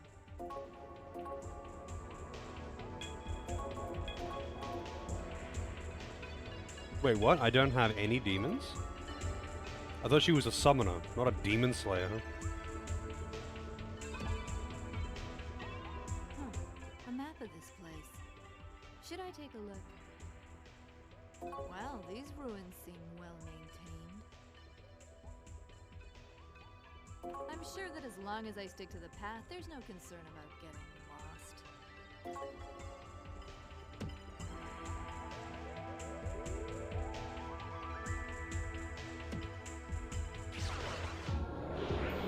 517 HP, that's pretty high. She does splash. That's actually kind of pathetic damage, though.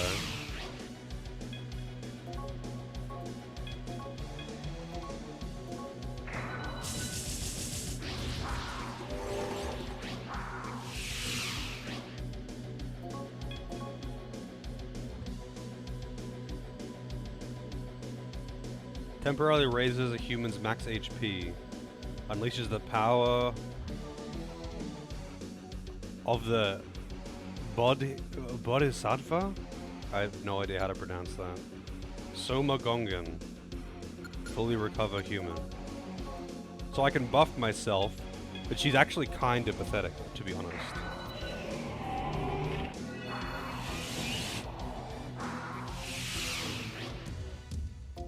Like, damage-wise, she's kind of pathetic.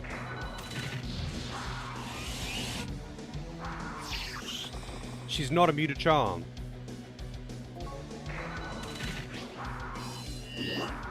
I hope she's at least immune to petrifying.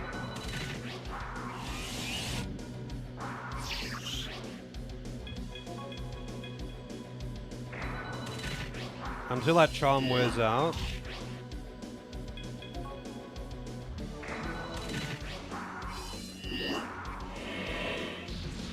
I can't do anything. Whatever. Mr. Nishi said that the Kuzunoha are making their move. Which means Ray, that accursed bitch, is coming to this city. It's as if Master called me here. He's telling me to kill Ray and avenge the others. I'm guessing this is a character from the... one of the old games or something.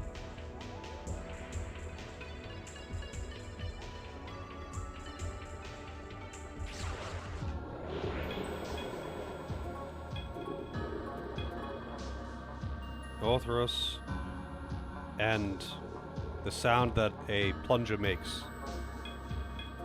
Oh, she has multiple tabs, I see. 240 million evils. Okay. Unleashes the power of Fudo Myo. Overlord. I didn't realize she had multiple tabs.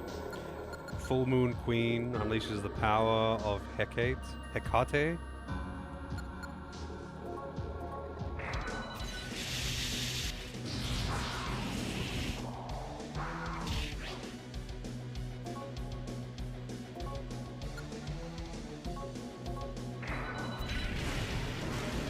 So is she using the same tech that the Raido people use with the capsule canister things?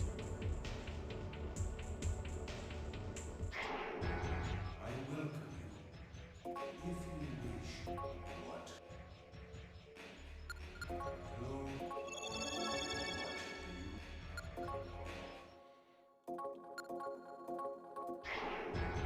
What? I pray.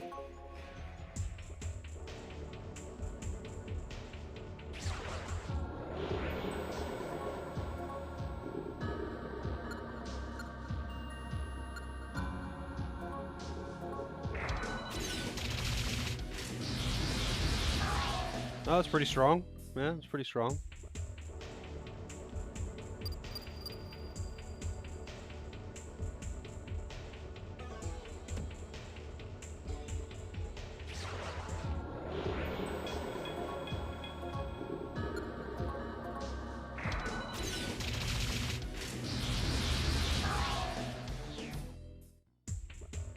Master, once I've killed Ray and avenged you, what am I supposed to do?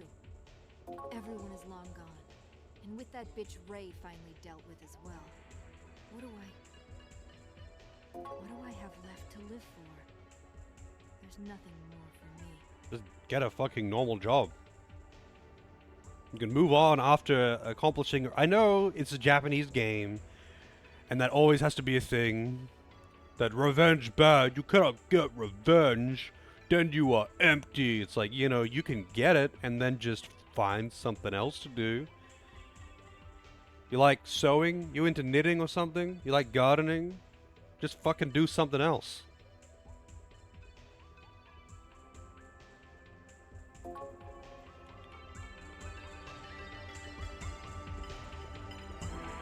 Yeah, get revenge and then sell your story to the press.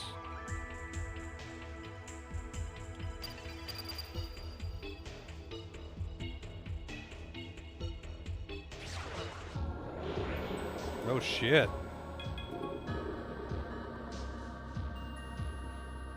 In SMT 4, that's like a super high level demon. Really cool design though. I actually quite like that design. I wonder what actually, I'm gonna Google this.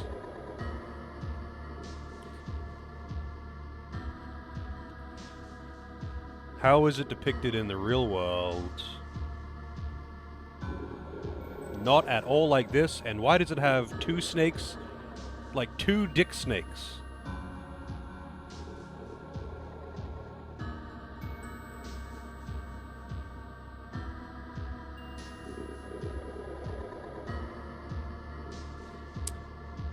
Type of celestial deity associated with stars. Depicted as female figures wearing skirts, often with skull and crossbone designs.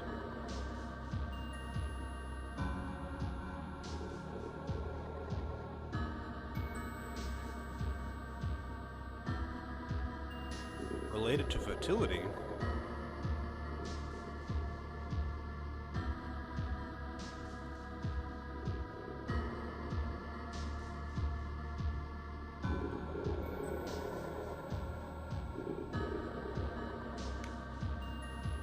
That's a incorrect link right there. I feel like for so many of the SMT demon designs, like he just drew whatever the fuck he wanted. Yeah, no, that's like a broken link though. Like you can't actually link those and have them work, I think. You'd have to like reload the image and actually get the correct link. Because that's what happens when you get like an incomplete Google image link that hasn't loaded properly.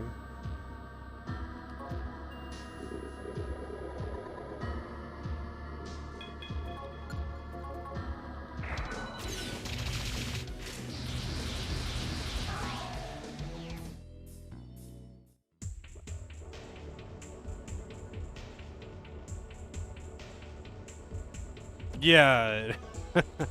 I saw at least 2 pictures on the on Wikipedia, and I was just like, Like, so many of his designs are just like, what the fuck? Like, were you high or something? Oh, no, I don't want to do that. Why can't you just... I mean, I guess I could just use auto. Lullaby.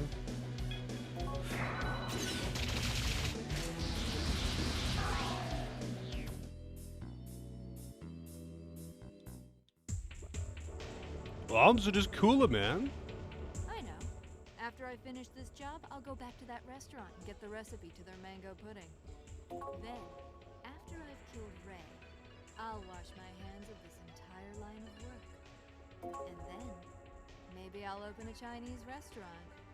Maybe then I'll be able to put all this behind me. Nope, you're dying here. Because revenge can only lead to depression or death. That's it, this is Japanese.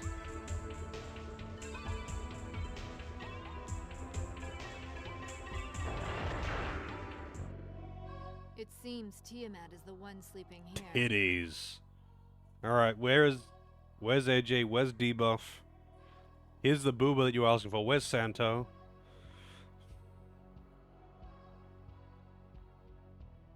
The power of the Grand Sea. If she is fully awakened, even I might not be able to stop her. My choice, huh? What So is this a character from the previous games, by the way? Like, what's her deal? Why is she just super cool OP girl? Well, if I'm to defeat her, fighting her now before she fully awakens is my best bet. Now, oh ancient goddess Tiamat, I challenge you. Be gone from here without a curse.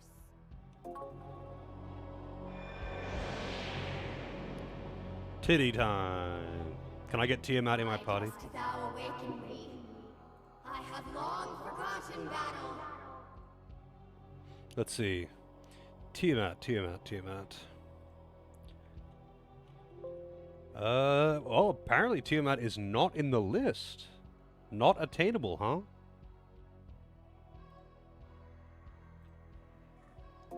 Foolish one. The power of man is not enough to defeat me.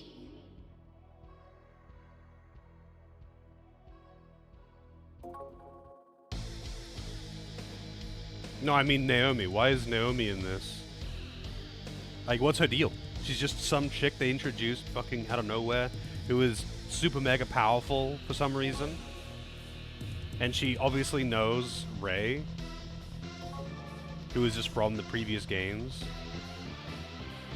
And has no real bearing on the plot at all. She's just around.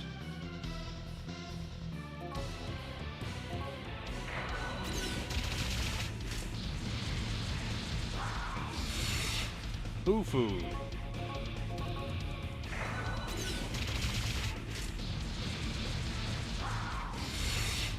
Damn, you hit pretty hard, huh?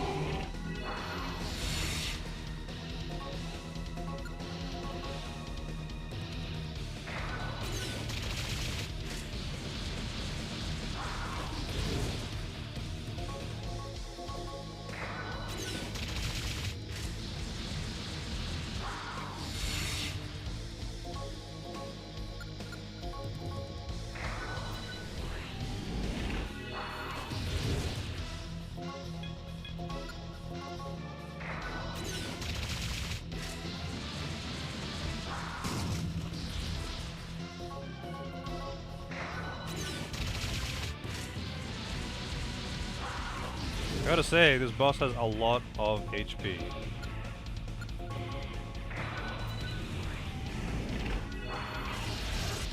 Megiddo, wish I had some buffs or something, like to reduce damage or something like that. These like kind of scripted encounters with like tailor-made parties are kind of lame, to be honest. Don't crit me.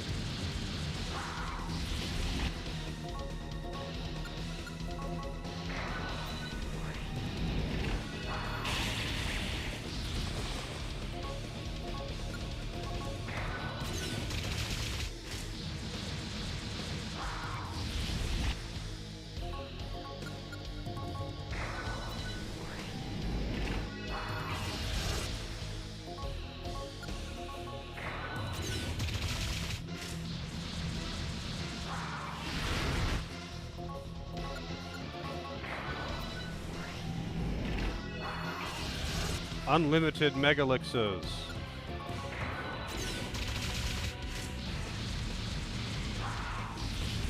Necro Dogma. I don't even know what that does.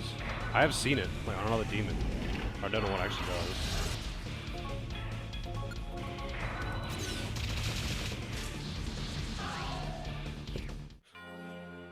Goofy ass animation. That was tough.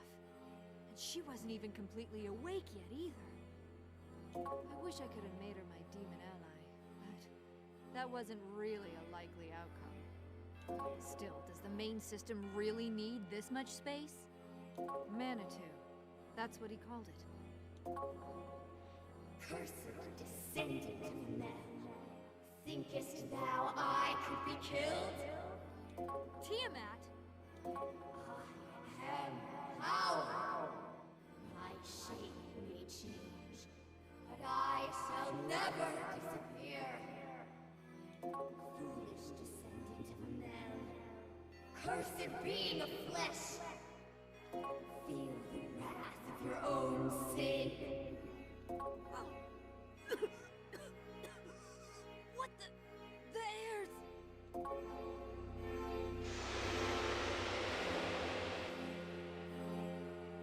No. What? This can't be. I'm being pulled in. Ugh. I won. And yet, why? Boy, I sure wish I could see what was happening right now.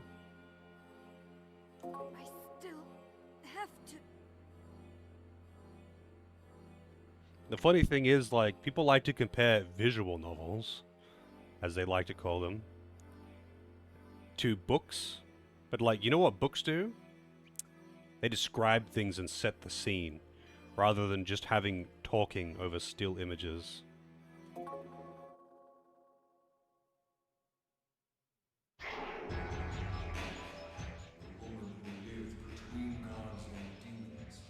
This is like a radio play. The god died, but so did she. Man and God. If the harmony is in ruins, the skies will crack in violent turmoil. No matter what day and age, this never changes. So, who was the other god there that I could have fought, by the way? And does it make any difference who you fight? Manitou is deep within Mother Earth, in a place where the voice of Father-Son cannot reach, stealing away all life from humans in this land. Man and Manitou, one must perish. They cannot both live in harmony. You are the son of man, born from the land. Thus, you should live as the son of man. Find your path. Melissa too will one day awaken to her fate. The other boss was brought up, yeah, I just don't remember the name. And does it actually make any difference? I'm guessing not. I'm assuming it's the same.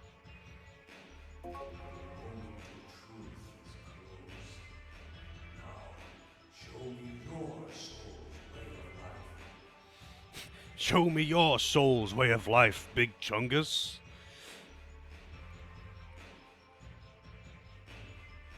Also, isn't Tiamat, like, in real-world mythology, actually a dragon? That's, you know, conventionally dragon-shaped?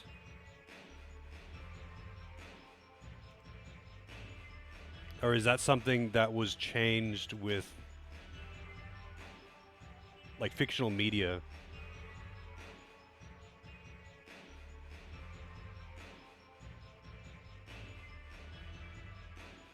Not, you know, a woman with 8 tits. A giant blue woman with 8 tits. I don't think that's what it originally looked like.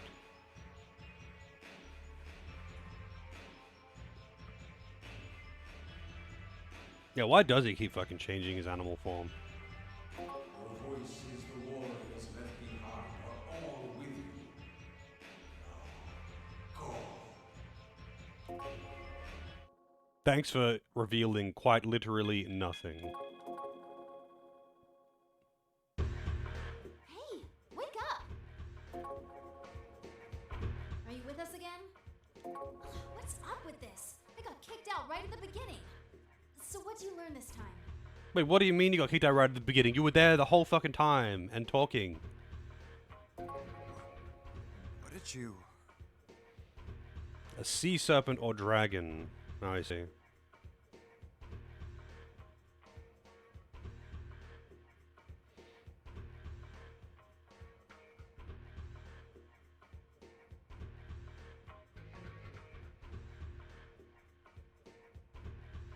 How is the story? It's alright. It's a neat idea. They just kind of, like, gloss over too many things and don't bother, like, trying to make it... I mean, it's not like it... how to word this? It's not like it doesn't make sense. It's just that they do some really dumb things and kind of just gloss over secondary effects of some things. Like, you know, standard fucking Persona, whatever shit.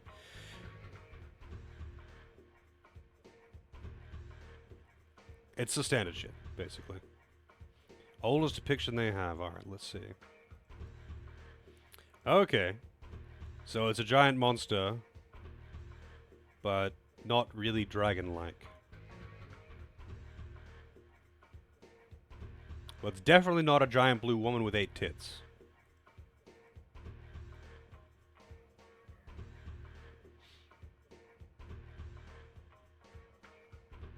Would I say it's better if Johnny from Cyberpunk was here? Johnny in Cyberpunk is probably the worst part about Cyberpunk.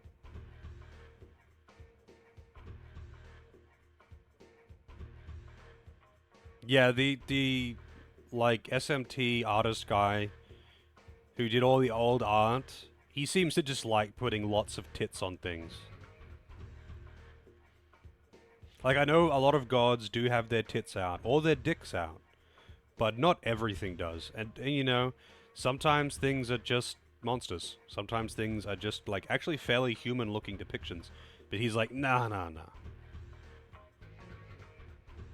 You're gonna have 8 arms for eyes, and tits for knees.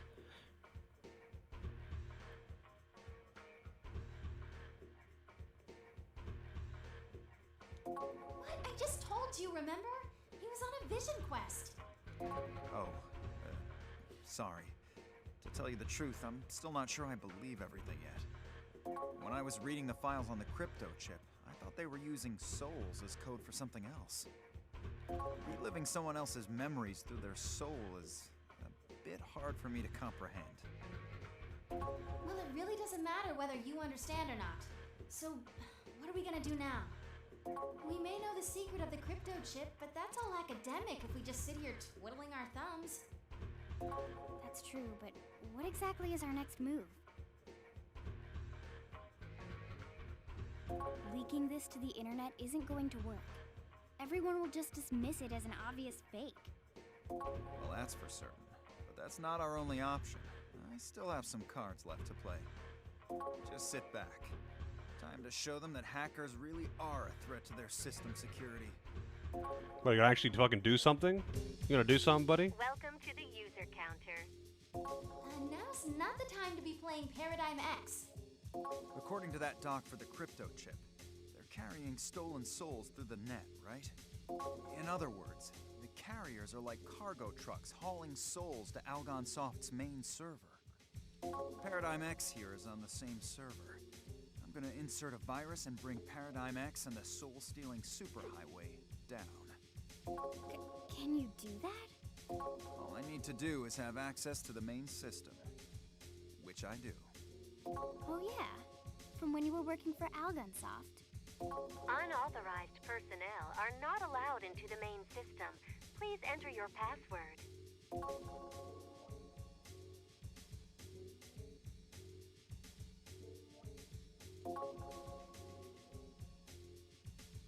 Phew.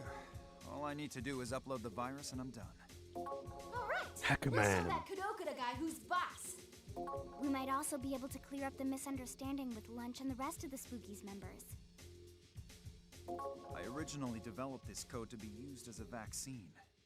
In the end, it's now a virus. Viruses can be vaccines, and vaccines can be viruses. It all depends on how you want to use the code. This bad boy will become a Mommy Cities and Spookies vaccine. Uploading now.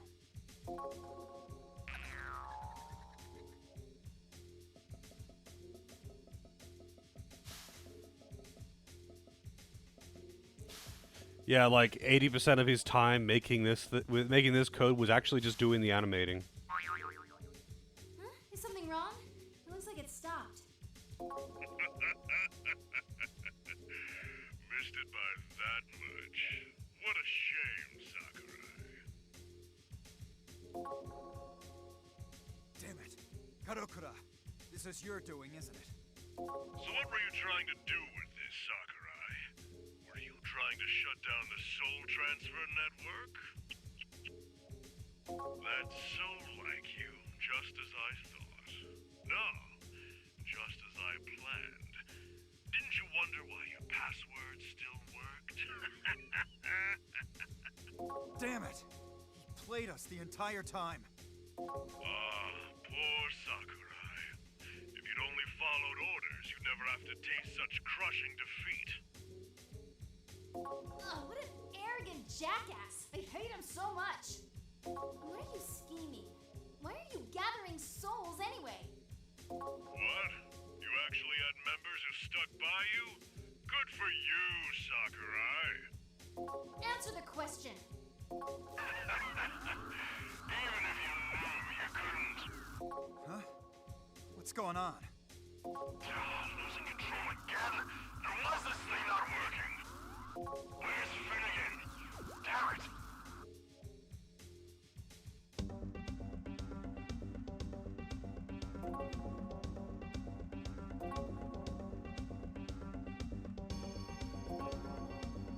What happened? Kodo could have stopped my virus transfer. Did something happen at the main building?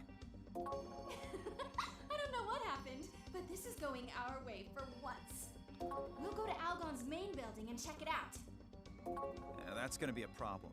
You're not wanted, but his face was all over the news. If they're having a problem that big, they're not gonna notice us. Just act natural. The main building was on the north side of Nikamimon, wasn't it? Come on, let's go to Algonsoft. Alright. Big Chungus.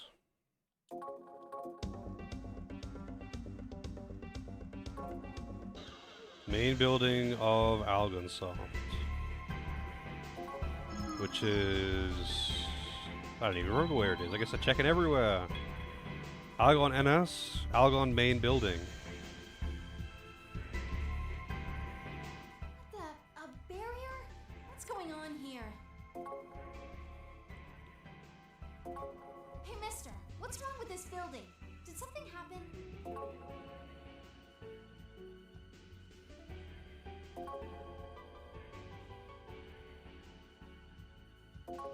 Looks like we can't get in this way. Let's go back to HQ and see if Leader has any bright ideas. A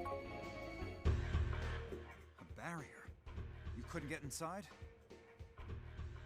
Something's up for sure. We need to get in there. Something went wrong and set off their heavy defenses, and now the entire building's covered in a barrier. You're right, something's gotta be going on. But there's no way for us to see. If only there was another way in. Another way. Hey, Leader, Paradigm X is kept on Algon's main whatchamacallit, right? You mean the main server? Yeah, I said that. And this server's inside Algon's main building, right?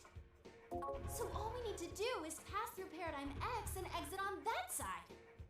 You mean that crazy cyber dive you just did? Can you do that? I've never tried, but don't worry, I'm sure it'll work. Alright, let's jump into Paradigm X and find a place we can access the main server from.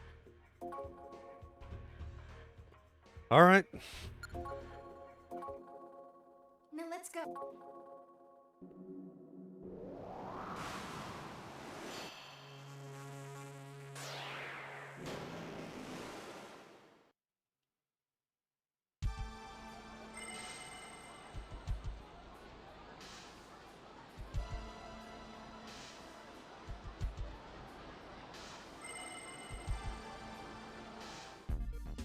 Due to server problems, Paradigm X is currently unstable. Those currently accessing Paradigm X are advised to log out immediately in order to avoid loss of data.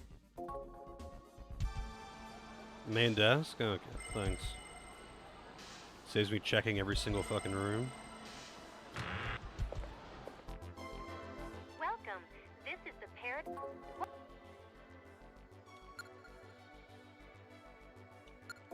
Yep, it looks like the connection is still open. Let's dive in.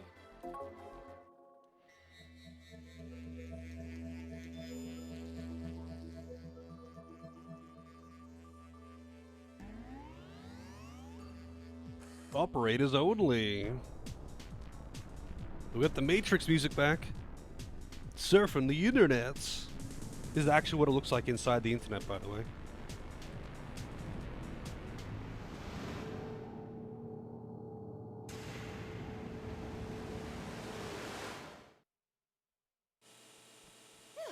Looks like it went well. This is connected to Paradigm X, so if you want to go back, you just have to return to this place. Alright, well, let's go see what's happening.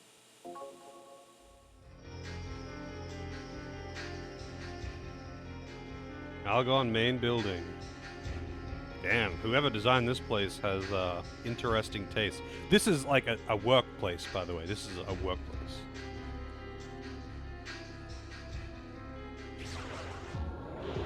Oh shit, it's Virtue.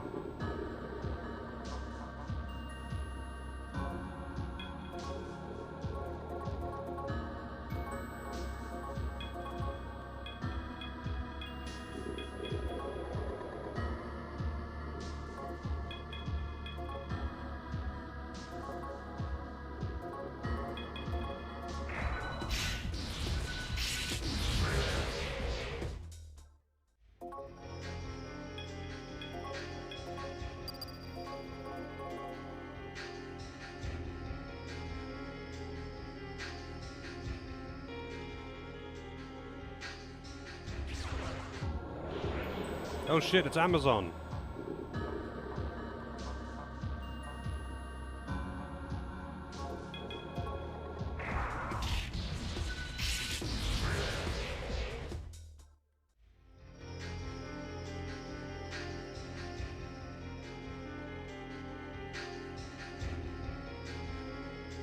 What?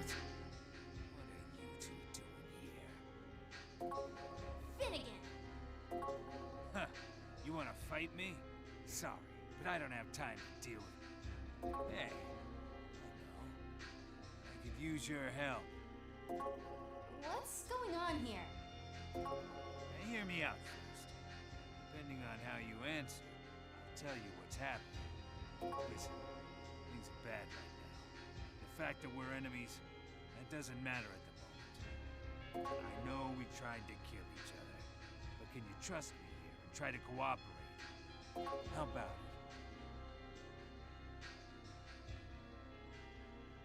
it? I don't trust this guy. In the end, you're a small man who's blinded by the past. Do what you will, but don't get in my way. I don't care how serious it is. We can't team up with him. Oh, something's on the floor.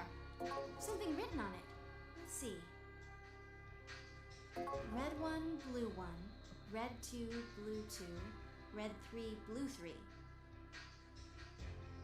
What does that mean? I'll hang on to this just in case. Finnegan's note.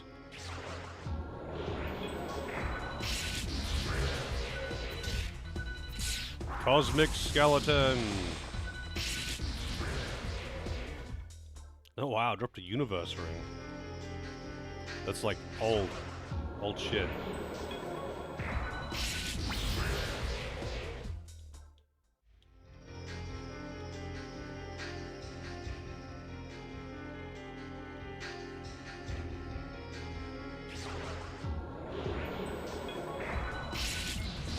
Whoa, that's repel physical. I did not realize Rakshasa repelled physical.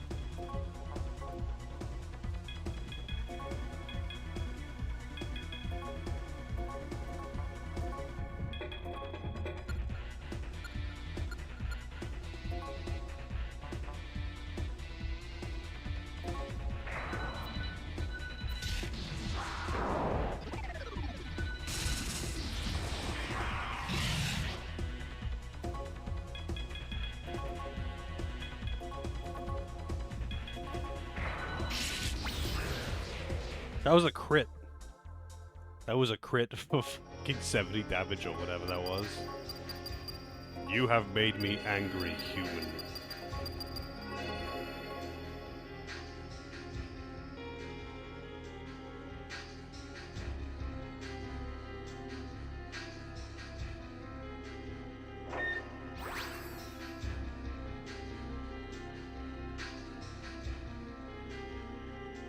So, is this going to be a teleportation maze?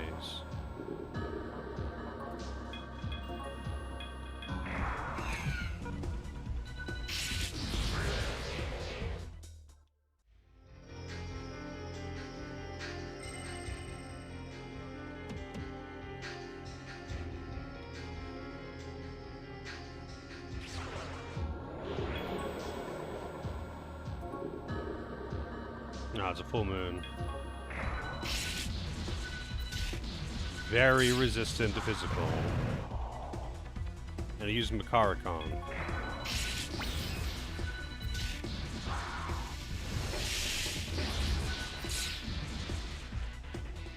It's gotta be nearly dead by now. But in the future I'd have to use magic. Wow, no, it's not even...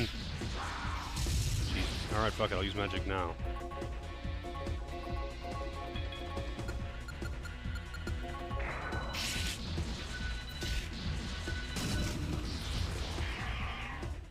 Probably like heavily resists physical and is weak to all magic or something.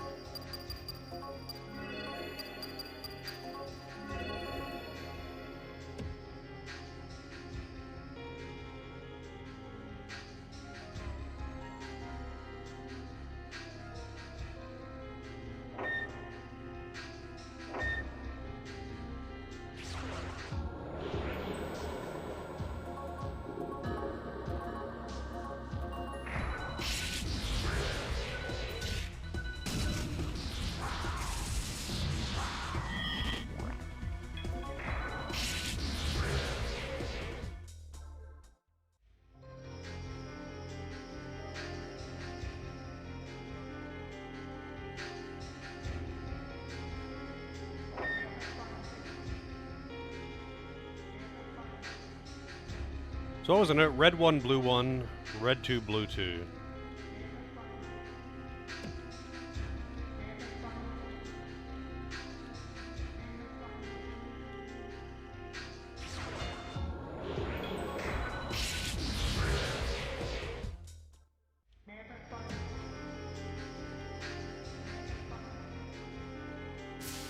Oh, so those just hurt you.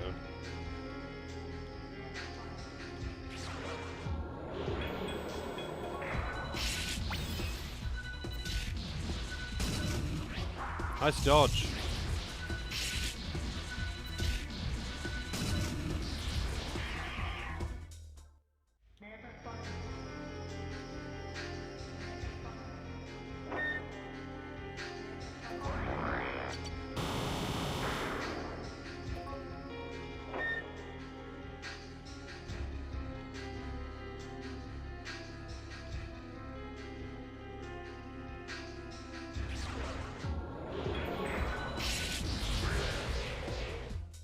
Yeah, I mean, the encounters are usually fast just about everywhere, to be honest.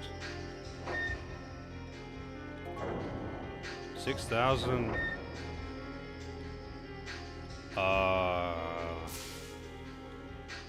keep going to call it Magatama. It's Magnetite. Magnetite.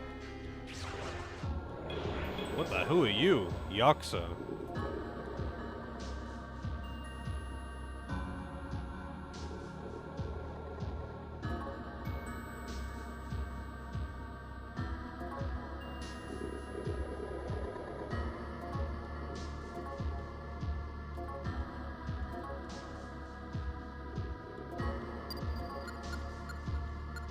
You can have a chicken carcass. Everyone likes chicken carcasses.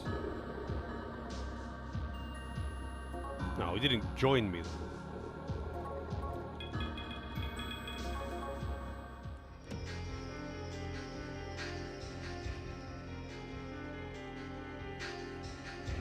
So I've done red 1. Okay, I have to recruit a Rakshasa.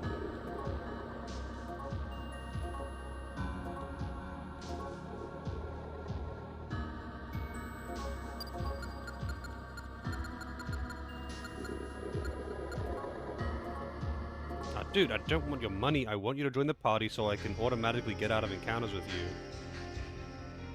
Blue Seal 1.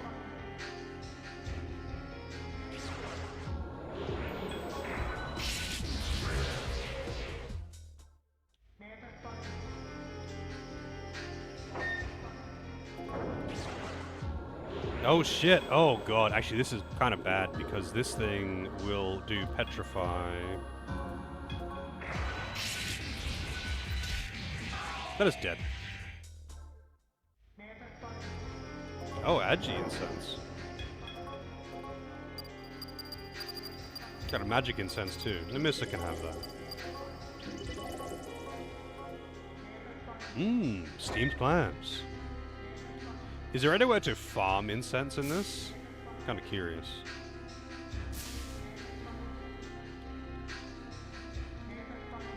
That's steam. Steam from the steamed clams we're having.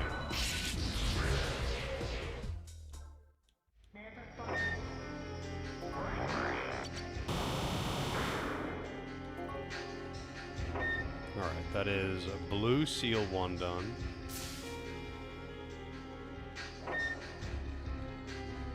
So I need a red 2, blue 2.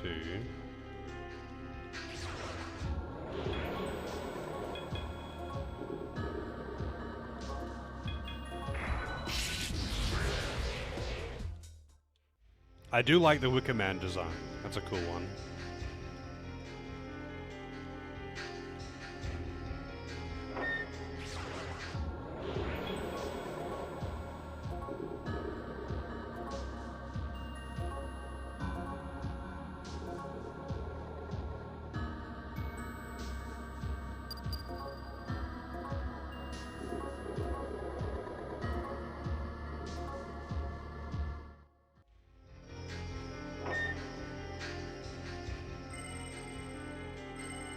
You're not one of us. Wait, no. That Kong. You're that summoner. You've got to... Oops. I didn't mean to mash through that.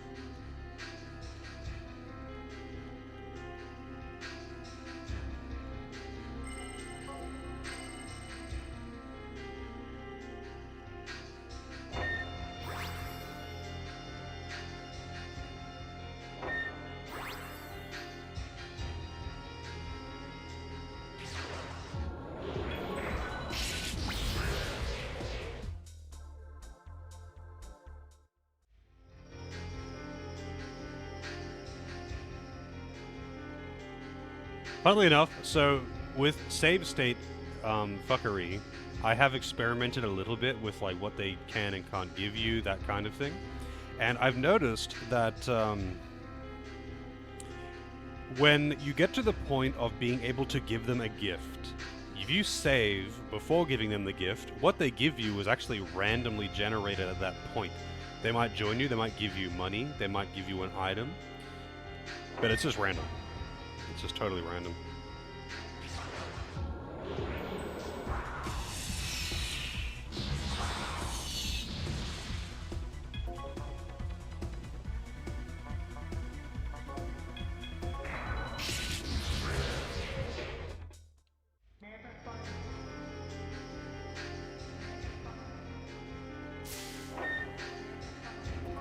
So red seal 2 done.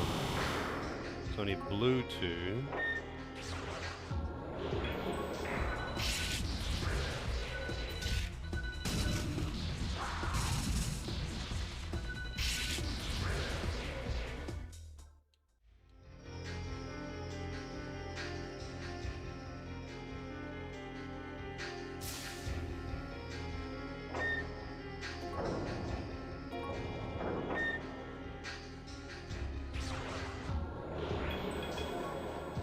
Yaksa.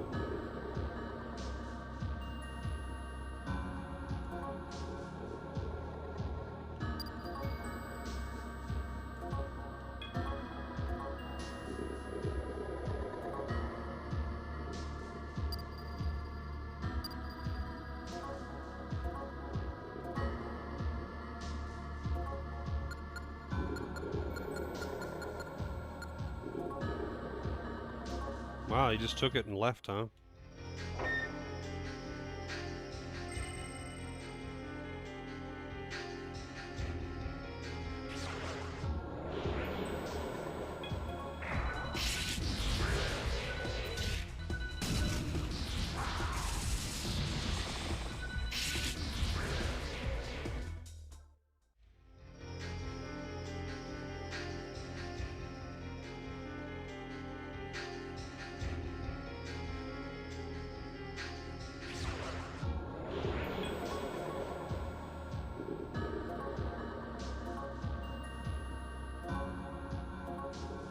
Oh wow, finally. It was a complete freebie too.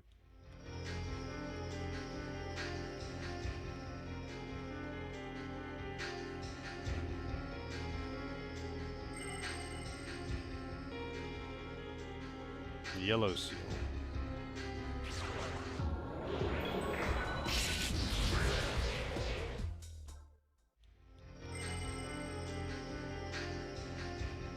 Blue seal 2.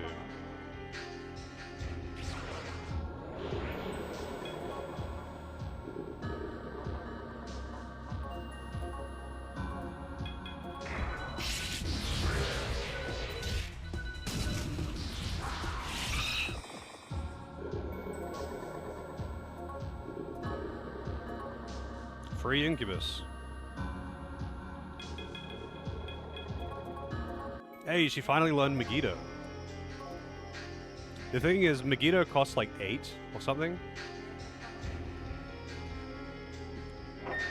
So it's a bit expensive to just spam it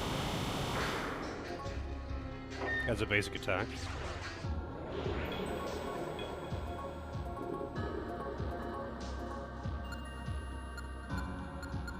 Oh, it costs 6. Okay.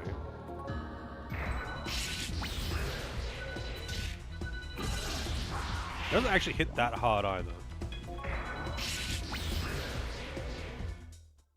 But I guess maybe Orthros has high magic defense.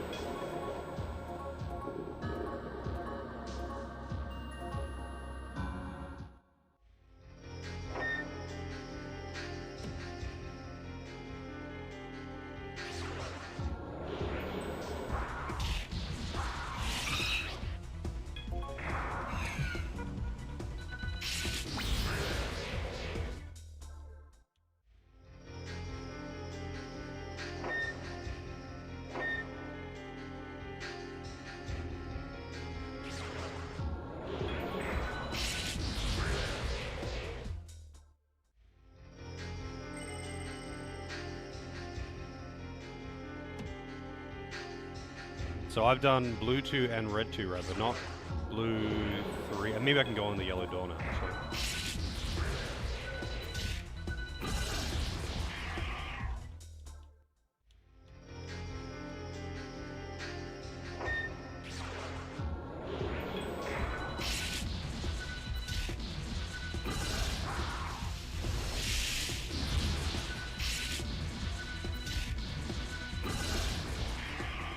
Yeah, it actually has a lot of HP. Huh. There's red 3. So what happens if you do them out of order?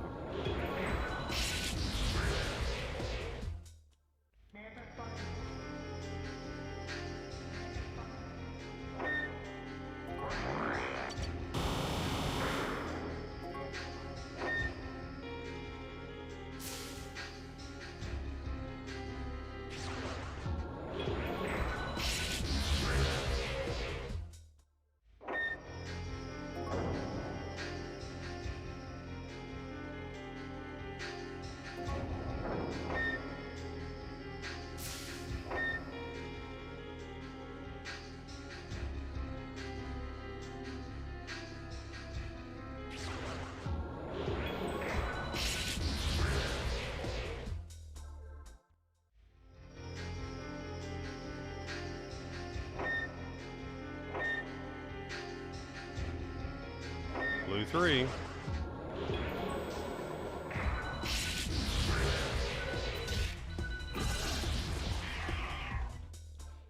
So she has enough MP at this point to be able to kind of just spam. She'll probably end up leveling before she runs out. Because she doesn't use it every single battle. Alright. So now maybe I can go in the yellow seal.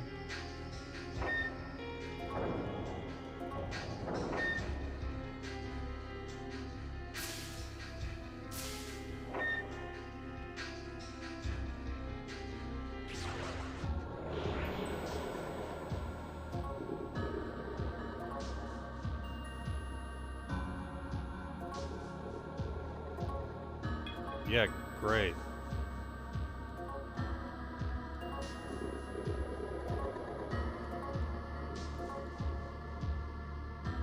Oh, I can't recruit him because I'm too low level.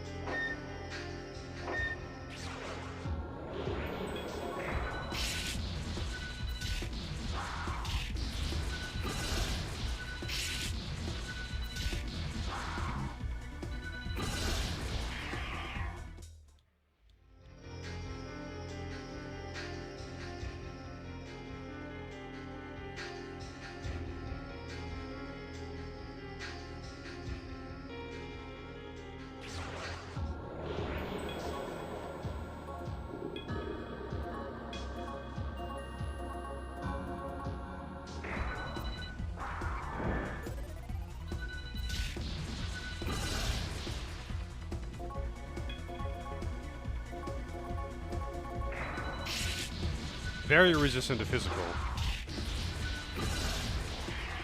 But not repelling it. I just test it now. If I can't... When it's a demon that I haven't seen before, I'll try to recruit it, or I'll make someone who isn't the main character attack it first, in case it repels physical.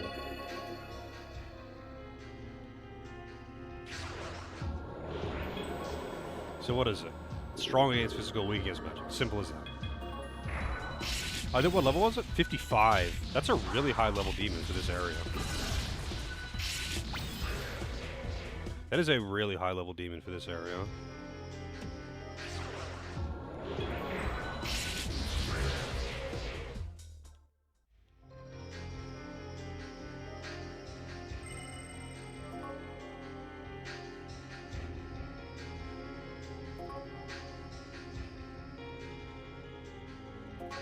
Snap out of it! You need to stop standing around and find a place to hide.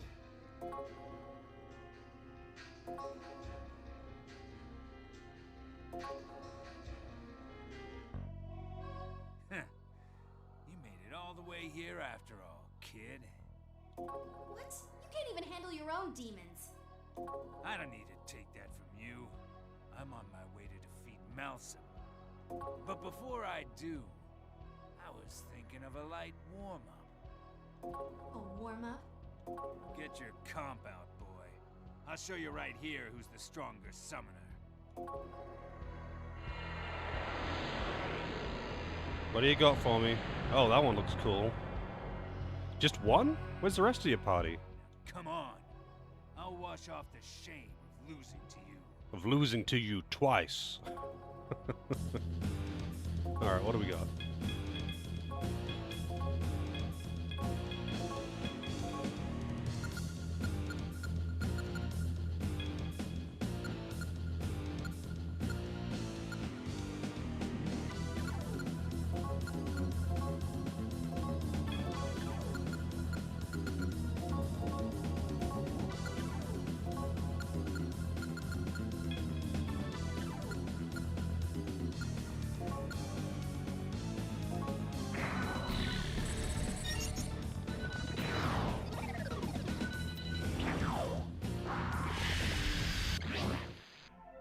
Fuck off. Are you serious? Turn 1 Mudun one-shot. So I have to redo that entire dungeon now. Because there was no save point except for at the entrance.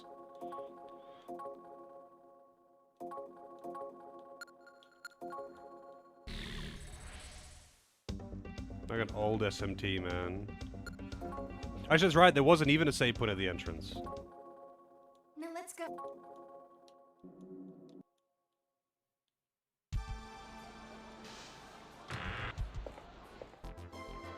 Welcome. Oh, I have to Thank you for... go to the building again. Yeah, they did that in fucking 4A. Like, 20 years after this game came out. It's more that you just can't really do much about it in this game. Like, they curbed the general bullshit a lot and went for actual difficulty in the later games. Like in this, for example, it doesn't fucking matter what you have in your party. Like, I'm not customizing my party against what I'm fighting. All I'm doing is having each of, like, you know, having a healer. Buffs don't fucking matter. Like, none of that matters. You just make high-level demons, and it works, it's fine. But, you know, you're gonna get petrified or instant death every now and again. And that's where, like, the literal only difficulty is, if you can call it that. It's just, like, laughably cheesy. But it's more that, like, save points are rare as fuck. Listen, let's go back. There isn't a save point in that entire dungeon. Something's up. You're right. Another. Hey, Lee. You mean the main... So all we. You mean that crazy... I've never tried. All right, let's jump into. Now let's.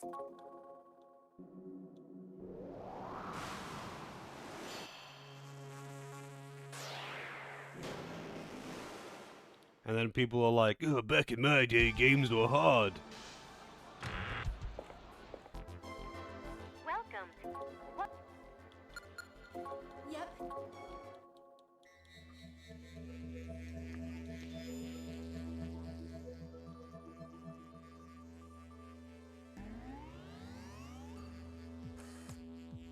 Yeah, apparently in SMT1, like, nothing is immune to status, right? So you can just insta-death, like, even bosses.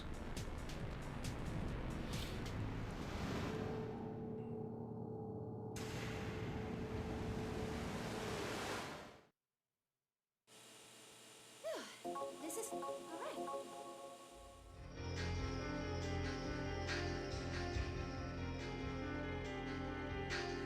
What? I mean, let's see what happens if we cooperate. Hey. Hey, listen, I'm humble. Okay, I'll tell you. The demon's gotten into the main Paradigm X server, and everything's gone haywire. This demon used the building's internal network to shift the entire place into a virtual world and create a barrier. That's cutting it off from contacting the outside world. In short, the Algon main building's in a demon's hands. How pathetic. But it's not like there's no way in.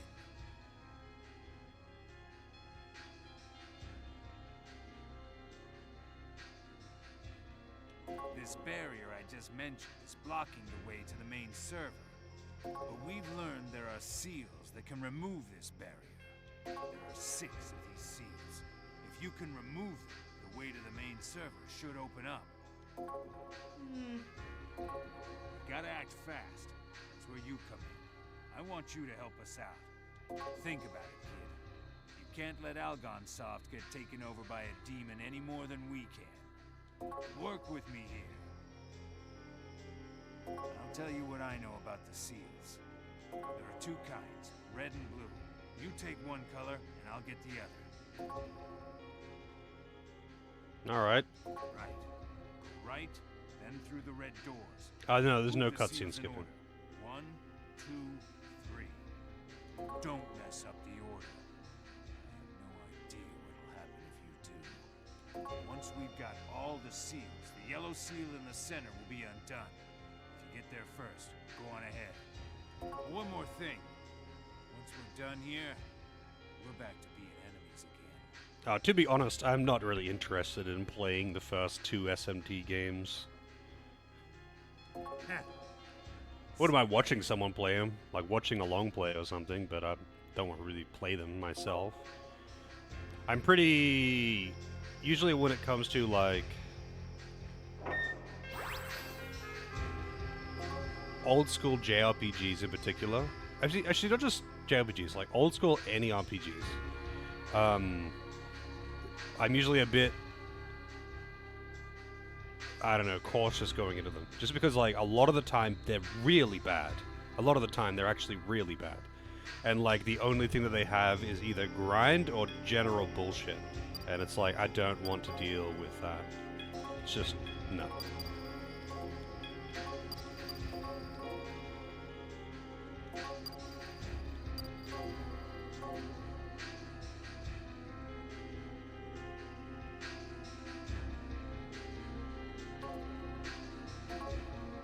Like, it's... The things that I like about SMT are pretty much exclusive to modern SMT. The press turn system, the actual customization of demons, that kind of thing. A focus on, like, strategy in combat rather than just Zerg rushing things. None of that exists in the older games. You pretty much just have high-level demon attack thing. No, like, focus on buffing and debuffing and status. Actually customizing your party to be appropriate for the things that you're fighting. That kind of thing. And the press turn system itself being, like, the main appeal, because it's just such a good system. When you get rid of any of those things, my interest starts to drop pretty quickly. Like, it is interesting from, like, I guess a historical standpoint to see where it has come from, you know? But I don't care that much. Like, as more of a, I like to watch a documentary or watch a long play for stuff like that, rather than actually playing it myself.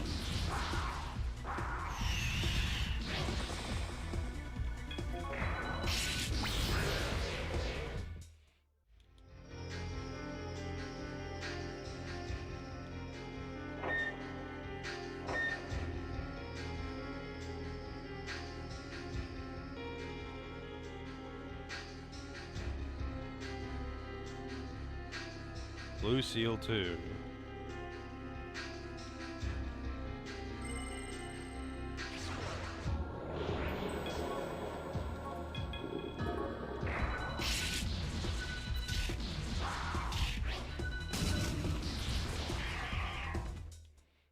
Kind of sad that Zio hits harder than Megiddo. Just literally Zio, not even like Ziongo or something.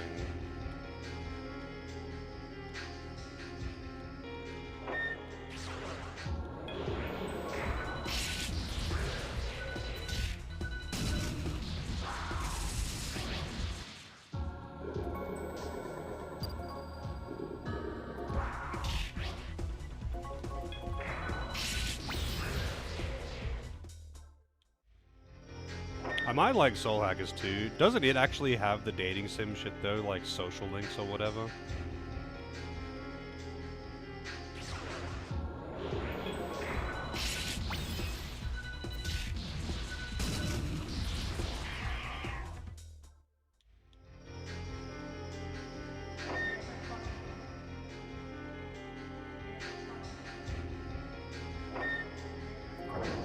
One of these had incense in it as well, so I'm gonna have to like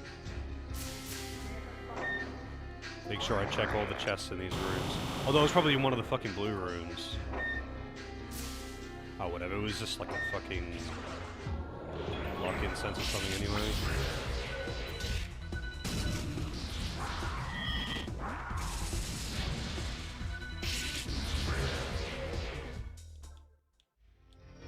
You know what?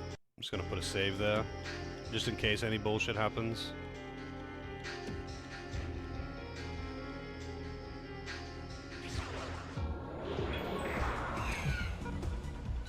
I don't know what that attack actually does.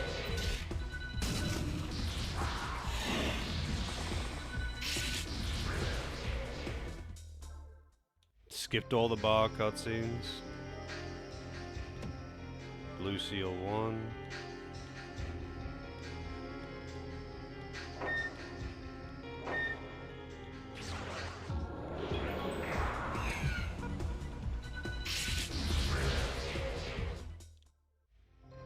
Red Seal 3.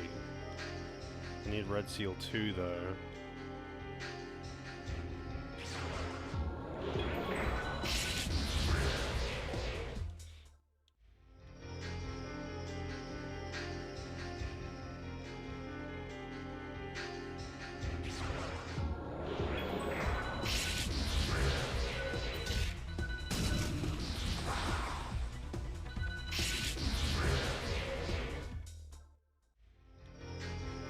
Yeah, like, I like some aspects of the gameplay in this actually quite a bit. I think the formations thing is something that could definitely be expanded on. But I mean, like, this is a PS1 game. Like, obviously I have to be, like, at least somewhat lenient when it comes to, like, criticizing mechanics and whatnot. At the end of the day, this is a PS1 game. And, like, I kind of expected, quite a bit of jank. I was surprised that some of the things they did in this were not carried forward into, like, say, SMT 3. But, you know, it still has, like the demon customization is extremely lacking in this, for example. I think the formations thing is really cool, though.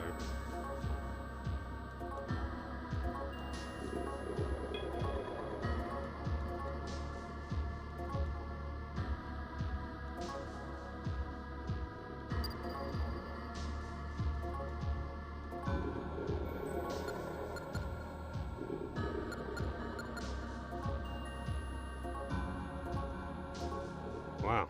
Fucking Rakshasa. I don't know the values of the swords.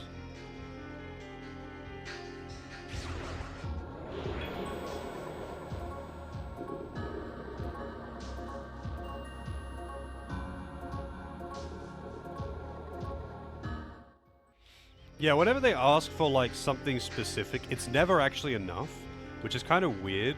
So when you are negotiating with demons, and they ask you to give them something, of your choice, I mean, you will give it to them, and they'll decide whether it's valuable or not. Valuable enough or not, right? Except with things that they ask for directly, obviously, you don't decide what the value of the item is because they're asking for it directly. But they'll ask for things that are not valuable enough for them. So it's like, okay, I gave you the thing you asked for, but that wasn't valuable enough? Cool.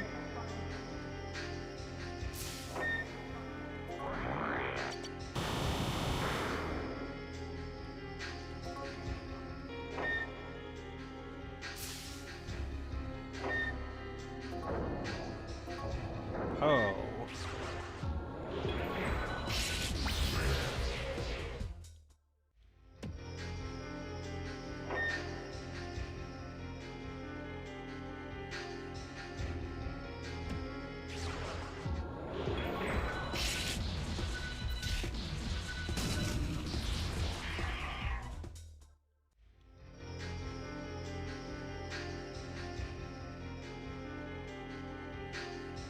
Wait, I don't need to go up here.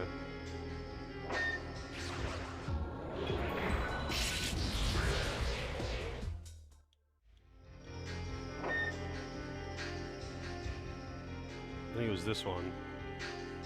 So red 3.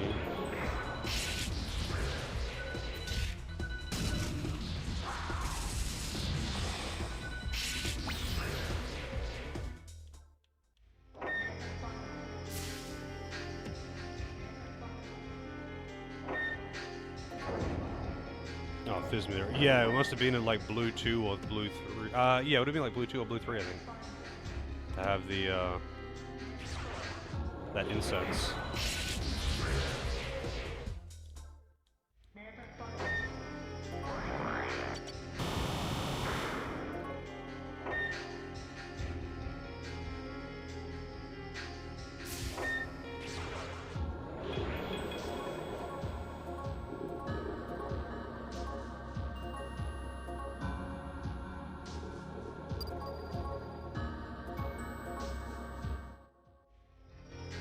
And there are some things about the negotiation which are like definitely improved on the.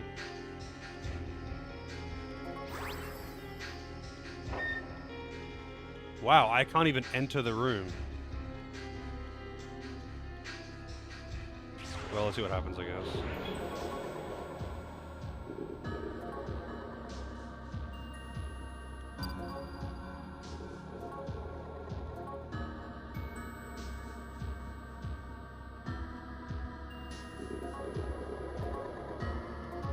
Alright, there we go. Finally. Got Rakshasa.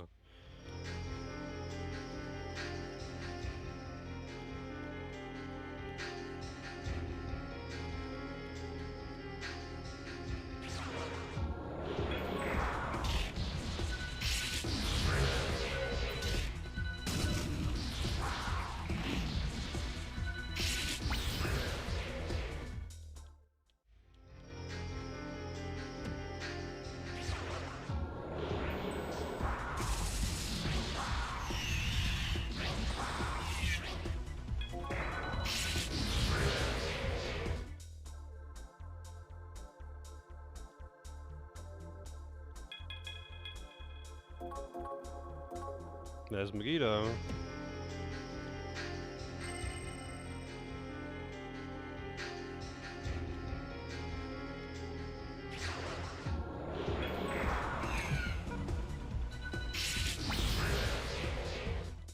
Alright, I'm just gonna put a save. I could change my gear. Oh wait, it's not up here. I thought it was actually up this way. Where is it?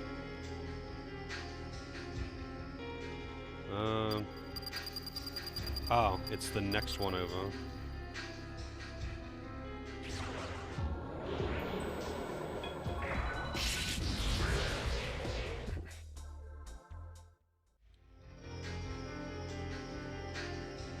Like, I think this, like, formation-based thing without the...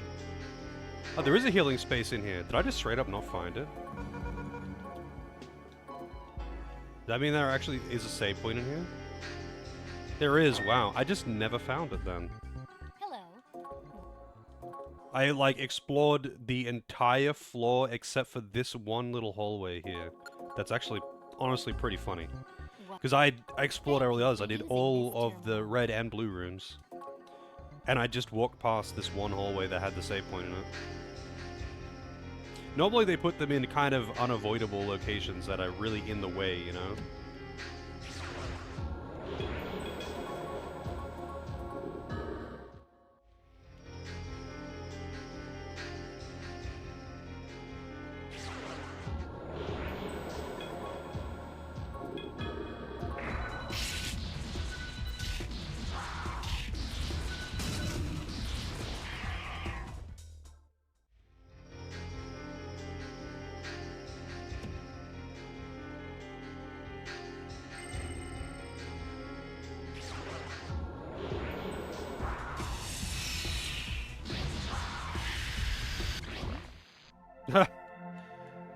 Instant death! I got Moodooned again. Even though I didn't find that save point just then, though, I already put a save state. Man. But yeah, as I'm getting later into this game, I'm noticing a lot more Hama and Mudo. A lot more. A lot more Hama, a lot more Mudo, a lot more charm spam. Like, it's getting excessive to the point where I'm thinking the final dungeons are probably going to be pretty fucking bad. The Kaiwans in SMT3, yeah. I mean, the Kaiwan fights in SMT3 is kind of annoying, right? But it's right after a save point that you can't miss. You can't miss the save point, it's in the way, and it's in the room before it. So, like, SMT3 has a couple dungeons where... I think there's one dungeon that you can do where enemies use Mudo. I think it's actually that dungeon. Enemies use Mudo, and you don't have the Magatama to be immune to Mudo yet. But the dungeon has got save points fucking everywhere, and before the boss there's a save point, and after that point you always have the Magatama to be immune to Hama or Mudo. And yeah, you can get caught by it when you, like, don't realize you're going into a dungeon that has enemies that use it. But none of the dungeons have got enemies that use both. And after that point, you always have access to the Magatama that gives you the immunity that's appropriate for that dungeon. Like, they're pretty good in that regard. Yes, it does require knowledge and preparation, but you are not just going to get absolutely BS'd out of it. And in the fight against Kaiwan, if you die, you go to the room before it. Like, it's literally just reloading the boss fight. Hey, he's not here to fight me this time. I think I fought pretty much all of the Kaiwans when I did it. Like, every time. I don't remember which door it is, so...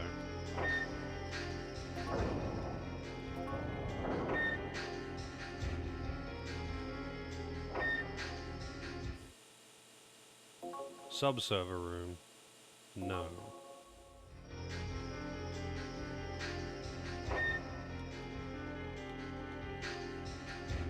Oh, oops.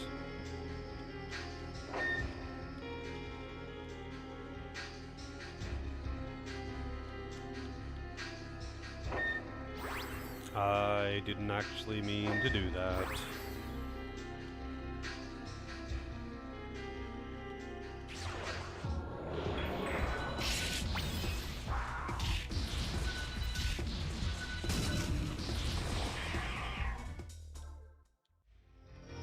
I mean, so far, this entire playthrough has been pretty painless as far as just general BS goes.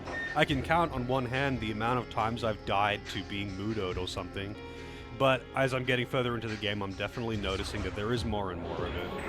Like, pretty much every area has got at least, like, 1 or 2 enemies that repel physical. You've got 1 or 2 enemies that use Hama or Mudo.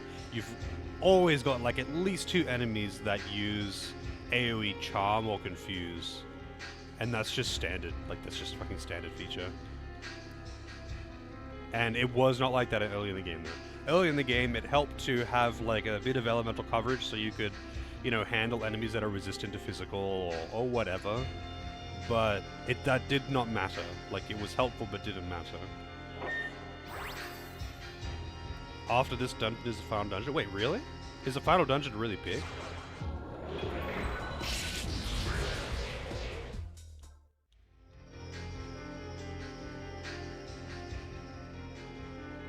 Finnegan! It's you. I didn't think you'd be the only ones to see me die. Yeah, I wanted to actually fight him, though. I kind of regret cooperating with him. I wanted to see the other dialogue. Like, I wanted to see the other dialogue, that's why I opted to cooperate, but I figured I would still be fighting him, regardless. Nelson. He sealed my demon's magic. I couldn't. Why does Manitou give birth to demons like this? Damn it. Give birth? What? Nishi, what are you thinking? Does that thing help our plans? I can't stop it. Humans can't control it. Oh yeah, absolutely. I'm glad I got it, because, like,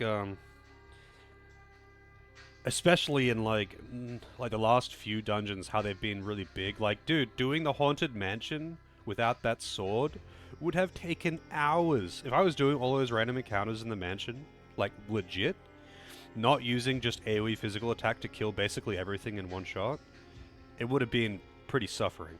Like, it would have taken a long time, because random encounters would take, like, 5 times longer. Namissa. We needed Namissa. Huh? Namissa can stop Manitou. If only we had her, things could be so different. Urabe.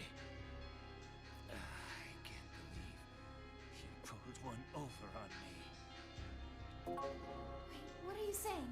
What does it mean? You're a young summoner. You're still new at this. Look at me. Burn it into your memory. Those of us who choose to be summoners don't get an easy death. This will be your end as well. You can fight it all you want, but...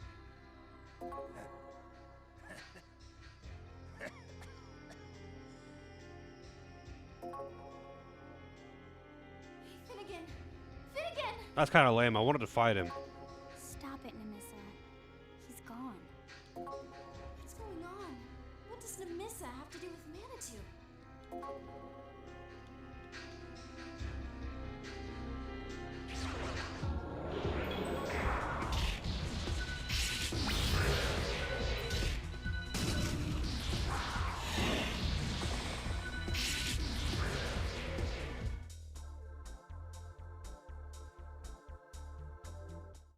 Oh god. Fucking trails, man. That was just beyond creepy. But no, it's cute because it's a girl.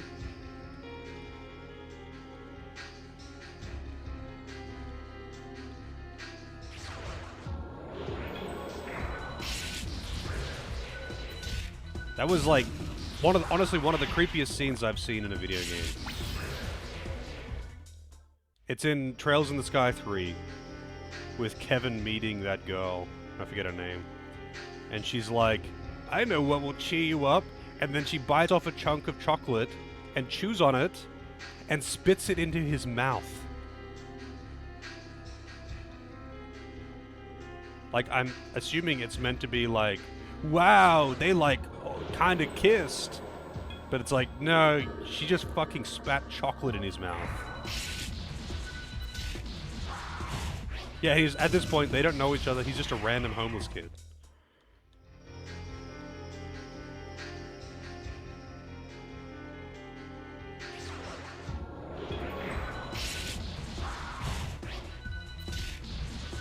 But it was good chocolate. Yeah. Cool.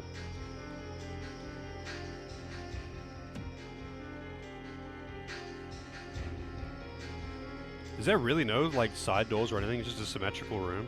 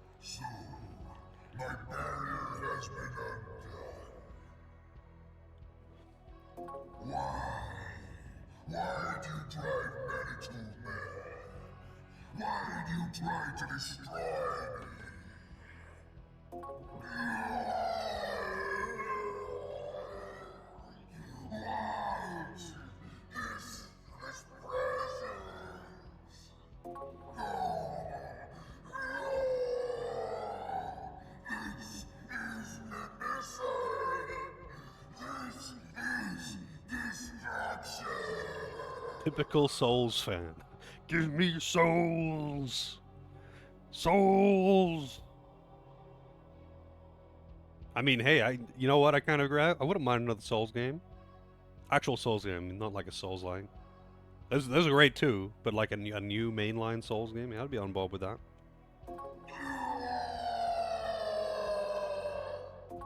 This is Malsum? How does it know Nemissa too? What's going... So, we're right before the final dungeon, and they still haven't revealed fucking anything about what's actually going on with the plot, really. I mean, sorry, not what's going on with the plot. What's going on with Nemissa, who is obviously a very key component to the plot. They haven't even given a hint as to what she is, other than some counterpart to him. And only that was revealed, like, now, basically. This is kind of reminding me of, like, what was it, The Long Dark? How, like... It's 5 chapters, right, but they'd only released 4. But in 4 chapters, all they've done is kinda hint that something fucky is happening, but have revealed literally nothing, and advanced none of the plot threads. So it's like, where are you going with the plot? What are you doing? How? Finnegan, this demon? How does everyone know me? What do they know about me? What is this Manitou? Oh, the Humanitou. You have to... calm down. Tommy, are you alright? Hey you, are you causing this? Fine then, I'll kill you right now. Souls. Alright, what do we got?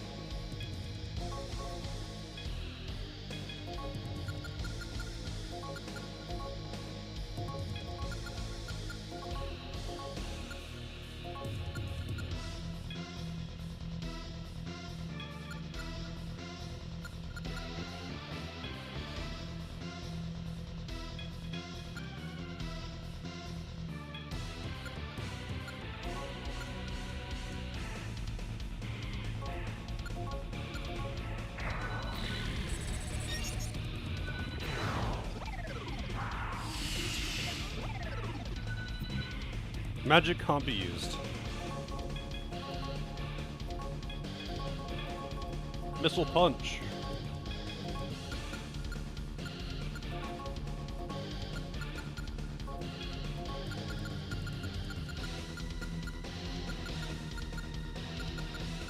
Wait, what? I thought I had the, dismute or whatever. Oh, here it is.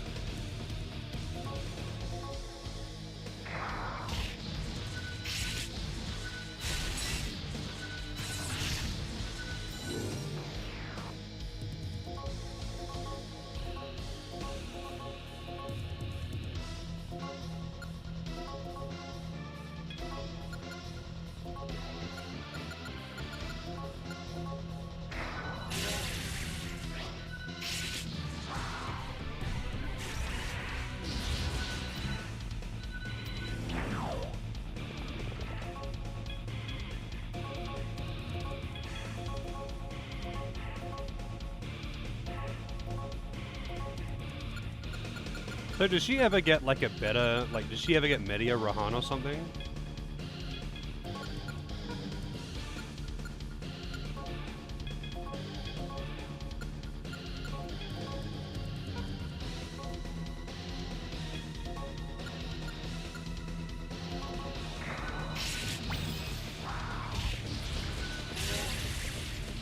Oh, see you later, Slippy.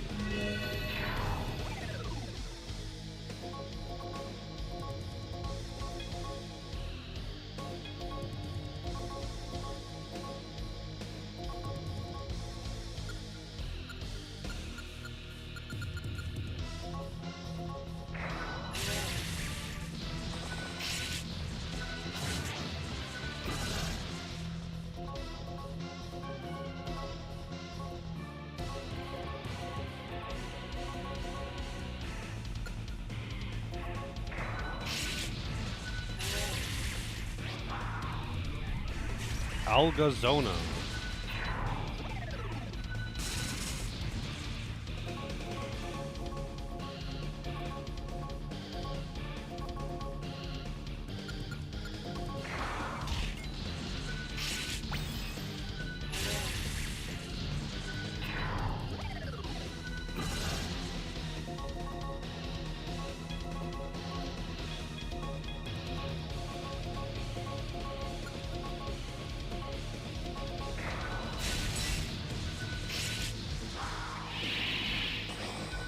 Bombs.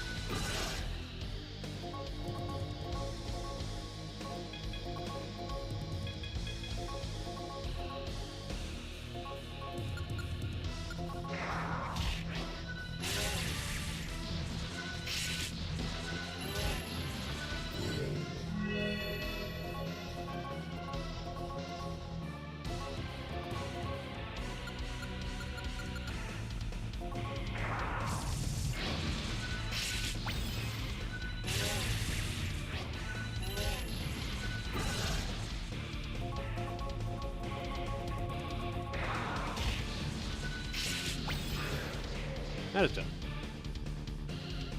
Is there a reason to not fill in all the slots? I just didn't want to spend more turns summoning demons that don't actually matter. That's all. I didn't need to summon out a dedicated healer. I didn't need to summon out more attackers because I just do so much more damage myself. Like, I could summon more demons before going into the fight, but like, I don't care. It doesn't matter. Like, if you get the gear from the casino, like, if you get the armor from the casino, you're really tanky, and if you get the weapons from the casino, you hit pretty hard, but you just outscale the fuck out of your demons, because they're just not that good, and they can't wear weapons. Like, they have kind of lower stats than you have, and they don't get access to actual equipment, which is where, like, 60% of my stats come from, right?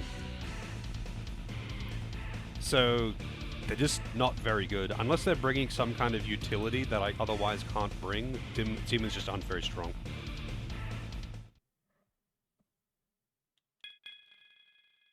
Yeah, they're like bodies to get in the way so you don't get hit by Mudo. That's what demons are in this. They get in the way so enemies can't just kill you with Mudo. I want to say though, for the first stream, maybe the second stream, a little bit, they kind of mattered because, like, they would actually do okay damage. This is before my equipment started getting good. But at the end of the day, equipment just adds large, flat chunks of stats to you, and you get to determine how you distribute your stats. So, like, you've got, tailored stat distribution and gear that boosts it, and they've just got kind of, not random, but mostly random stat distribution. Even a pretty much pure physical attacking demon is going to have a lot of points in int, or magic. And so their stats that matter are lower, and they don't have equipment to boost it, so they're kind of just there, and they cost money. Like, it costs fucking money to have them out every turn anyway. Or every step, sorry. And costs money to summon them, so. At this point, like, yeah, sure, I'll bring him out for buffs and debuffs. Like, I don't know if you noticed just then, but I was just spamming Rakunda. because like buffing the damage on Chonk was way better than anything else that they could have possibly done. So what I should get is like a demon with Tarukaja and a demon with Rakunda. And then I'll be overpowered.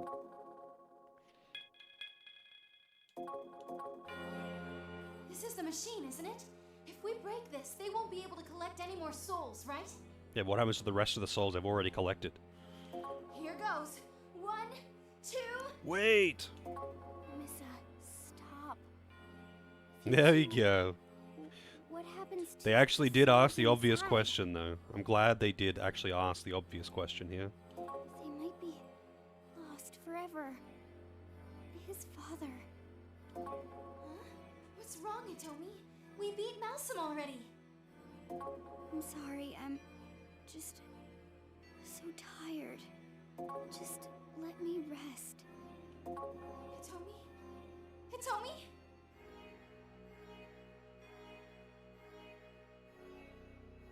What's wrong? Hitomi? Hey, wake up!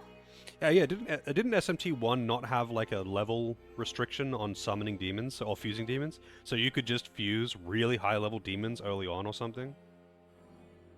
What are we gonna do? We're not done yet. Let's head back to HQ. Then, let's figure out what to do along with Leader. No, the barrier's down at least.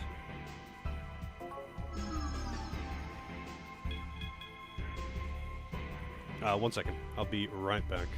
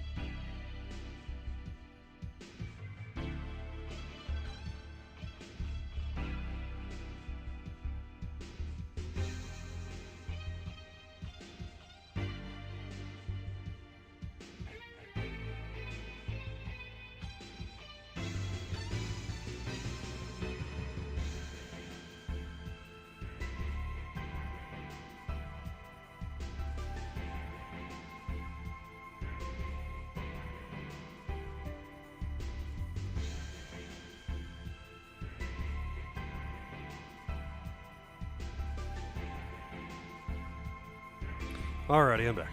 How's it going, Griever? Oh,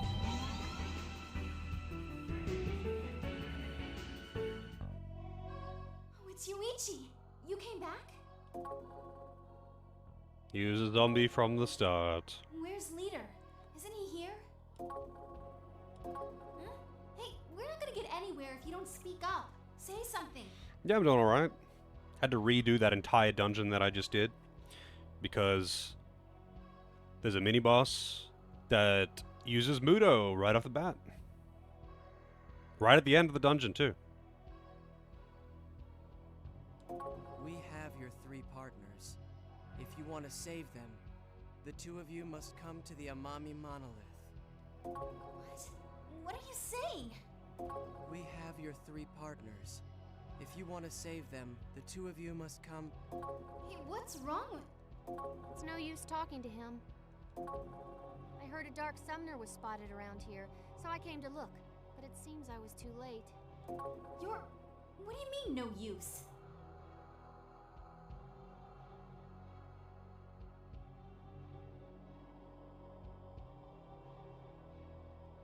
He's been brainwashed. To put it another way, he's a messenger of the Phantom Society. He's... Then, is what he's saying true? Unfortunately, yes. This place was attacked while you were gone. But brainwashing takes time. Do you know when he could have been programmed by them? The Amami float! He was caught by Finnegan and... He's been brainwashed ever since then? This is a trap aimed squarely at you. Sorry, but But we can't simply lend you a hand here. I'm not asking for your help either. Let's go save them. Hold on. You're going to go and get yourselves killed? No, we're going to save them all. They're my friends. I can't abandon the people we fought alongside. I'm surprised to hear something like that from a demon like you. Very well. I'll make sure this boy is safe. You won't have to worry about him. The Amami monolith is on the west end of Nikamimo. So you do know me? I've done my homework. Of course, I know Hitomi as well. But I can only sense the demon's soul from within her body. Hitomi's soul is dwindling. At this rate, Hitomi's soul will be crushed by the other within her. You will never see her again. I don't know what to do about it either. There may not be a solution for this situation. Beat the game for the 3rd time. God damn. I mean, at least, you know, when you're doing subsequent playthroughs, I'm assuming you'd like New Game Plus, you're overpowered as hell. You can probably skip all the cutscenes and dialogue and beeline it through it, not doing any of the side content. But having that many required playthroughs in an already long game seems dubious. I thought you had a right to know that it was happening. Come on, let's go to the Amami monolith.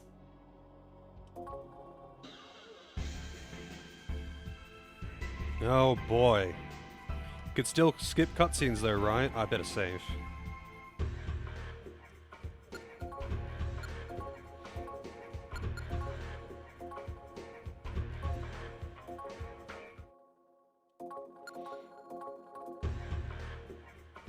We are hurrying to the Amami monolith. No cutscenes? Where is the Amami monolith? It's, this one, right? Yes. Wait, so this is the last dungeon, you say? It seems you have received my message. Your actions are quite praiseworthy. As to where your friends are, they are somewhere on this building's 20th floor. However, I cannot guarantee that they are safe. The demons wandering this place could very well harm them. At any rate, there would be no point in telling you this if I did not expect you to get there. I have high hopes for you. After all, I have made preparations for a surprise just for you. I'll be watching. Oh yeah, so I noticed that the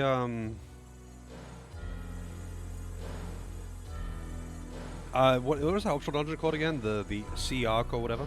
I noticed that like I still can't access like 90% of that dungeon. I can only get to like floor 4 because the floors are in like every even. They're in evens, like 2, 4, 6, 8, and it's like kind of weird. Like I can still only access really low. I mean now I don't know, but like last night I tried, and I could still only access really low floors with demons from dungeons way back, and it's like, okay. Don't think you'll get out of here alive. This is what becomes of those who oppose us. Oh, okay. What happens to those who oppose us? What becomes of those who oppose us?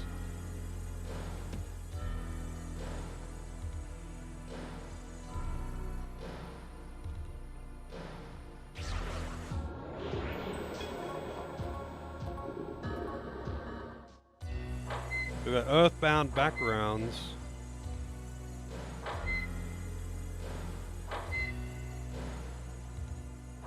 Yeah, I'm not doing New Game Plus. Another chakra part that I can't use.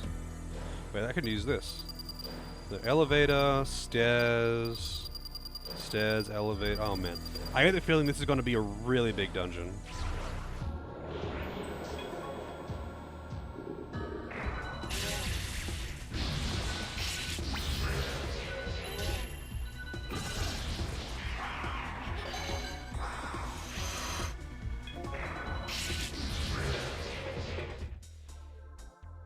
Want to know what's that? Yeah, sure. I'm not playing New Game Plus. I'm sorry for anyone that disappoints, but I'm not doing New Game Plus.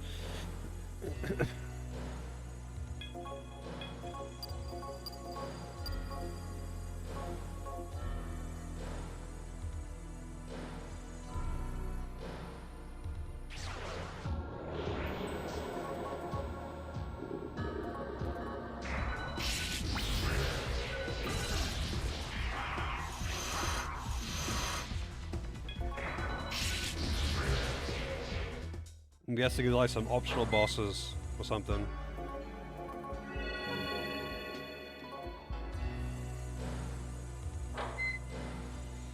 Is this actually a huge dungeon? Like, how long would you say this dungeon would take? Because if this is the final dungeon, then I'm pretty close to the end of the game, and if it's going to be like a, like an hour-long dungeon, I'll do it now. If it's going to be like multiple hours, then I won't.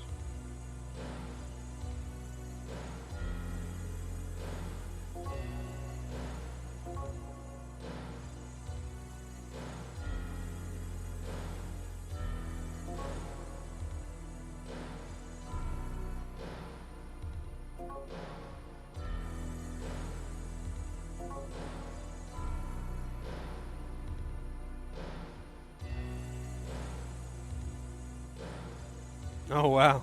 Honestly, that's actually a really cool thing to have. That's honestly really cool to have.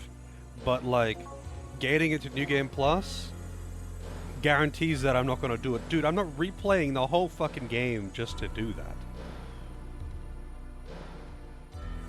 Salary man.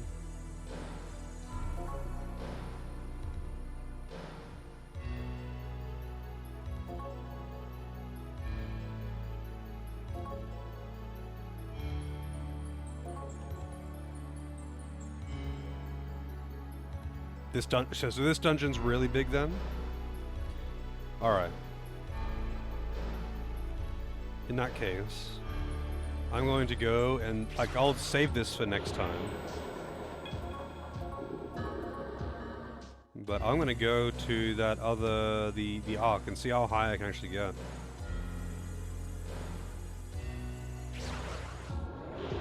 What the fuck is that? Kanaloa.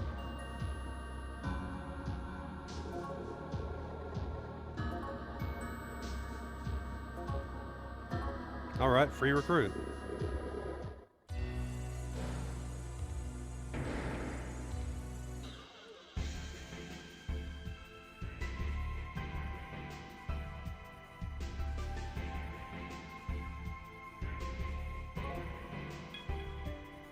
Yeah, so it's a generous estimate for that.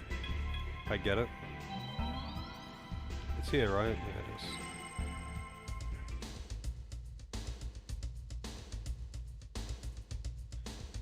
Yeah, it would have to be in the 3DS only, right? Just because the Raito games are a PS2. And this was originally a PS1 game. Well, it was originally a Saturn game that was ported to PS1, right? Or was it released on both? Was it ported to PS1? Or was it released on both? So I could do that. I can do floor 4. Let's see if I can go to 6.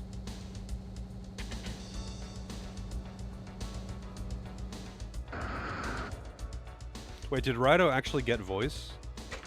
Alright, so I can do floor 6. And these are some high-level demons.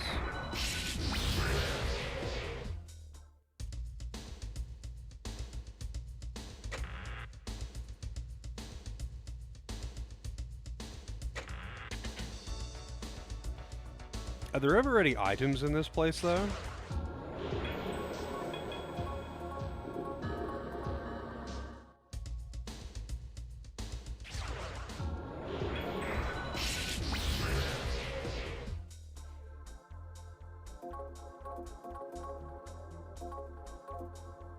Wow, they both leveled up just then. How much experience did I get from that fight?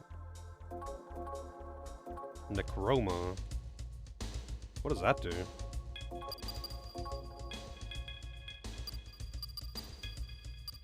Summons a dead demon as undead. Recovery, action, or expel reverts to dead. Wait, what does that mean?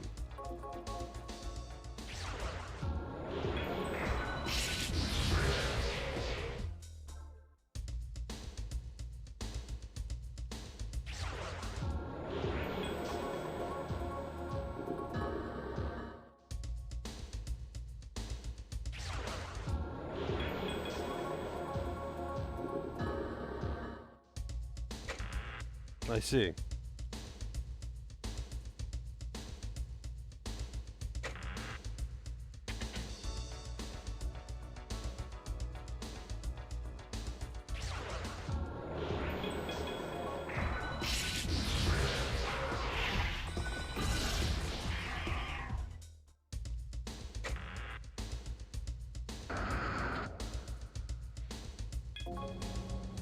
So 11F is New Game Plus only, huh?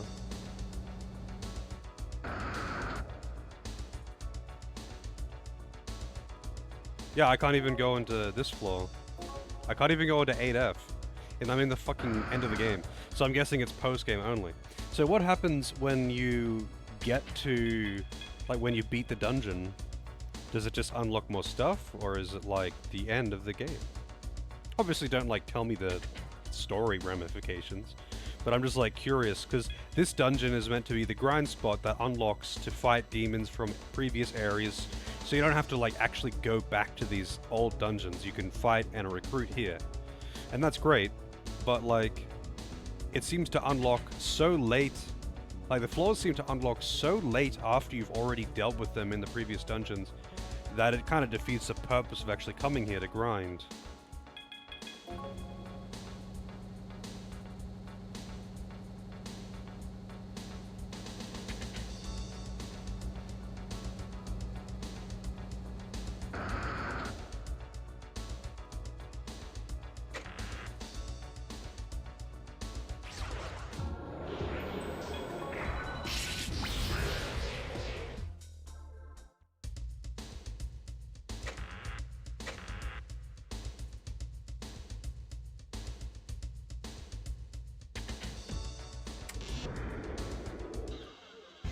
Oh, I see.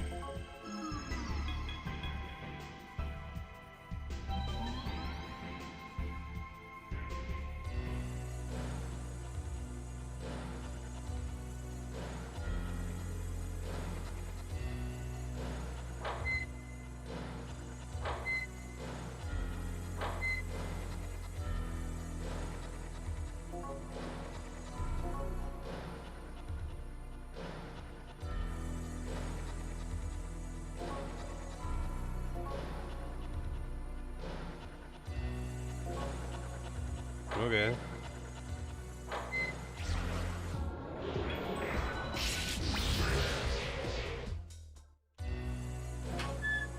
You found nothing. Wow.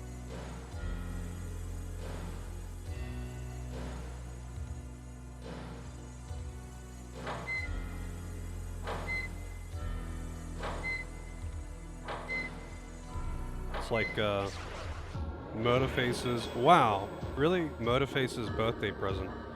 An Urban Terror? That's a fucking level 31 demon? What is it doing here? Is that here just to be annoying?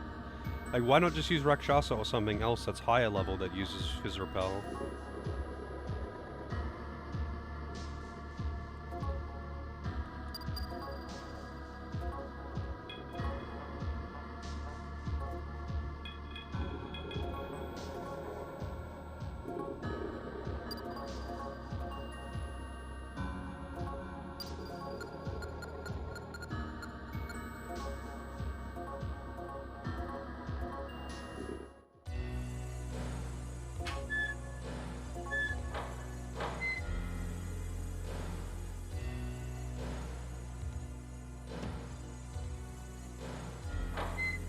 Stairway.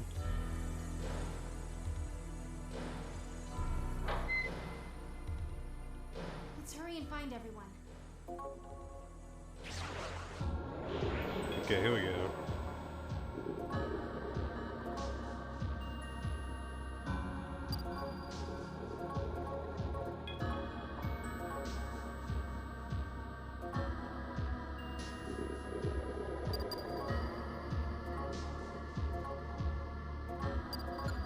Probably one's a chicken carcass.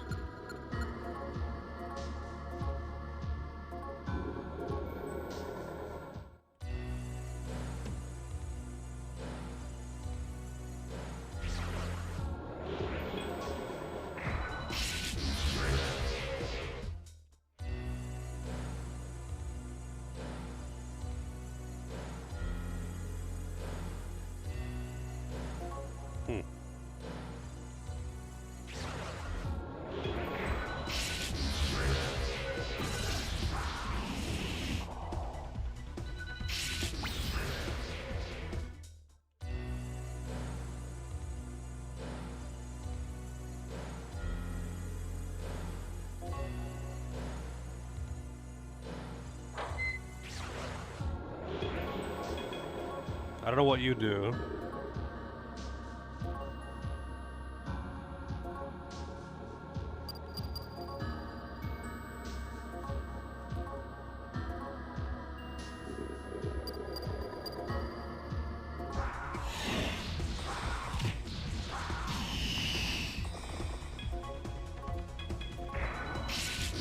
These things are actually dealing damage to me, wow.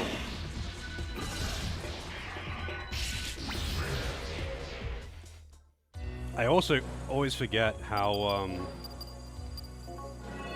poison seems to drop your physical damage.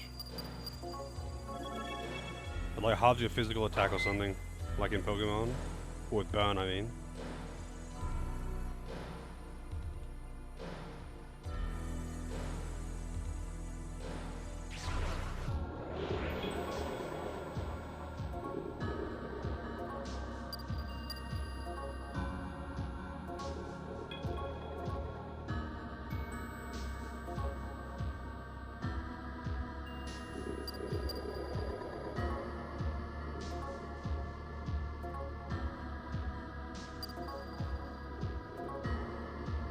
Wow. Give the demon a massage. That's how you get him to join your party.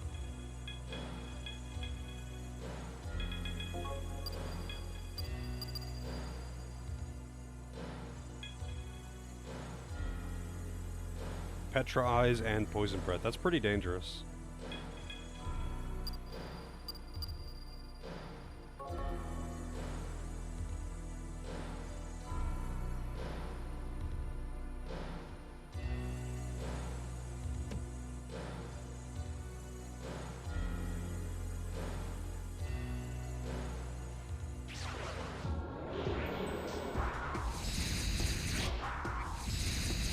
You got two. Oh, there's something behind it. I was like, you got 2 turns? That's new. Not even bosses get 2 turns. It's just an enemy behind an enemy. But the enemy in front was so large I couldn't see what was behind.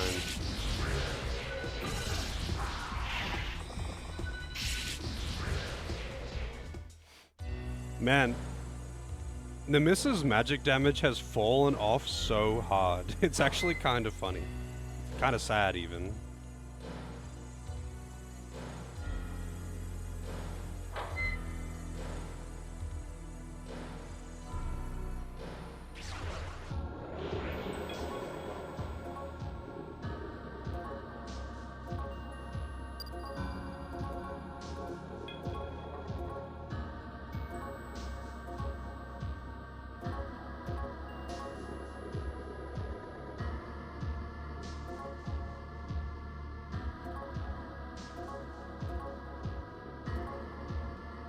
You could have 10k.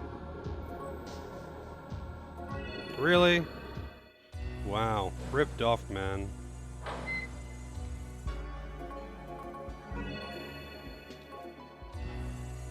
None of that matters, though. Like, money is... Like, yen, I mean, is so... non-issue. Like, I thought it was gonna be a thing, like, balancing costs and stuff in this game, but it just fucking is not, at all. After the first, like, 2 dungeons, the cost of anything does not matter anymore. You can buy whatever the fuck you want, you get more than enough, to be able to summon demons and use them as much as you want. I guess, like, maybe if you had a full party of 6 demons all the time, or rather 4 demons all the time, I guess technically it would be 3 because one of your demons is free, but yeah, it's just, I don't know. Super weird. I really thought that managing currencies would be like a constant thing, but I guess like, I'm kind of just used to the modern SMT games that are trying to be like legit difficult, for the most part. Whereas this just isn't really trying to be super hard. It's got the foundations of all the mechanics that I'm used to, but it's not really trying to be super hard. You do not need to stress over, like, composition, having good demons and all that shit. As long as you've got an appropriately leveled party, even if you've got shit gear, you are gonna be totally fucking fine. Totally fine. There hasn't been a point where I've been like, oh shit, I'm fucked here, I didn't bring the right kind of demon. There's been none of that at all.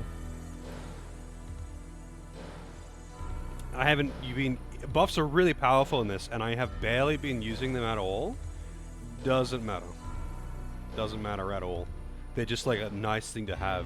But I looked at, like, when I looked at the skill lists of the spells in this game, buffs are like SMT 3 levels of strong. Buffs are very, very good. But the game simply isn't balanced around using them.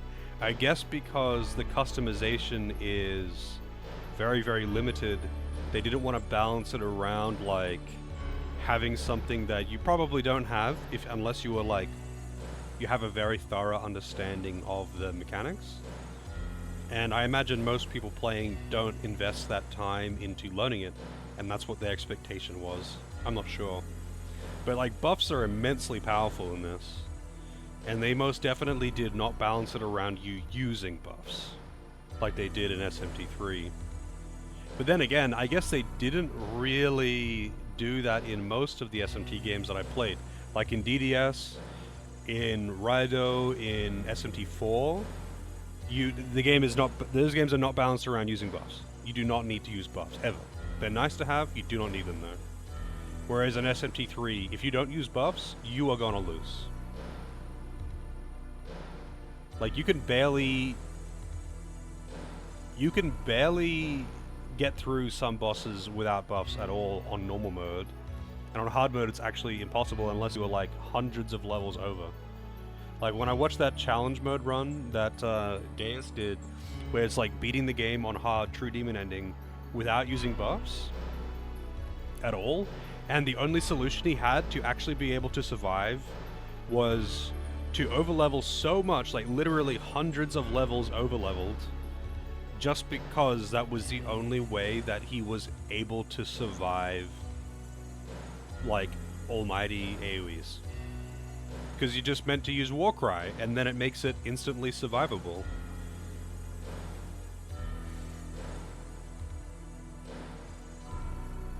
But that's just part of the strategizing. But this game doesn't have that, I guess. Not that that's a bad thing.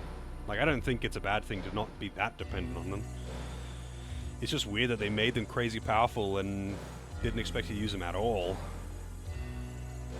But what can you do, I guess? I will be curious to see how this dungeon is, though. Not that I'm not doing it now, obviously. It's ending time, but tomorrow I'll be going through this dungeon. I'm really curious because it seems every subsequent dungeon has got a little bit more in the way of status spam and Mudo spam. So I'm kind of curious what the enemies in this place are going to be like.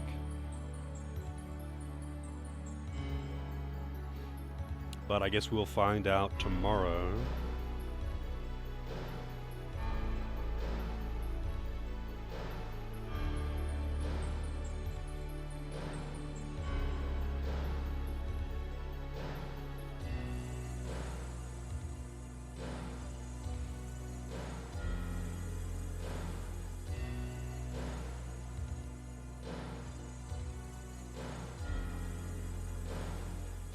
Man, what's going on here?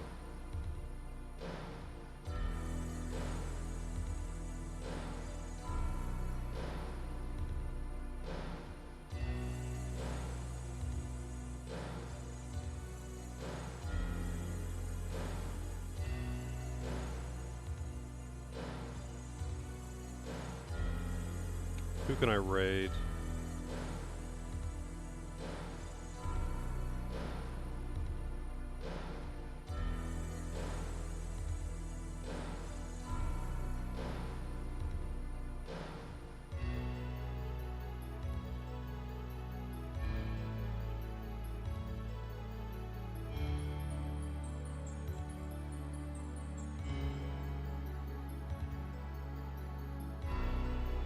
Wow, it's suggesting I raid up someone tagged as God Gamer.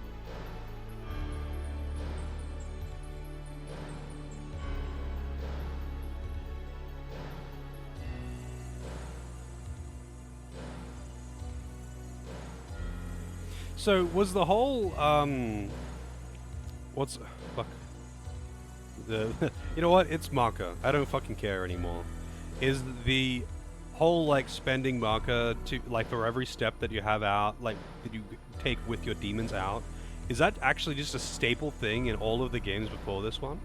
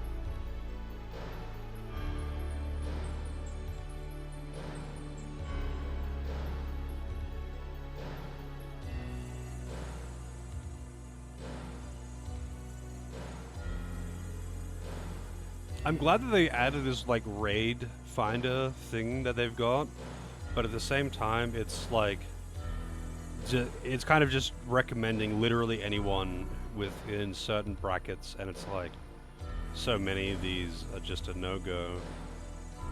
It is really cool that they're trying to do something for it, though. I'm glad for that.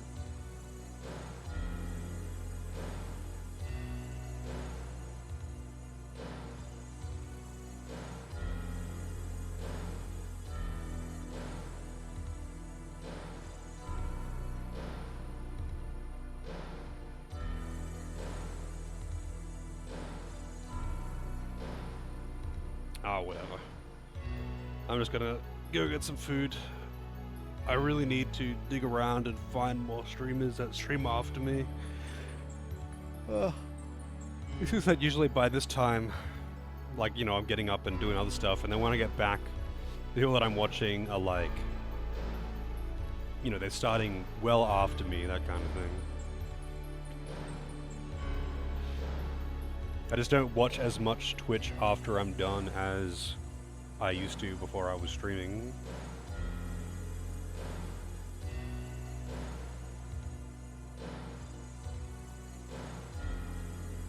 Yeah, I think actually, you know what? I think that ditching of the like cost of summoning and running around with demons thing, I think that ditching of that, or rather not the ditching of that, but I think that being present is probably the reason why things are not very tough, because the game is, I think, balanced around basically having two people.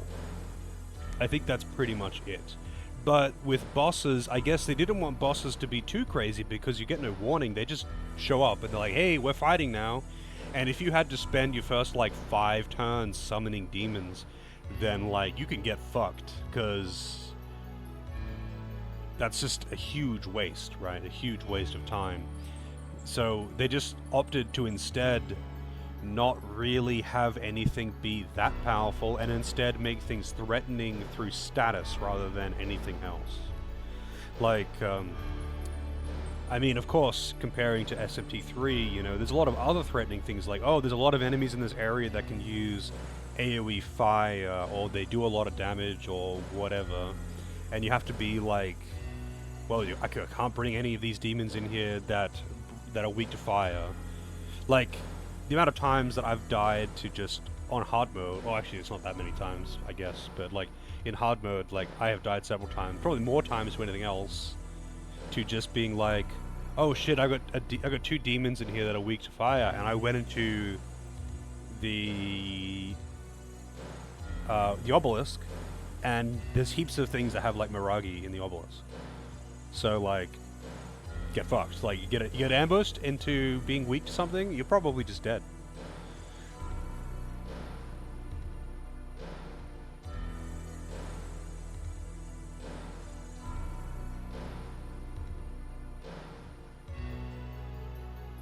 I mean, I think as a concept, it's actually pretty cool, yeah. It's just that, like, I think the idea is to, like, make you only use the appropriate amount of force. But I think it's probably just too difficult for them to balance. Who knows?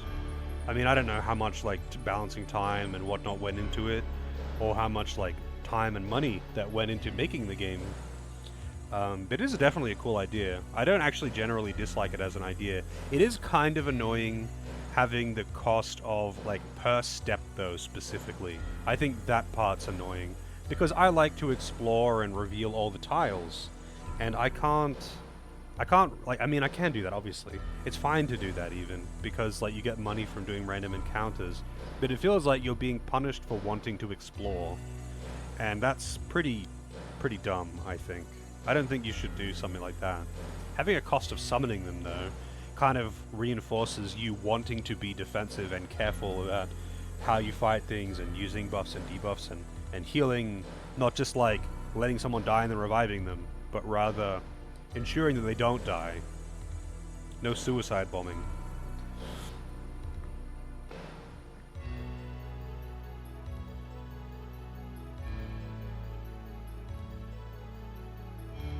Yeah, the press turn is really the biggest factor for me, but just because, like, it rewards you for playing to your strengths, or, you know, capitalizing on weaknesses, rather than just hitting things with, rather than just casting Ultima over and over again because that's your hardest hitting spell, you know? For the same reason that you wouldn't go into a boss and spam Megiddo, because Megiddo is not really that strong. It's just that it's easy and universally useful.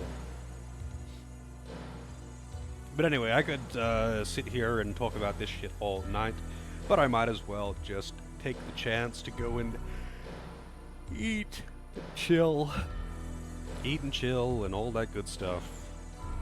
I'm gonna have to get the next game ready, though, so I'm probably gonna be starting it tomorrow at this rate, depending on how long it takes to do this game. But we shall see.